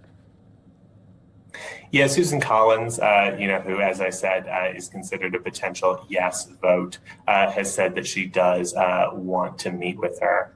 And given the relatively, not non-controversial, but certainly less controversial, sort of character of these Supreme Court confirmation proceedings, the big question is not whether she will, likely be confirmed in a Democratic-controlled Senate, but whether she will, attract any Republican votes. Amy Coney Barrett, who was confirmed shortly before the 2020 election, was the first Supreme Court justice in 150 years not to be confirmed on a bipartisan basis. And Democrats do not want to make that a precedent here with Judge Jackson. Well, you mentioned Amy Coney Barrett and the confirmation hearing she had to go through. Well, Ketanji is probably going to be going through these very soon. Anything that you expect to be brought up in these hearings, anything that she's said or done in the past, your life is on center stage when these hearings come around. Yeah, and unlike some candidates of the past, she has a long record as a federal judge. So there is a lot to draw on. The White House has prepared, briefing materials for senators laying out her record in various cases. She was involved in a decision, just last week, right before Biden nominated her. So, it is likely that she will be asked about that at some point in these confirmation hearings as well. And anything else to be watching moving forward here, Theo? This is a massive, massive deal for the American people, as the Supreme Court is going to be hearing some major cases in this next session. So what will you be watching with these hearings, with the Supreme Court as a whole? Well, I think I'll be watching just how much, this process has, irrevocably changed during the Trump era. You have to remember that, the second, the most recent Supreme Court confirmation before Trump was Elena Kagan being confirmed by the Senate under President Obama in 2010. That was only a dozen years ago, but she was confirmed on a vote of 63 to 37, I believe. Democrats, had a big Senate majority then, but it seems, sort of inconceivable that Judge Jackson will be confirmed by anything approaching a similar margin. So this is sort of a test of, whether this process can become at least a little less partisan in the post-Trump era, or whether we are stuck in an extremely partisan Supreme Court atmosphere for the foreseeable future. Well, all eyes on Judge Jackson coming up March 21st. I know that we will be watching it here on Live Now from Fox. Theo, thanks for joining us here on Live Now. Thanks for having me. Talk to you soon. And we are going to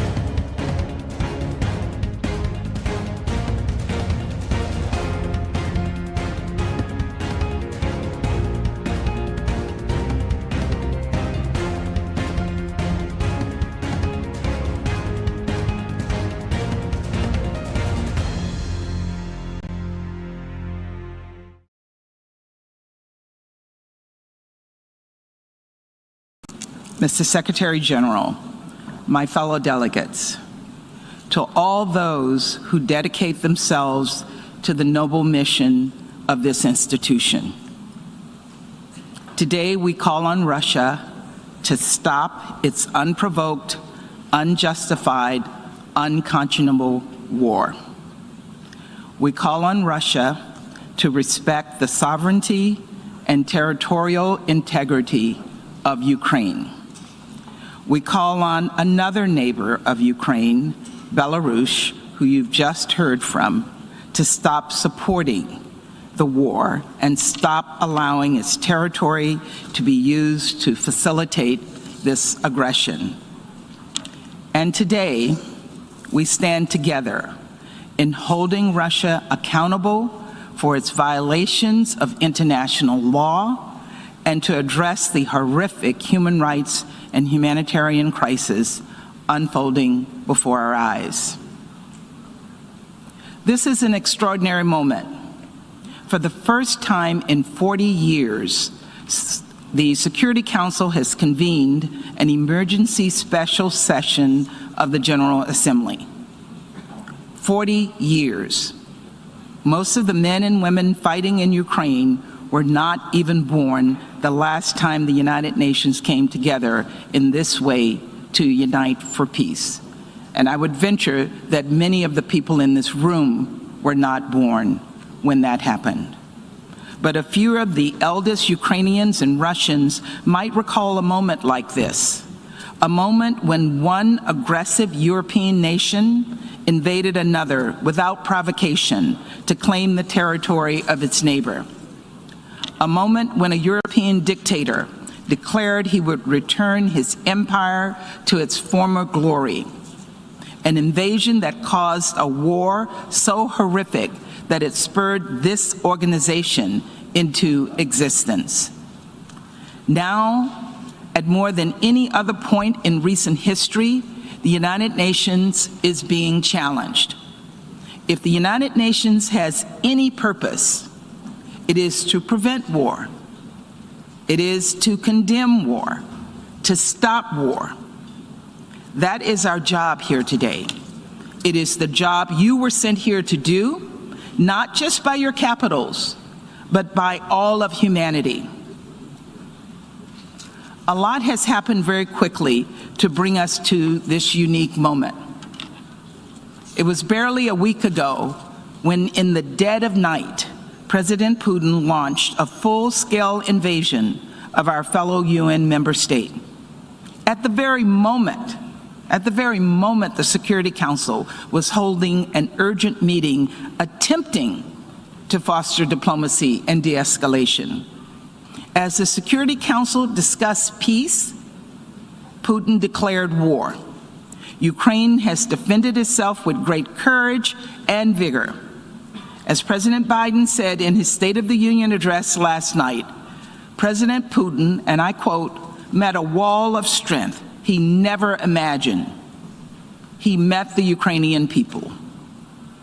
But the brazen and indiscriminate nature of Russia's attack has had devastating, horrific consequences for the entire country.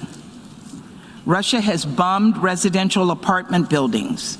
It has bombed sacred burial grounds. It has shelled kindergartens and orphanages and hospitals. Russia has spurred mass hunger and caused so many to flee their homes. The latest UN estimate are marching toward 1 million people. We thank the countries who have opened their borders, who have opened their hearts, opened their homes to those fleeing Ukraine.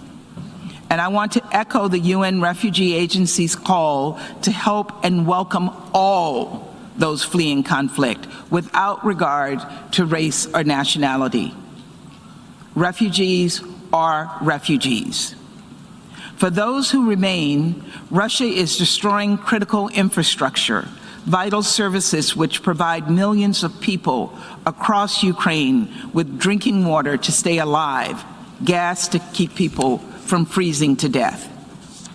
And now it appears Russia is preparing to increase the brutality of its campaign against Ukraine.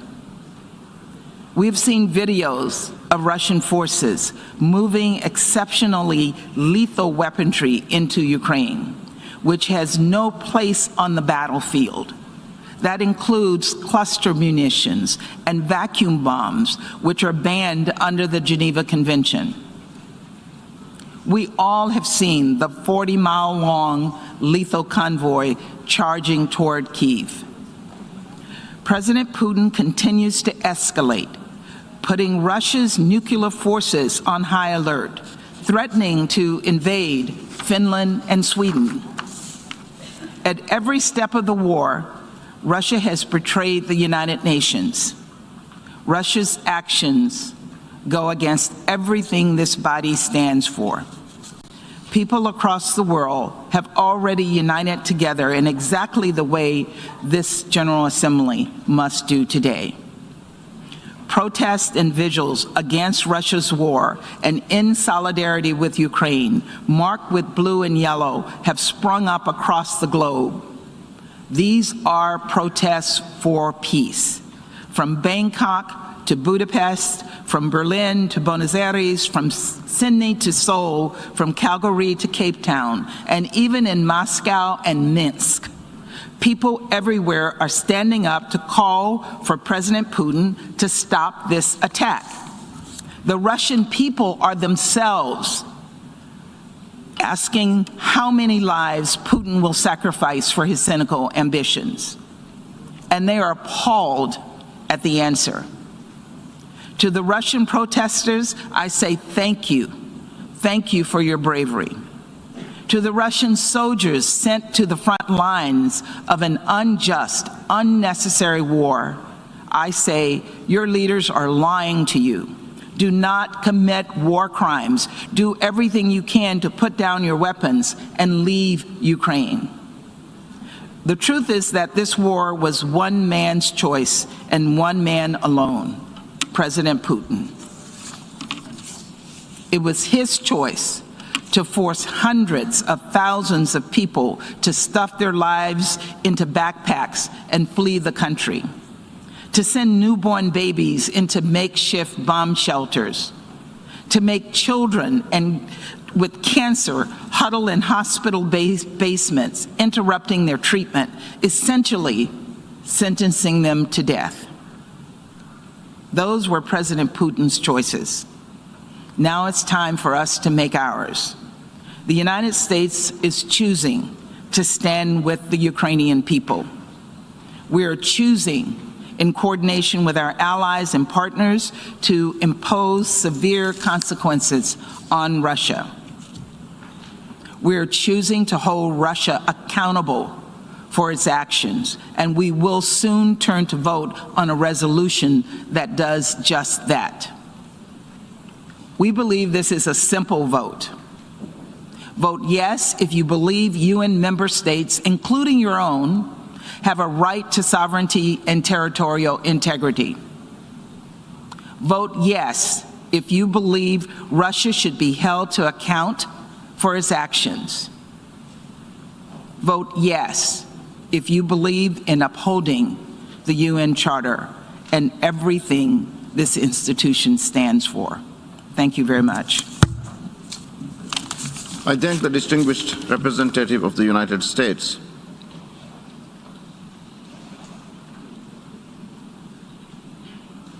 It was sober. And now I give the floor to the distinguished representative of the Observer State of the Holy See.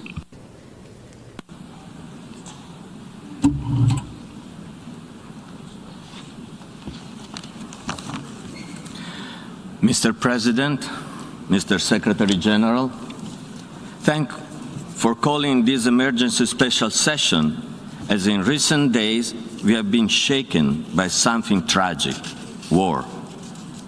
The Holy See joins the many member states and millions across the globe who call for the immediate cessation of hostilities in Ukraine and the return to diplomacy and dialogue. Mr. President,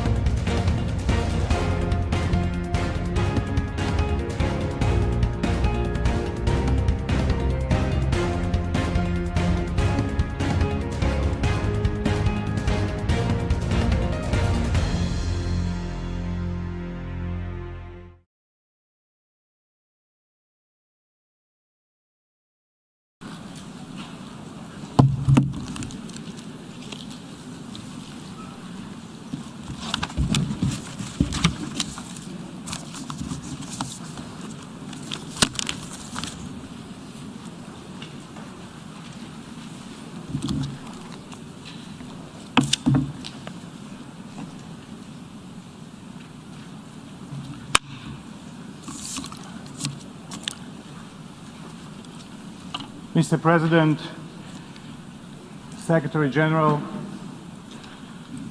distinguished delegates, we are living through a defining moment for our generation. Our generation is the generation that was supposed by our predecessors to be saved from scourge of war.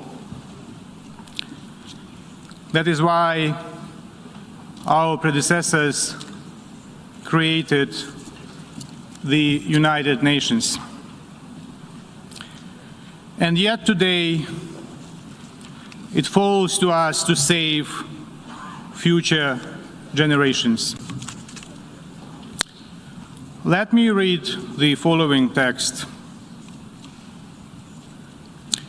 Our position is that whatever grievances a nation may have, however objectionable it finds the status quo,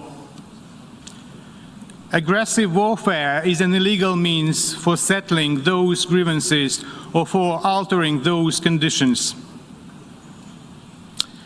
It may be that the nation faced desperate problems that would have warranted the boldest measures short of war.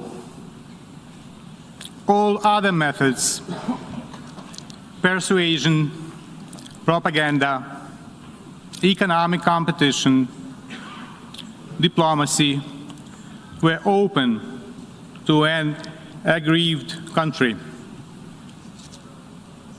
But aggressive warfare was outlawed.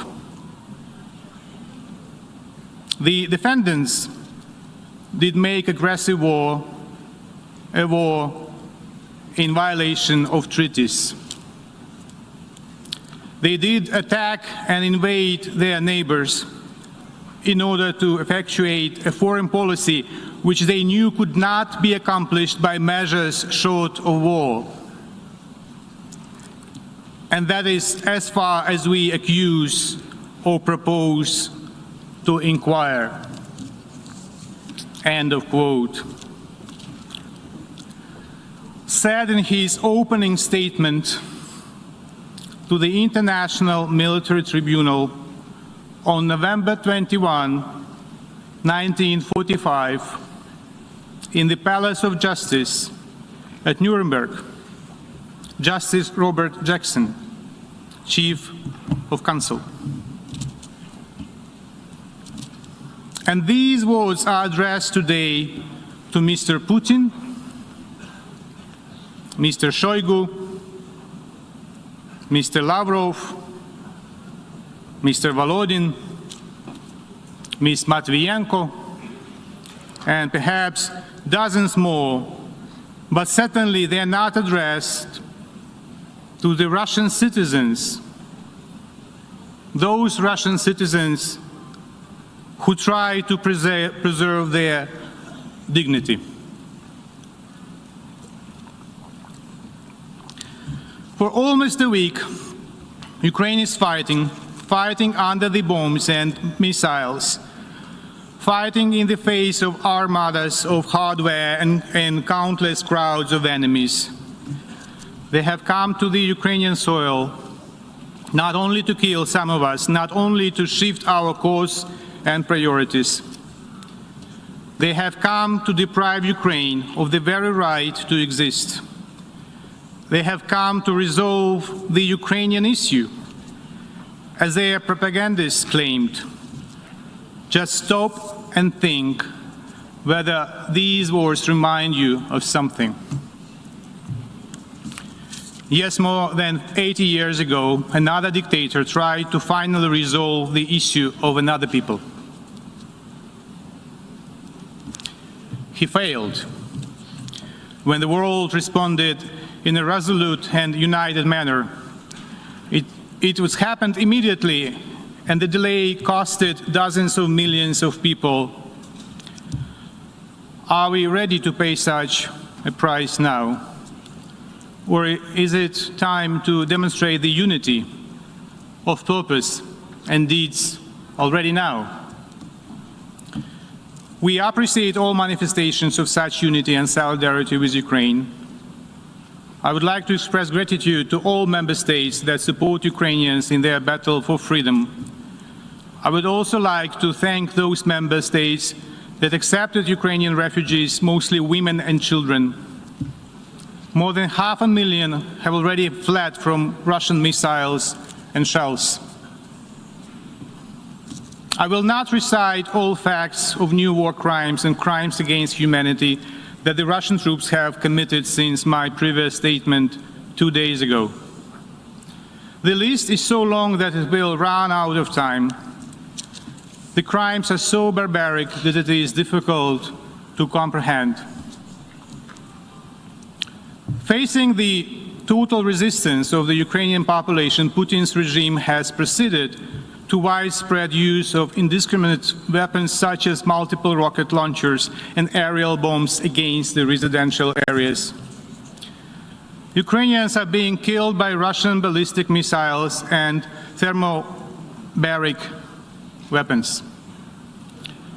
Just yesterday, Kyiv, Kharkiv, Zhytomyr, Mariupol, Melitopol, and many other cities and towns sustained heavy shellings that killed dozens of innocents, including children. Ukraine deeply regrets that a student from India has become a victim of this shelling by the Russian armed forces in Kharkiv. We offer our deepest sympathies to India and the relatives of the victim. A Chinese citizen was also injured in another Ukrainian city because of Russia's deadly attacks. The Ukrainian and foreign citizens have become hostages of the Russian armed aggression against Ukraine. In Kyiv, Russian murderers hit the city TV tower, killing 5 passerbys. One of the missiles dropped on the Babin Yar Holocaust Memorial, a sacred place of commemoration of Jews, Ukrainians, Roma, and representatives of other ethnic groups killed by Nazis during the World War II. What an irony when victims of Nazis are being killed for the second time by Nazi modern followers. As the President of Ukraine asked, what was the point of repeating the slogan, never again, in 80 years? It's already clear that the goal of Russia is not an occupation only. It is genocide. On 7th and 8th of March 2022, the International Court of Justice will hold public hearings in the case concerning allegations of genocide under the Convention on the Prevention and Punishment of the Crime of Genocide, Ukraine versus Russian Federation. Also, the prosecutor of the International Criminal Court has decided to proceed with opening of a formal investigation into the situation in Ukraine. Unprovoked escalation of Russian aggression against Ukraine gives reasons to believe that crimes within the jurisdiction of the ICC continue to be committed on the territory of Ukraine. Along with the situation in Crimea and Donbass, recent events suggest that aggressors' troops continue to commit war crimes and crimes against humanity. Dear colleagues, one might consider observing the bloodshed in Ukraine that it is not my war. It is a mistake. The evil will never stop. It requires more and more space to conquer. If tolerated, it advances further and further. The draft resolution is one of the building blocks to build a wall to stop it. To stop in Ukraine and not to let it go further. The wall that will protect all of you, in particular younger generations. Distinguished delegates, by voting today, you also reconfirm your country's commitment to the UN Charter. After the vote, I invite you, ambassadors and representatives, to stop by the Indonesian lounge and to sign this little blue book. little but of global magnitude. Every vote in favor of the resolution and every signature of country that voted in favor would be a historical reconfirmation of the Charter. It is very easy, ladies and gentlemen, to sign the Charter at time of peace. It is the duty to sign and reconfirm and implement the Charter at the time of war. To stop by the Indonesian lounge, put the name of your country if you voted in favor, and after you sign this book, I will hand it over to the Secretary General for keeping the book in his office, in front of him. So at every single moment, the Secretary General will get an inspiration from the overwhelming majority of nations who still trust in the UN, who still trust in the UN Charter.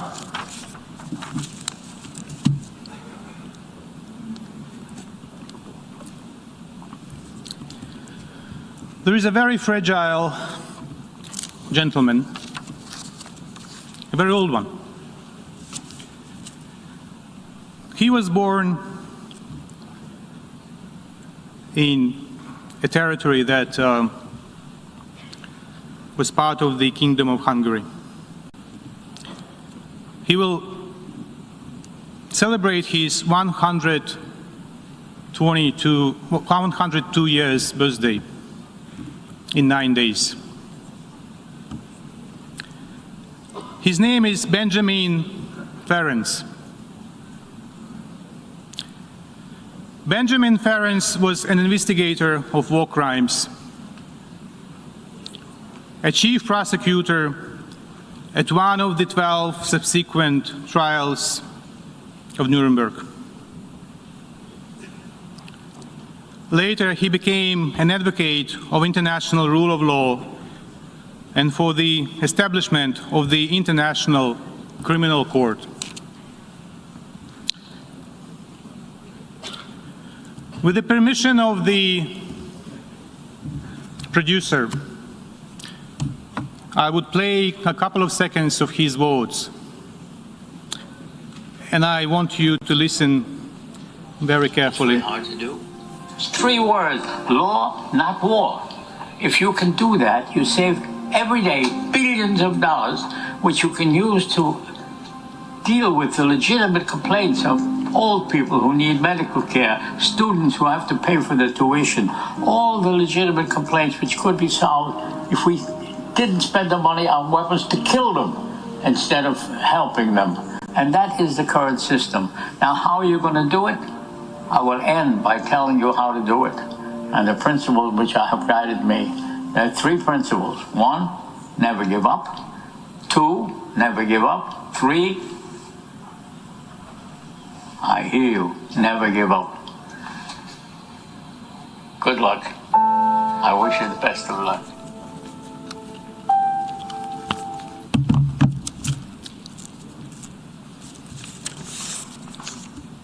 Please show respect. Show respect to the Charter. Show respect to the Secretary General. Show respect to this gentleman who will celebrate 102 years since his birthday. I call upon all responsible member states to support the draft. Thank you.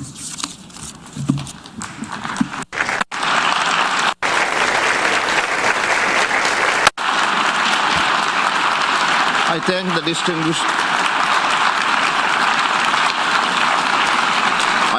distinguished representative of Ukraine.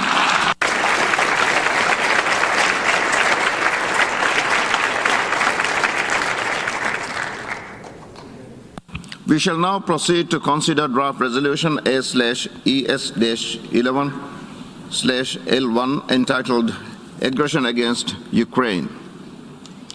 Before I open the floor for explanations of vote before the vote, may I remind delegations that explanations of vote are limited to 10 minutes and should be made by delegations from their seats. I give the floor to the distinguished representative of Russian Federation.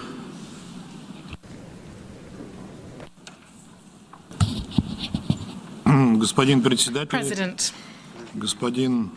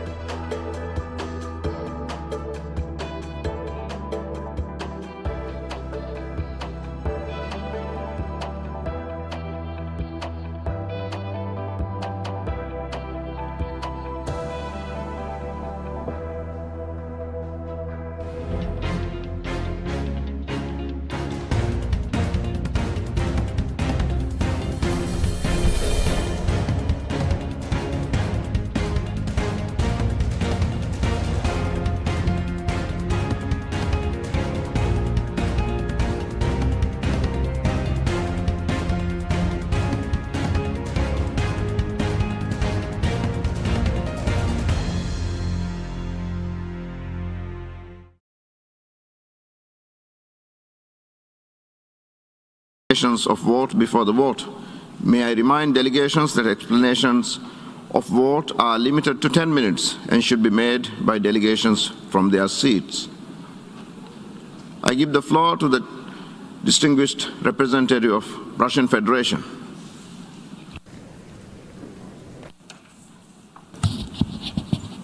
господин председатель, President. господин генеральный секретарь, уважаемые коллеги, colleagues.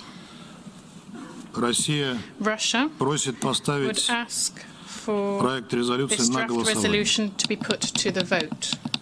Призываем And we вас call не on you поддерживать этот not to проект. support this draft. Однако мы знаем However, we о know беспрецедентном about the давлении, unprecedented которое pressure наши западные that our партнеры Western оказывали partners на are огромное exerting количество on a стран, large number of countries, заставляя их проголосовать urging them to так, как vote это угодно им. as they see fit. Это нельзя назвать This даже is not давлением. something even that we can call pressure. Это были открытые It was циничные угрозы. open and cynical Нам об этом threats, известно. and we know about it. Этот документ не This будет document will способствовать not прекращению allow us военных to действий. end military activities. Наоборот, он On может the contrary, одобрить it could киевских, ободрить embolden киевских радикалов and и националистов Kiev и radicals дальше and любой ценой nationalists to определять политику continue в to стране, determine the policy of their удерживая в country at any заложниках мирное население. price, holding peaceful civilians Причем hostage, не в but not переносном, а в in the прямом смысле этого figurative слова. sense of the term, but in the literal Сейчас sense именно of it. так и Now, происходит that в is what ряде is крупных happening городов in a Украины, series of cities in где Ukraine население where используется в people are качестве being живого used щита. as human shields. Сегодня стало известно, Today we've что learned вооруженные that силы in Украины the не дают Ukrainian мирным military are жителям not Мариуполя giving покинуть город, allowing citizens of Mariupol to leave the city. удерживают их, They are в том числе женщин и They детей, are keeping them в there, одной из including школ women Мариуполя. and children there in one of the schools in Mariupol. Насильно доставляют обратно всех гражданских лиц, которые пытались покинуть город по предоставленным гуманитарным коридорам. Along humanitarian corridors. Нам также известно We и о also know планируемых about planned националистическими батальонами nationalist battalions for провокаций, planning которые они заготовили с provocations, which they have been участием preparing with the гражданского населения, participation с of тем, чтобы civilians, so that впоследствии обвинить в этом then they can российские accuse Russia войска. of having carried them out. Вопреки нормам международного гуманитарного права, в жилых кварталах размещается военная техника. military системы hardware is being залпового placed огня, in residential areas, as well as артиллерийские rocket установки. launchers and artillery. Мы сегодня Today, передадим we will примеры provide подобных examples действий of руководству this to ООН, the UN leadership, которое до настоящего who are момента still утверждало, что не asserting располагает that they подобными don't have this свидетельствами. kind of evidence. Хотя видеоролики, Although снятые videos простыми taken by украинскими гражданами, Ukrainian citizens свободно are распространяются в freely интернете. available on the internet. Ответственность за это полностью лежит на Responsibility for украинских this fully властях, lies with the Ukrainian так же, как и authorities, за much like for безответственную the и преступную irresponsible раздачу and criminal оружия всем distribution желающим, включая of weapons to выпущенных anyone из who тюрем wants one, заключенных. including those who have been released from Это prison. уже привело к This has массовым already led случаям to грабежей, many cases of убийств robbery, и murder мародерства. and plundering. Уважаемые коллеги, ваш Colleagues, отказ your refusal поддержать to проект support сегодня стал today's бы draft голосованием в пользу resolution мирной as a Украины, vote свободной от радикализма for и a peaceful неонацизма, Ukraine, free from живущей в radicalism мире and со своими neonazism, living in соседями peace with its и neighbors, отказавшейся от and внешнего refusing управления. to be managed from outside.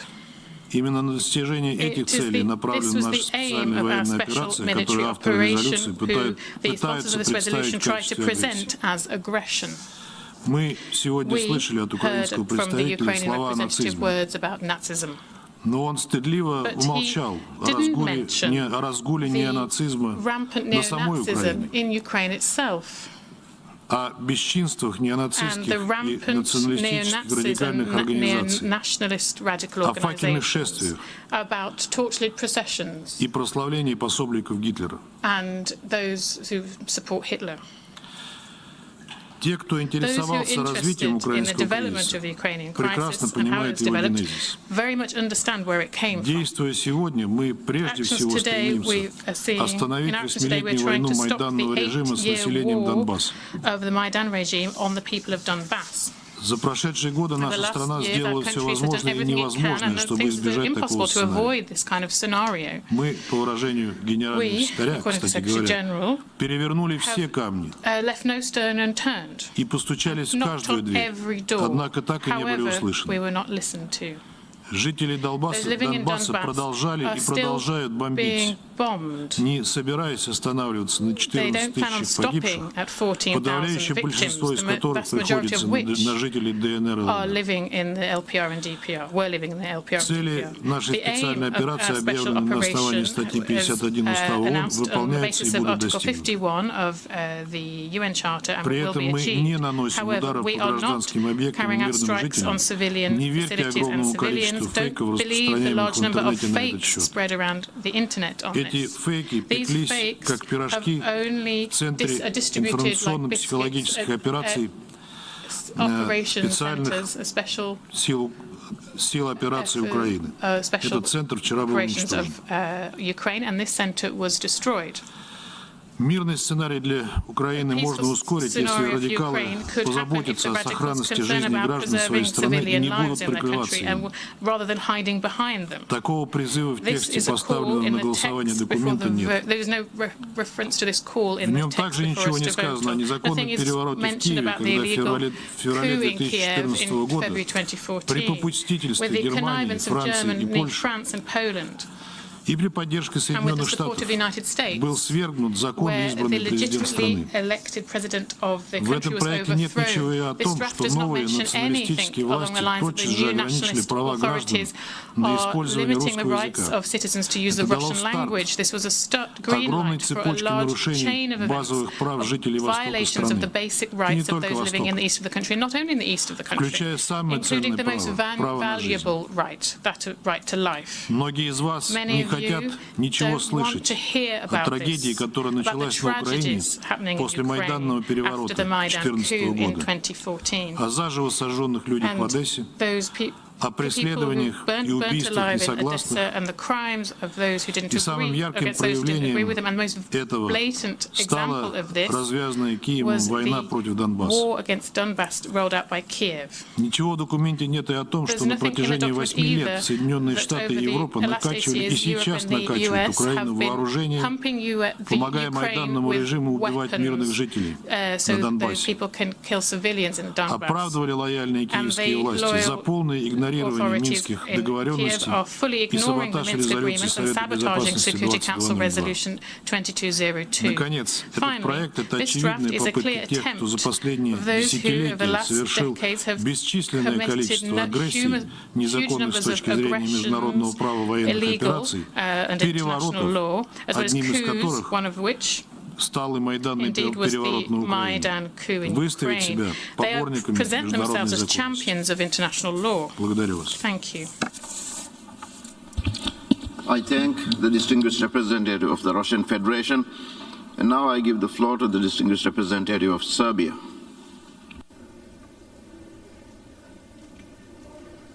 Most sincerely regrets events taking place in the east of Europe. Russia and Ukraine have always been friendly country to the Republic of Serbia, and Serbian people perceives Russia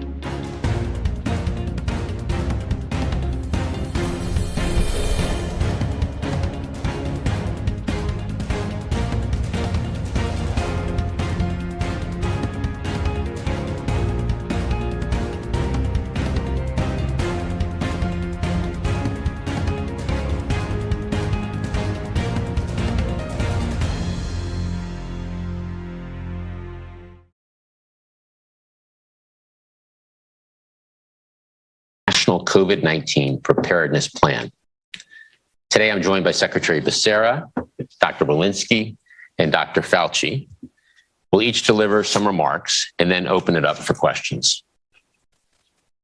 As President Biden said in last night's State of the Union address, we've reached a new moment in the fight against COVID-19. Because of the significant progress we've made as a country, the determination and resilience of the American people, and the work we've done to make tools to protect ourselves widely available, we are moving forward safely, getting back to our more normal routines. And under the latest CDC recommendations, most Americans in most of the country can now be mask-free. Last night, the president laid out 4 key goals for the path ahead. First, protect against and treat COVID. Second, prepare for any new variants. Third, prevent economic and school shutdowns. Fourth, vaccinate the world and save lives. The president's national COVID-19 preparedness plan that we're releasing today will help us move forward safely, sustaining and building on the progress we've made over the last 13 months. The president's national COVID-19 preparedness plan is robust and comprehensive. The president's plan is the product of many weeks of work with experts inside and outside of government, local public health leaders, governors, and partners across our federal agencies. We thank them for sharing their ideas and expertise. This plan benefits greatly from their valuable input. Importantly, executing the president's plan requires additional congressional support and funding. Today, we'll provide an overview of this plan. The first goal, protect against and treat COVID. 2 years ago, we had limited tools to protect ourselves: masks, isolation, and social distancing.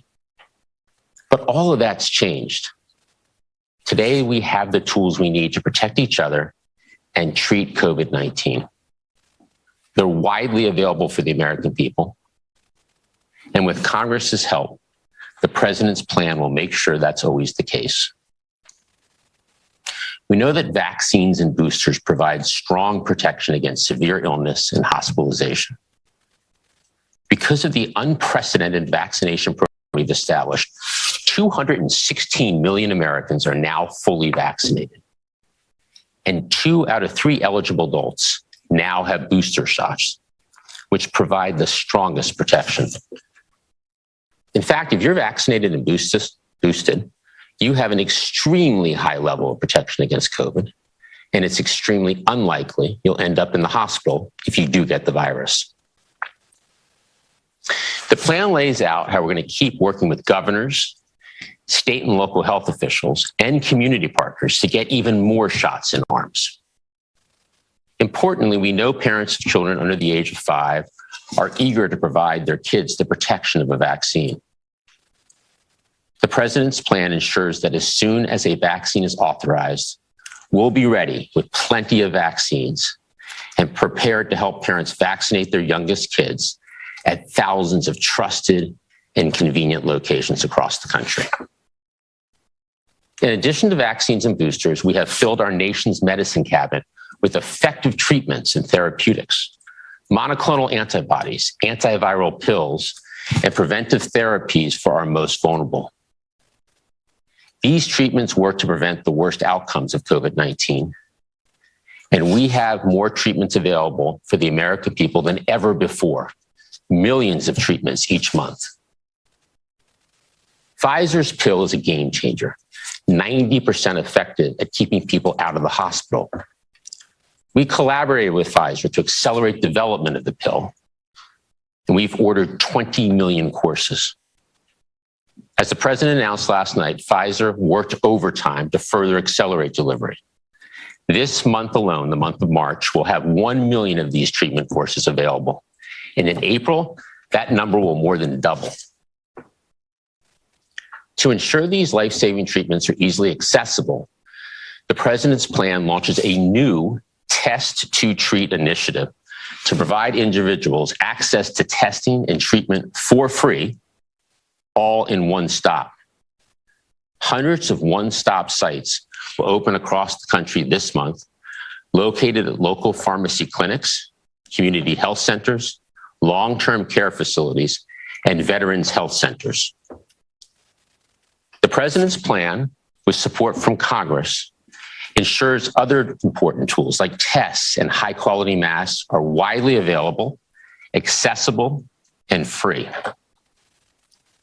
As the president announced last night, if you've already gotten your free test from covidtest.gov, starting next week, you'll be able to place a second order for tests delivered straight to your home.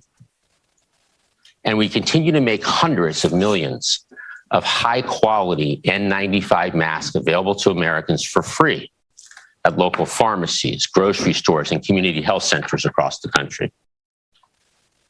Vaccines, treatments, tests, masks. These tools are how we continue to protect people. They enable us to move forward safely and get back to our more normal routines. Going out to eat at a restaurant, taking that trip that's been long delayed, arranging a play date for your kids, attending a sports game, a movie, or a concert again. To make sure people have the tools they need to protect themselves, we'll launch a website later this month that will be a go-to place where you can find vaccines and masks at easy and convenient locations, and where you can find the latest information on COVID-19 in your community. Now let me turn it over to Secretary Becerra to cover how the president's plan will allow us to keep distributing these tools and ensures we continue to advance equity. Secretary? Thanks, Jeff, and good morning to everyone. Under President Biden's leadership and in partnership with the White House, we've worked hard at HHS to fight this virus. We've authorized, procured, and distributed our national supply of tests, vaccines, and treatments to every corner of the country. We've conducted groundbreaking and life-saving research to improve our understanding of the disease and how it impacts us. And now we move into this next phase to execute President Biden's National COVID Preparedness Plan. Our mission remains to protect the health and well-being of every American. Dr. Fauci and Dr. Walensky will add further specifics, but I want to focus on how we're going to reach every American who needs our support on COVID. To ensure we can continue to accelerate and synchronize the research, development, production, and delivery of COVID vaccines and treatments to keep Americans safe, the President's National COVID-19 Preparedness Plan makes our logistics and operational hub at HHS permanent. We call this permanent hub the HHS Coordination, Operations, and Response Element, or HCOR. Under the leadership of Assistant Secretary for Preparedness and Response, Dawn O'Connell, she and her team at HCOR build on the successful partnership HHS has had with our dedicated colleagues at DoD, as well as our state and local partners. Through it, we have delivered more than 690 million doses of vaccines and 4 million treatments to families nationwide. To date, we have distributed more than 270 million free N95 masks to local pharmacies and community centers and helped get free COVID tests to 70 million households. No matter what the future holds, HCOR must be ready, and Americans deserve to know that we have the infrastructure in place to get critical services and supplies where they're needed. Another key goal of the President's plan moving forward is to address the long-term impacts of COVID, including long COVID and mental health. As the President said last night, his plan directs the federal government to accelerate its efforts to detect, prevent, and treat long COVID. Building on our ongoing work already at NIH, we'll further expand our research and ramp up our data sharing across the federal government in collaboration with academic, industry, and state and local partners. And if we get the funding from Congress, we will launch new centers of excellence in communities across the country to provide high-quality care to individuals experiencing long COVID and better understand the symptoms they're facing. This is all part of our commitment to be there for Americans who have long-term physical and mental health needs caused by COVID. They know that numbers and statistics alone don't capture the true toll of COVID-19. It's the lost job and piling bills. It's the empty chair at the dinner table or the open seat in the bleachers, the quiet homes and the crowded hospitals. That's why this administration will coordinate a whole of government effort to support children and families who have experienced the loss of a loved one due to COVID. This includes leveraging every program at our disposal to address fundamental needs like financial resources to cover funeral costs, to trauma and grief-informed services. We will also launch new support for people dealing with mental health-related challenges, including an expanded program to prevent job burnout and support the mental well-being of our nation's healthcare workforce. We want every frontline essential healthcare worker to know we're with you and we've got your back. This week, we'll launch a nationwide tour to strengthen mental and behavioral health services. We want to engage communities to hear how we can best support Americans who've been hit hard. I head to New Hampshire this Friday to kick things off. Whether we are working to strengthen mental health, behavioral health, whether we're authorizing therapeutics or distributing vaccines, at HHS, we bring our unique capabilities and expertise to the mission.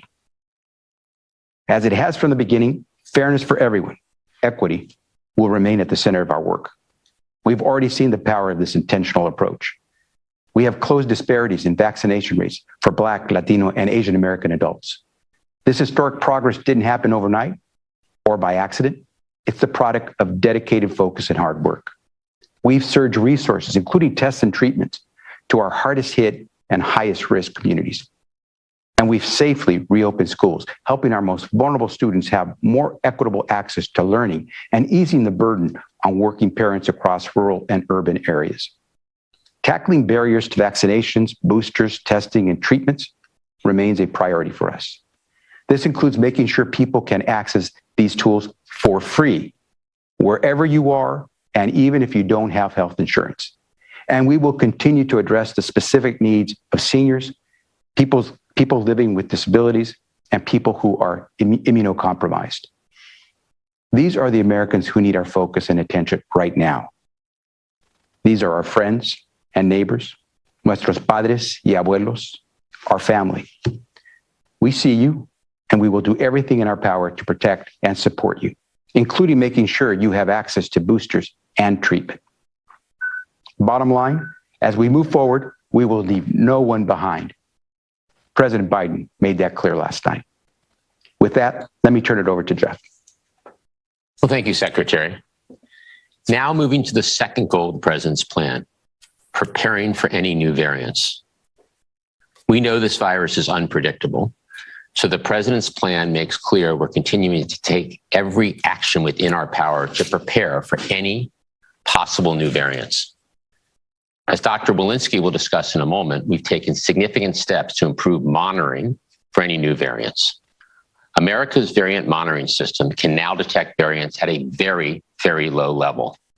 If a new variant emerges, we're able to catch it earlier, faster, and with greater precision.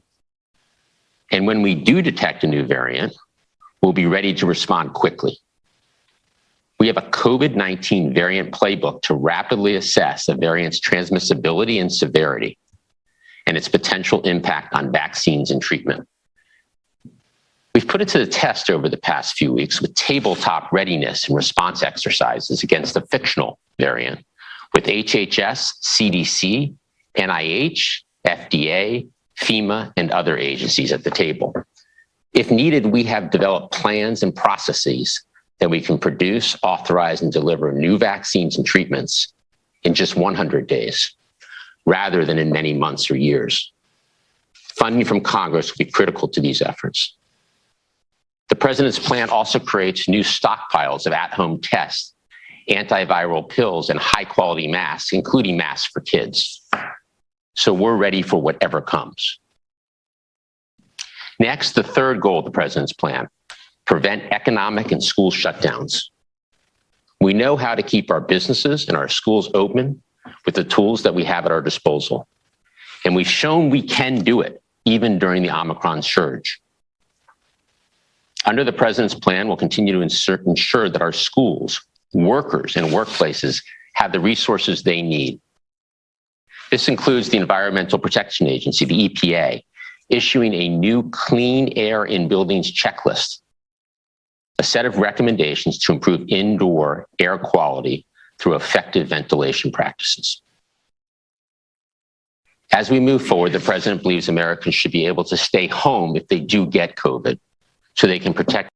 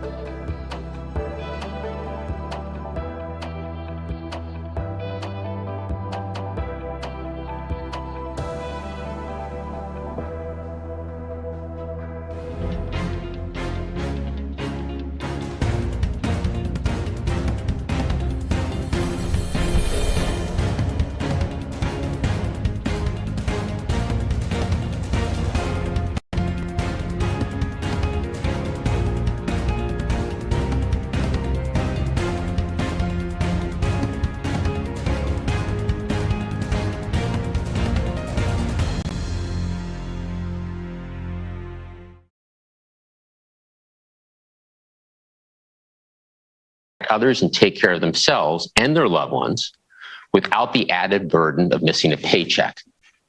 That's why the president's plan calls on Congress to reinstate tax credits to help small and mid-sized businesses provide paid sick and family leave to those sick with COVID-19. Last, the fourth goal of the president's plan, vaccinating the world and saving lives. Clearly, the virus does not recognize national borders. To protect the American people and our economy, we must defeat the virus everywhere. That means vaccinating Americans and vaccinating people around the world. It's both the right thing to do, and it is in our own national interest. Under President Biden, the United States has led the global vaccination effort. We're donating 1.2 billion doses to the world. In fact, we've already shipped 480 million doses in total to 112 countries for free, no strings attached. That's 4 times as many doses shipped as any other country. The president's plan includes continuing to donate more vaccines and doubling down on efforts to turn those vaccines into vaccinations. We're going to help get shots in arms around the world by supporting public education efforts, providing vaccinators in the field, and setting up vaccination sites. Now let me turn to Dr. Walensky to provide more detail on CDC's work to improve and expand tracking and monitoring of COVID variants. And then over to Dr. Fauci to discuss NIH's work to support the development of new treatments and next generation vaccines. Dr. Walensky. Good morning, everyone. Thank you, Jeff. I'm delighted to be with you for today's announcement.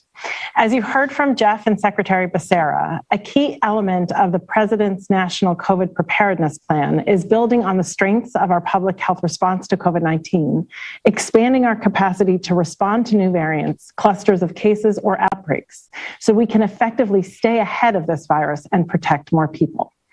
Today, I want to discuss some of CDC's strategies for monitoring the virus, alerting people in real time, and adjusting our response as needed.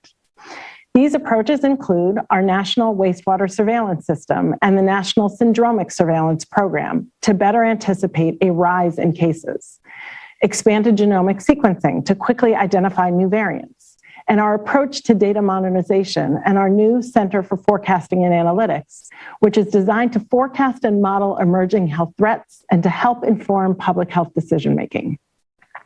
First, surveillance. Last month, CDC publicly released our national wastewater surveillance data. For SARS-CoV-2, wastewater can detect an increase in cases 4 to 6 days before we might see these cases show up through a rise in positive tests. When it was first released publicly 2 weeks ago, data from the National Wastewater Surveillance System included 400 testing sites across the country in 212 communities, representing over 50 million people. With continued expansion, we now have 647 testing sites publicly reporting on COVID Data Tracker, and we are onboarding new sites each week. This adds to the National Syndromic Surveillance Program, which collects data on COVID-19 emergency visits from over 70% of emergency departments across the country to anticipate where cases are increasing. Second, we are expanding our capacity in genomic surveillance so that we can readily detect variants of concern or interest.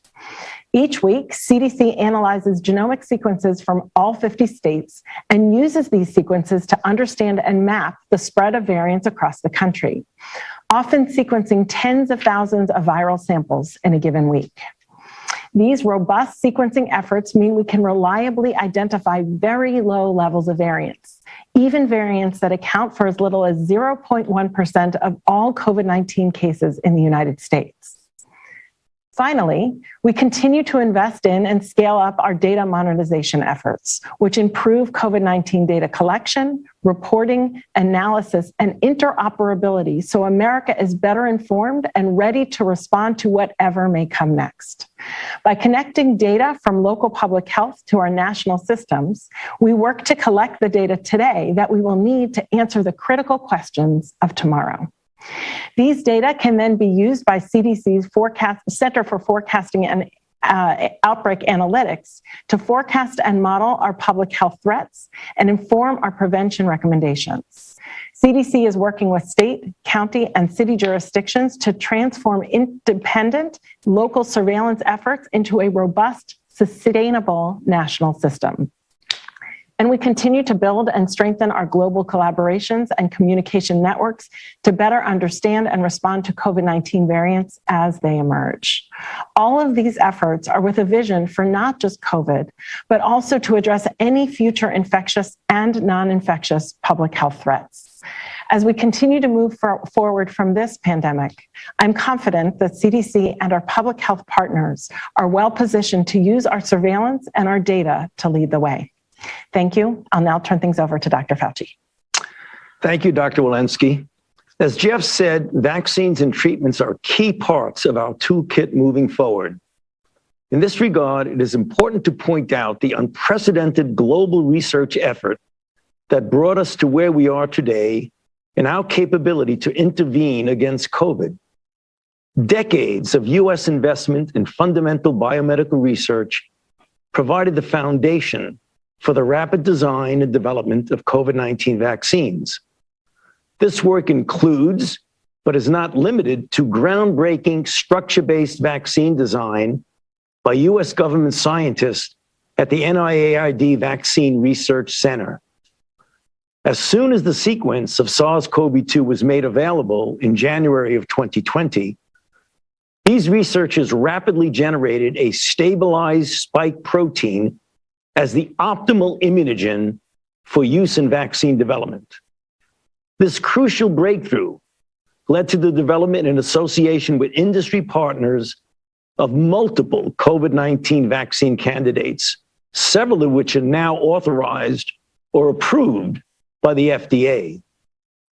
These vaccines have now been administered to billions of people around the world, including over 250 million in the United States. They are safe and they work. Moving forward, we will continue to prioritize this vital research, including towards a pan-coronavirus vaccine. Now, if new variants emerge, we now have faster processes to assess the impact of the virus on our vaccines. And this plan ensures that we are ready to deploy personnel and resources to quickly update the vaccines. These expedited plans and processes will help us reach our goal that updated vaccines can be developed, approved, and manufactured in approximately 100 days. While we would always rather prevent the case of COVID-19 than treat one, we do have a growing number of therapeutic options, including monoclonal antibodies and antiviral drugs. This, too, is a victory for science. NIH-supported basic research and clinical trials infrastructure within the United States and around the world helped the scientific community, in collaboration with our industrial partners, to undertake rigorously designed studies to give us robust data, not just speculation or anecdotes, about the safety and the efficacy of various treatment options. As we face the threat of the Omicron variant, we are fortunate to have several powerful medications that work to keep people out of the hospital. The most recent of these is the Eli Lilly monoclonal antibody co-discovered by NIH scientists and their collaborators in industry, which is already going out across the country. This powerful medicine works against all the variants that we've tested it against. And Pfizer's antivirals are highly effective at reducing the risk of hospitalization and death. 1 million courses are available just this month. Also, the plan announced today calls for continued investment in treatment research for COVID-19. NIH also established the COVID-19 Treatment Guidelines Panel to provide up-to-date recommendations to healthcare providers throughout the world regarding specific COVID-19 treatments based on the best available science. The panel meets regularly to evaluate possible treatment options for COVID-19, and they update the guidelines as new clinical evidence emerges. However, our work is certainly not done. The scientific community continues to conduct vital research to learn more about SARS-CoV-2 and the body's immune response both during and following infection, so that we can adapt and improve vaccines and treatments. In addition, as Secretary Becerra mentioned, we are working to understand better, prevent, and intervene in long COVID. We know that we will have to contend with COVID at some level for some time to come. Thus, we will continue to invest in research to develop better treatments and next-generation vaccines, one that could provide even broader and longer-lasting protection. This ongoing research investment is not only helping us turn the corner on COVID-19, but also is vital to preparing us for future pandemics. With that, I will turn it back over to you, Jeff. Well, thank you, doctors. Let me close with this.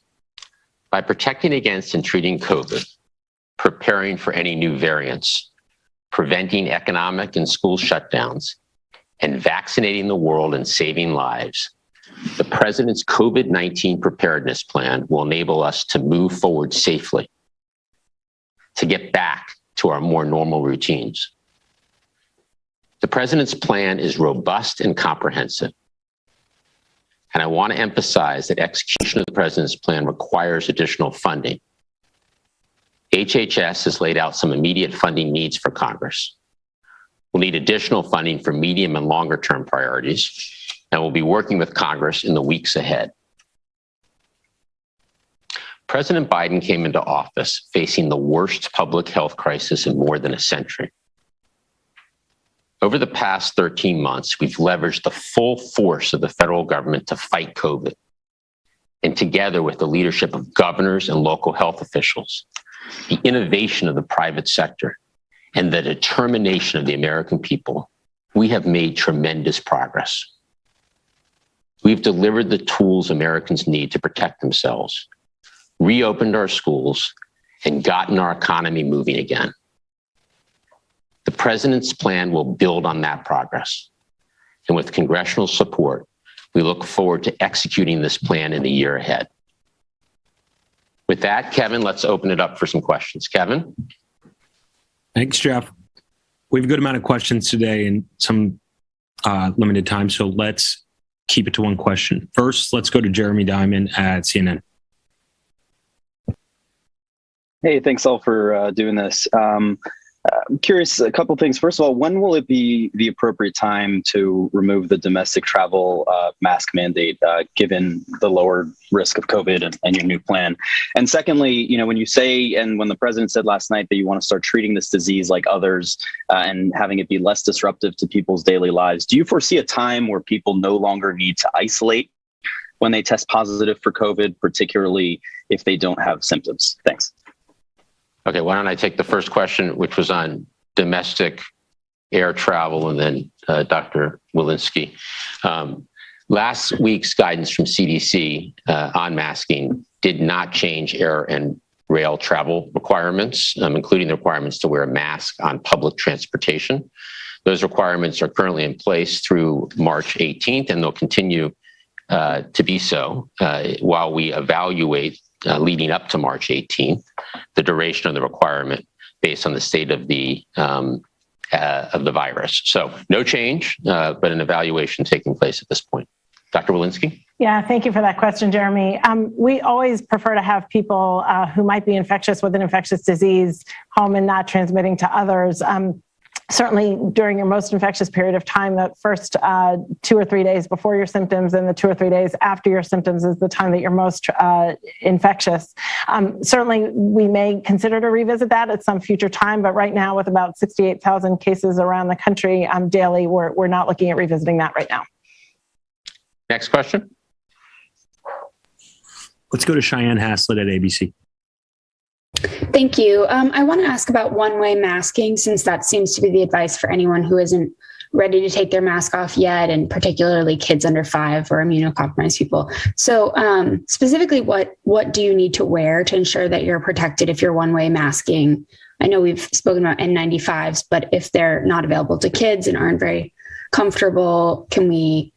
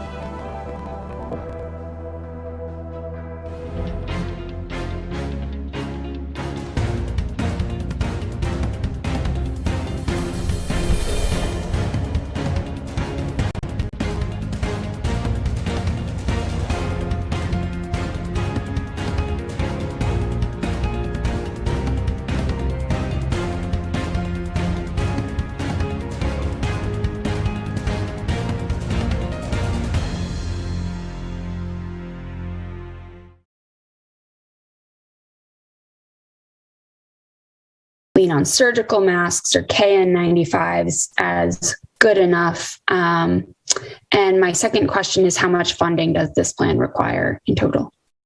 Okay, Dr. Walensky on masking. Yeah, certainly. So certainly the best possible mask is one that you can keep on for a durable period of time.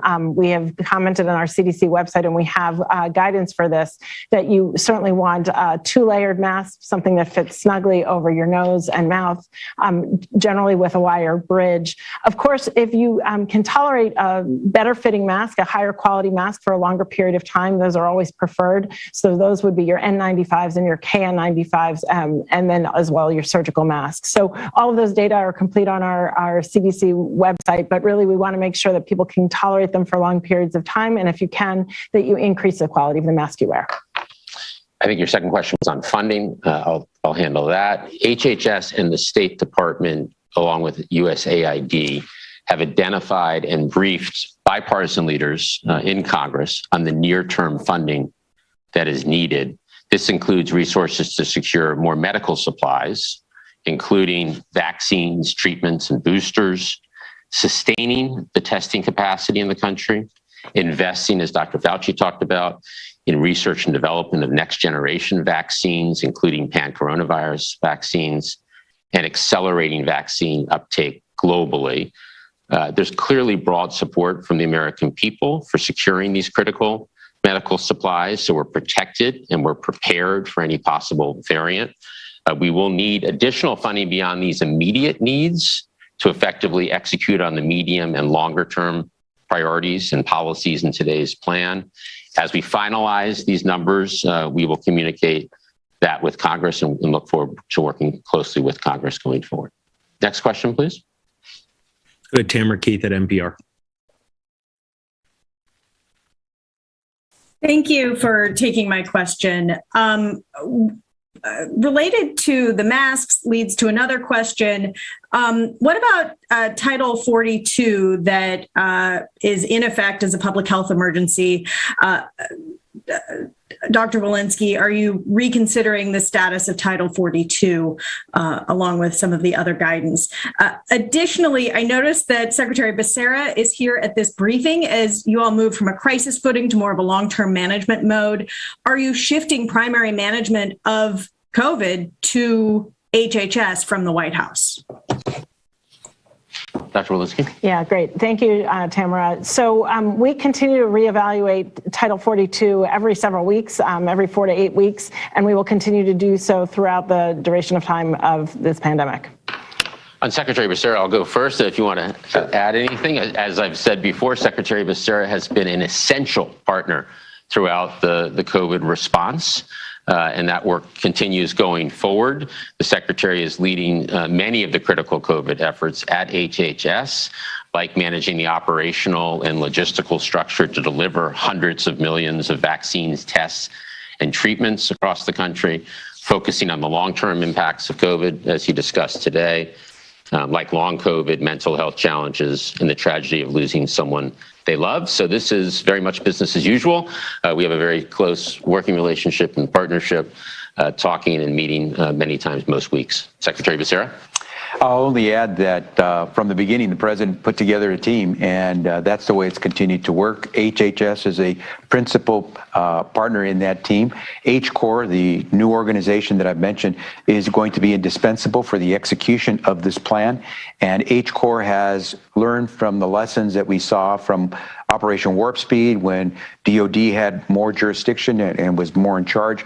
But now that it is permanently housed here at HHS, you'll continue to see much of the execution once the plans are in place and the president gives a signal emanating from HHS, as you can see from the presentations today. So it's all a team effort, and it's about getting the job done. Next question, please. Emma Court at Bloomberg. Hi, thanks for holding this. I was hoping you could speak about how confident the government is about its COVID monitoring systems moving forward, especially given that so many of the precautions are now being relaxed. Will we have enough notice if another surge develops?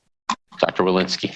Yeah, so that is instrumental in what we've been doing. We have great collaborations globally so that if a variant were to, of concern were to emerge globally, we are in touch globally. And then we have all of the systems that we talked about, our wastewater system, our syndromic surveillance system, our genomic surveillance system, our enhanced genomic surveillance system, which is how we found a case of Omicron within days of knowing that it existed in other countries. So yes, we are confident we continue to scale up these efforts and are grateful for the resources from Congress to be able to do so. Next question, please. Let's go to Cheryl Stolberg, New York Times. Thank you for doing this call. A couple of questions. First, to Dr. Walensky. We're still at about 60,000 cases a day, which is more than 5 times the low of June 2021. So I'm wondering, is there a threshold of daily cases at which you would feel comfortable recommending that the travel mask mandate be lifted? And then for Dr. Fauci, I'm interested in the likelihood of a universal coronavirus vaccine. A universal flu vaccine has been a dream for a long time and it hasn't happened. So how soon would you envision a universal coronavirus vaccine? Dr. Walensky first. Yeah, I want to just comment, Cheryl, that the qualitative, how these cases are in February or March of 2022 is just very different than where we were in June of 2021. And that is because of all of the tools that we have now. It's because Omicron in general is a milder variant, but it's also because of the massive amount of vaccination we've been doing, the massive amount of boosting we've been doing, as well as the protection that we can get from our therapeutics in this moment. So I think that it's not necessary that we compare exactly the same number of cases. That said, I will also say that we will be revisiting the March in the middle of March, the testing, the travel, the masking for travel order, and more to come on that. Dr. Fauci. Yeah, Cheryl, when one thinks of a pan-coronavirus vaccine, it really is going to be an incremental process. So if you look at the entire phylogenetic tree of coronaviruses, there are many, many coronaviruses, some of which are even the common cold coronaviruses that we've all experienced prior to COVID-19, generally year after year accounting for anywhere from 5 to 30% of the common colds. Then there's the beta coronaviruses, which include not only SARS-CoV-2, but SARS-CoV-1, MERS, and others, and they are in another category of the beta coronaviruses. So when you ask about pan-coronavirus, that's quite aspirational, and if we ever get there, that will take years. But what we're focusing on first is a pan-SARS-CoV-2 vaccine, which means a vaccine that would be highly effective against ancestral strain, alpha, beta, delta, Omicron, or any future SARS-CoV-2 that we might experience.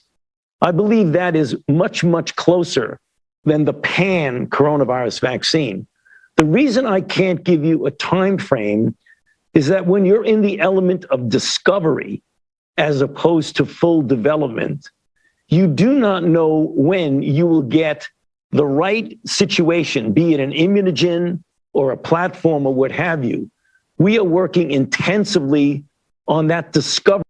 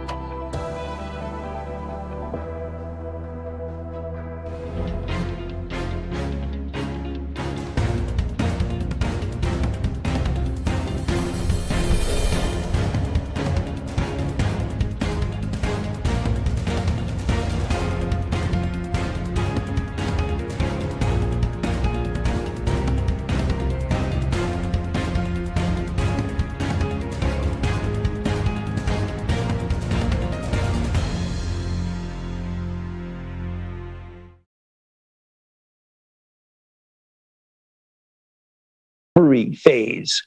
Once you get a particular candidate that fulfills certain criteria, then if you asked me that question again, Cheryl, I could give you approximation of how long it would take.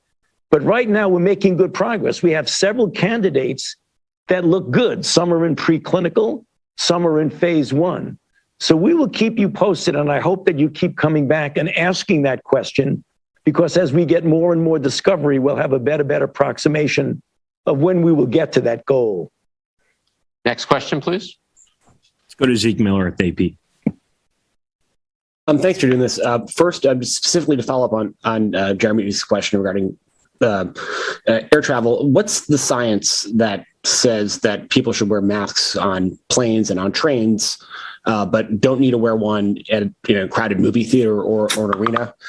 Separately, does the CDC believe that schools in places that have low spread should recommend that students not wear masks, given the potential unintended consequences that mask wearing has had on children's education? And then more broadly, the president's message last night was that people should be going back to work. We should fill downtowns again.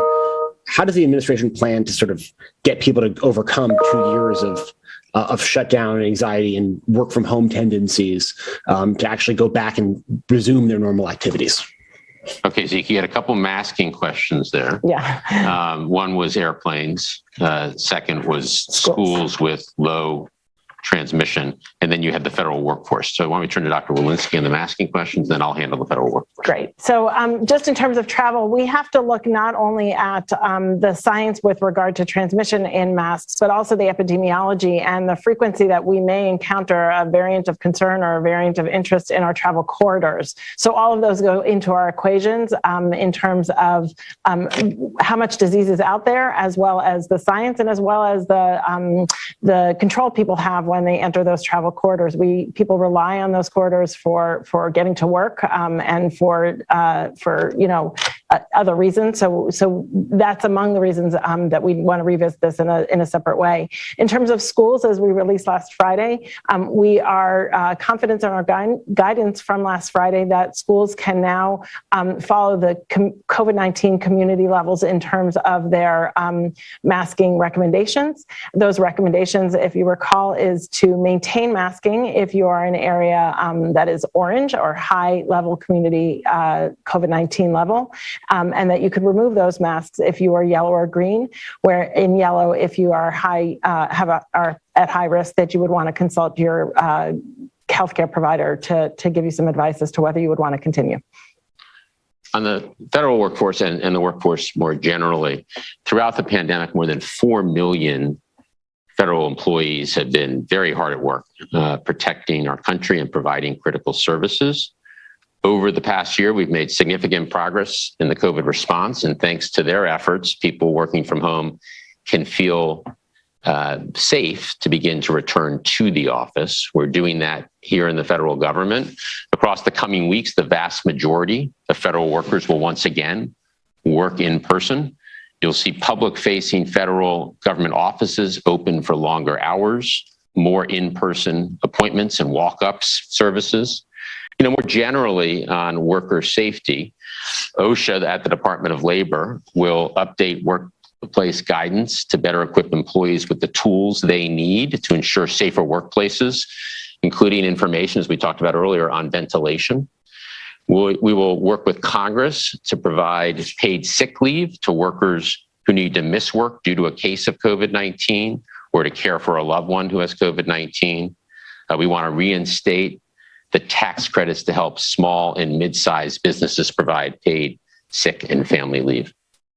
Next question. Let's go to Alex Nazarian at Yahoo. Yes. Hi, thank you. Can you speak broadly to what else can be done to move us past the emergency stage of the pandemic? That's clearly the message that we heard from the president last night. And how do we articulate that? How do you articulate that message in the weeks and months to come, assuming that we don't have some new variant?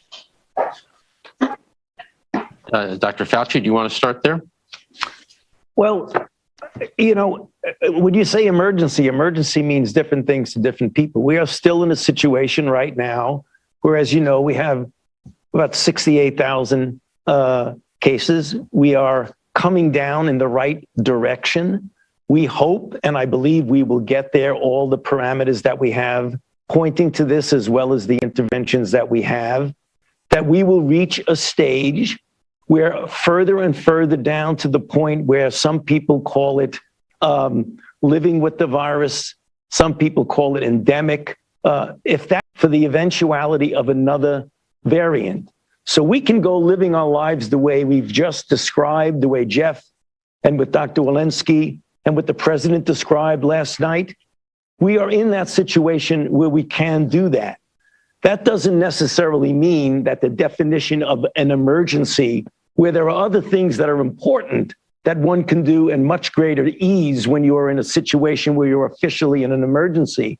But right now, if you looked at the practicality of where we are clearly going in the right direction. And with all the interventions we have, I believe that we are prepared for the possibility that we will get another variant with regard to vaccines, boosters, testing, good masks, and antivirals. Yeah, I would just add on to what Dr. Fauci said that, over the past year, we've made significant progress and are in a very different position than we were when President Biden took office. 215 million people fully vaccinated, 2 out of 3 eligible adults boosted, multiple treatment options, which we've talked about today, including millions of life-saving pills, free at-home testing, 400 million high-quality masks going out for free. And because of this progress and the widely available nature of these tools, we've reached a new moment in the fight with COVID-19. Today, we are in a position to move forward safely and to get back to our more normal routines. Today's plan has been in the making for a long time. We started it in early January. It was developed with the input from dozens of experts, local public health leaders, governors, and partners across our federal agencies. And with additional support from Congress, we'll ensure we protect more people with COVID, from COVID going forward, that we prepare for new variants and we prevent shutdowns. At the same time, I think it's important to note that there is more work ahead of us. We'll roll out vaccines for kids ages 2 to 5. If it's authorized by FDA and recommended by CDC, we'll launch the Test to Treat initiative so people can get tested and treated for free in one stop. And we'll create new stockpiles of tests, pills, and masks so we have the tools ready to deploy if we need them. So the president was very clear, as Dr. Fauci said, that we need to be prepared for any possible variant and invest in the next level, the next generation of treatments and vaccines.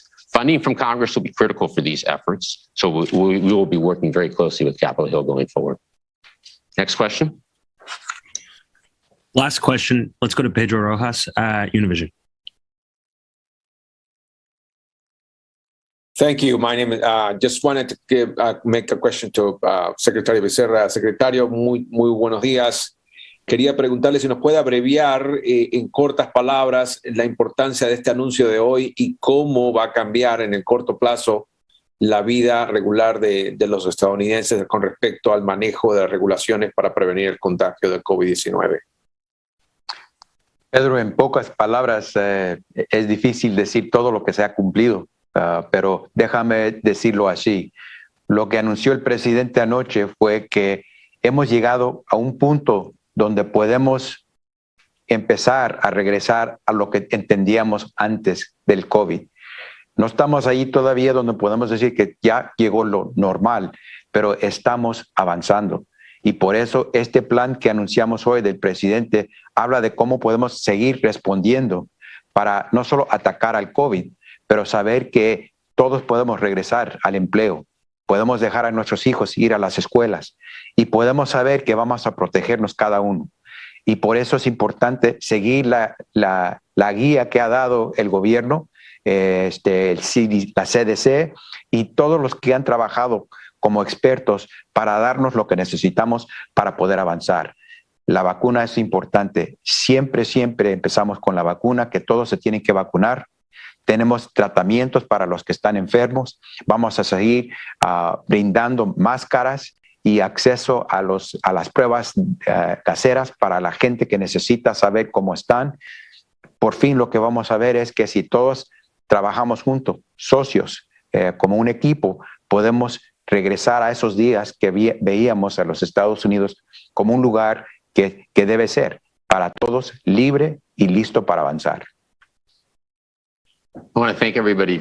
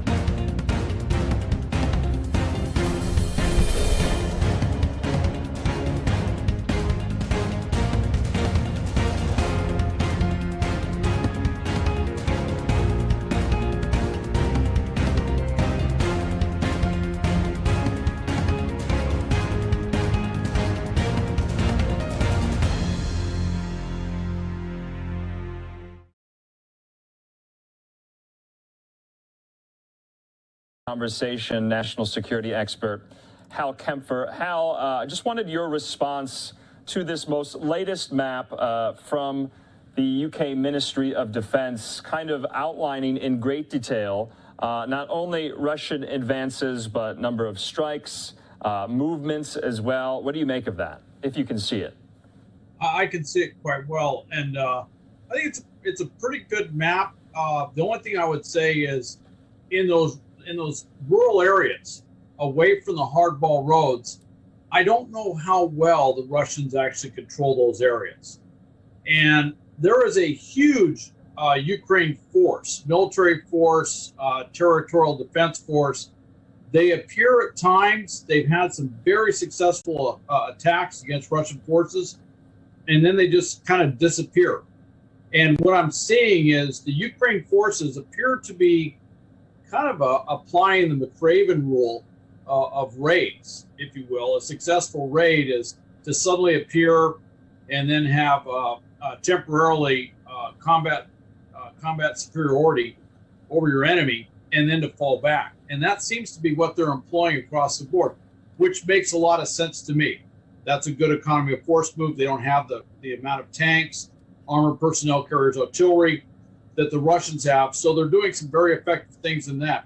What's interesting, if you look over to the left side on that map, there was a Belarus movement, which seems to be going down the western side of the country.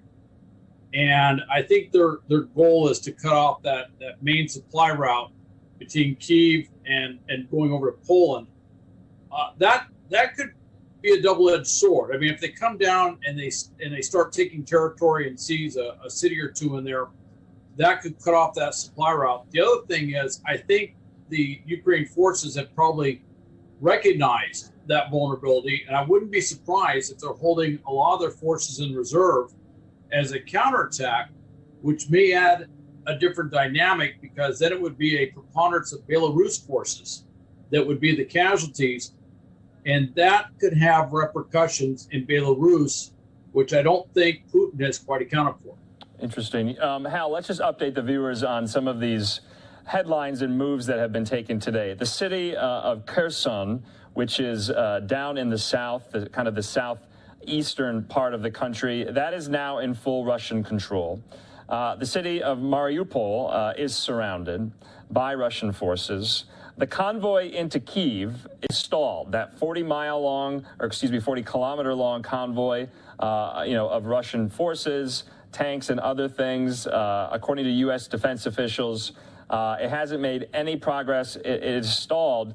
Listening to some of the voices, including yourself today, who are quite well versed in warcraft and statecraft, are Russian forces preparing to lay siege to many of these large population centers in Ukraine? Is that kind of where you see this going? Because we've gotten reports, and let me pull this up here, that in some cities like Mariupol, they're not letting civilians leave, they being Russian forces. Also, we're learning that electricity, internet, food, and fuel are very short in the city of Mariupol.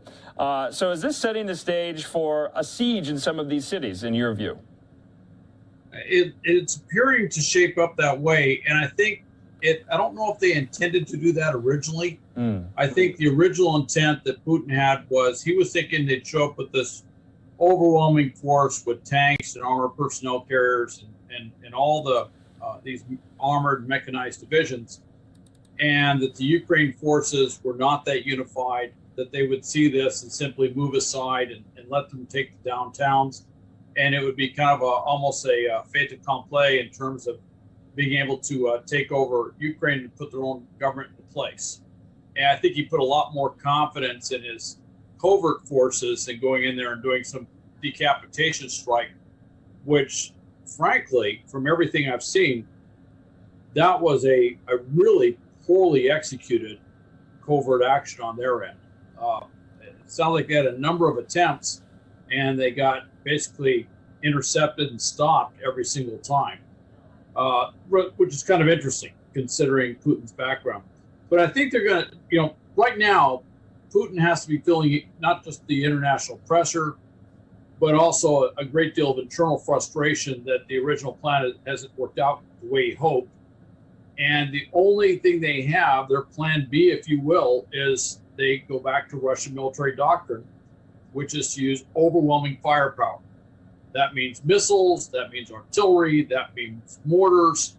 And then they come in with tanks, with the main guns, punching holes through walls in cities and things like that. And basically a brute force approach. There's really not a lot of livable city left by the time they get done, but that is their military doctrine, which literally traces its roots back to World War II when they were fighting Nazi Germany across Ukraine and other places to get to Berlin. So that's what they're looking at now. Interestingly, there's a video where they obviously dropped a fuel air explosive. I looked at the explosion in the video, and the assessment in the video was that it's a fuel air explosive. I looked at it, it was a fuel air explosive. I'm not quite clear what they dropped it on, but if they're going to use fuel air explosives or thermobaric bombs, which they have brought to Kyiv, if they're going to use that against civilian targets, that is an absolute war crime. I mean, there's no two ways about it. And also, they've been using cluster bomb units. You know, there's a video out there that shows clearly CBUs being dropped. That is, by international convention, banned. That's a war crime as well. So those war crimes are being committed across the board, and I don't think the Ukrainian resistance is simply going to go away.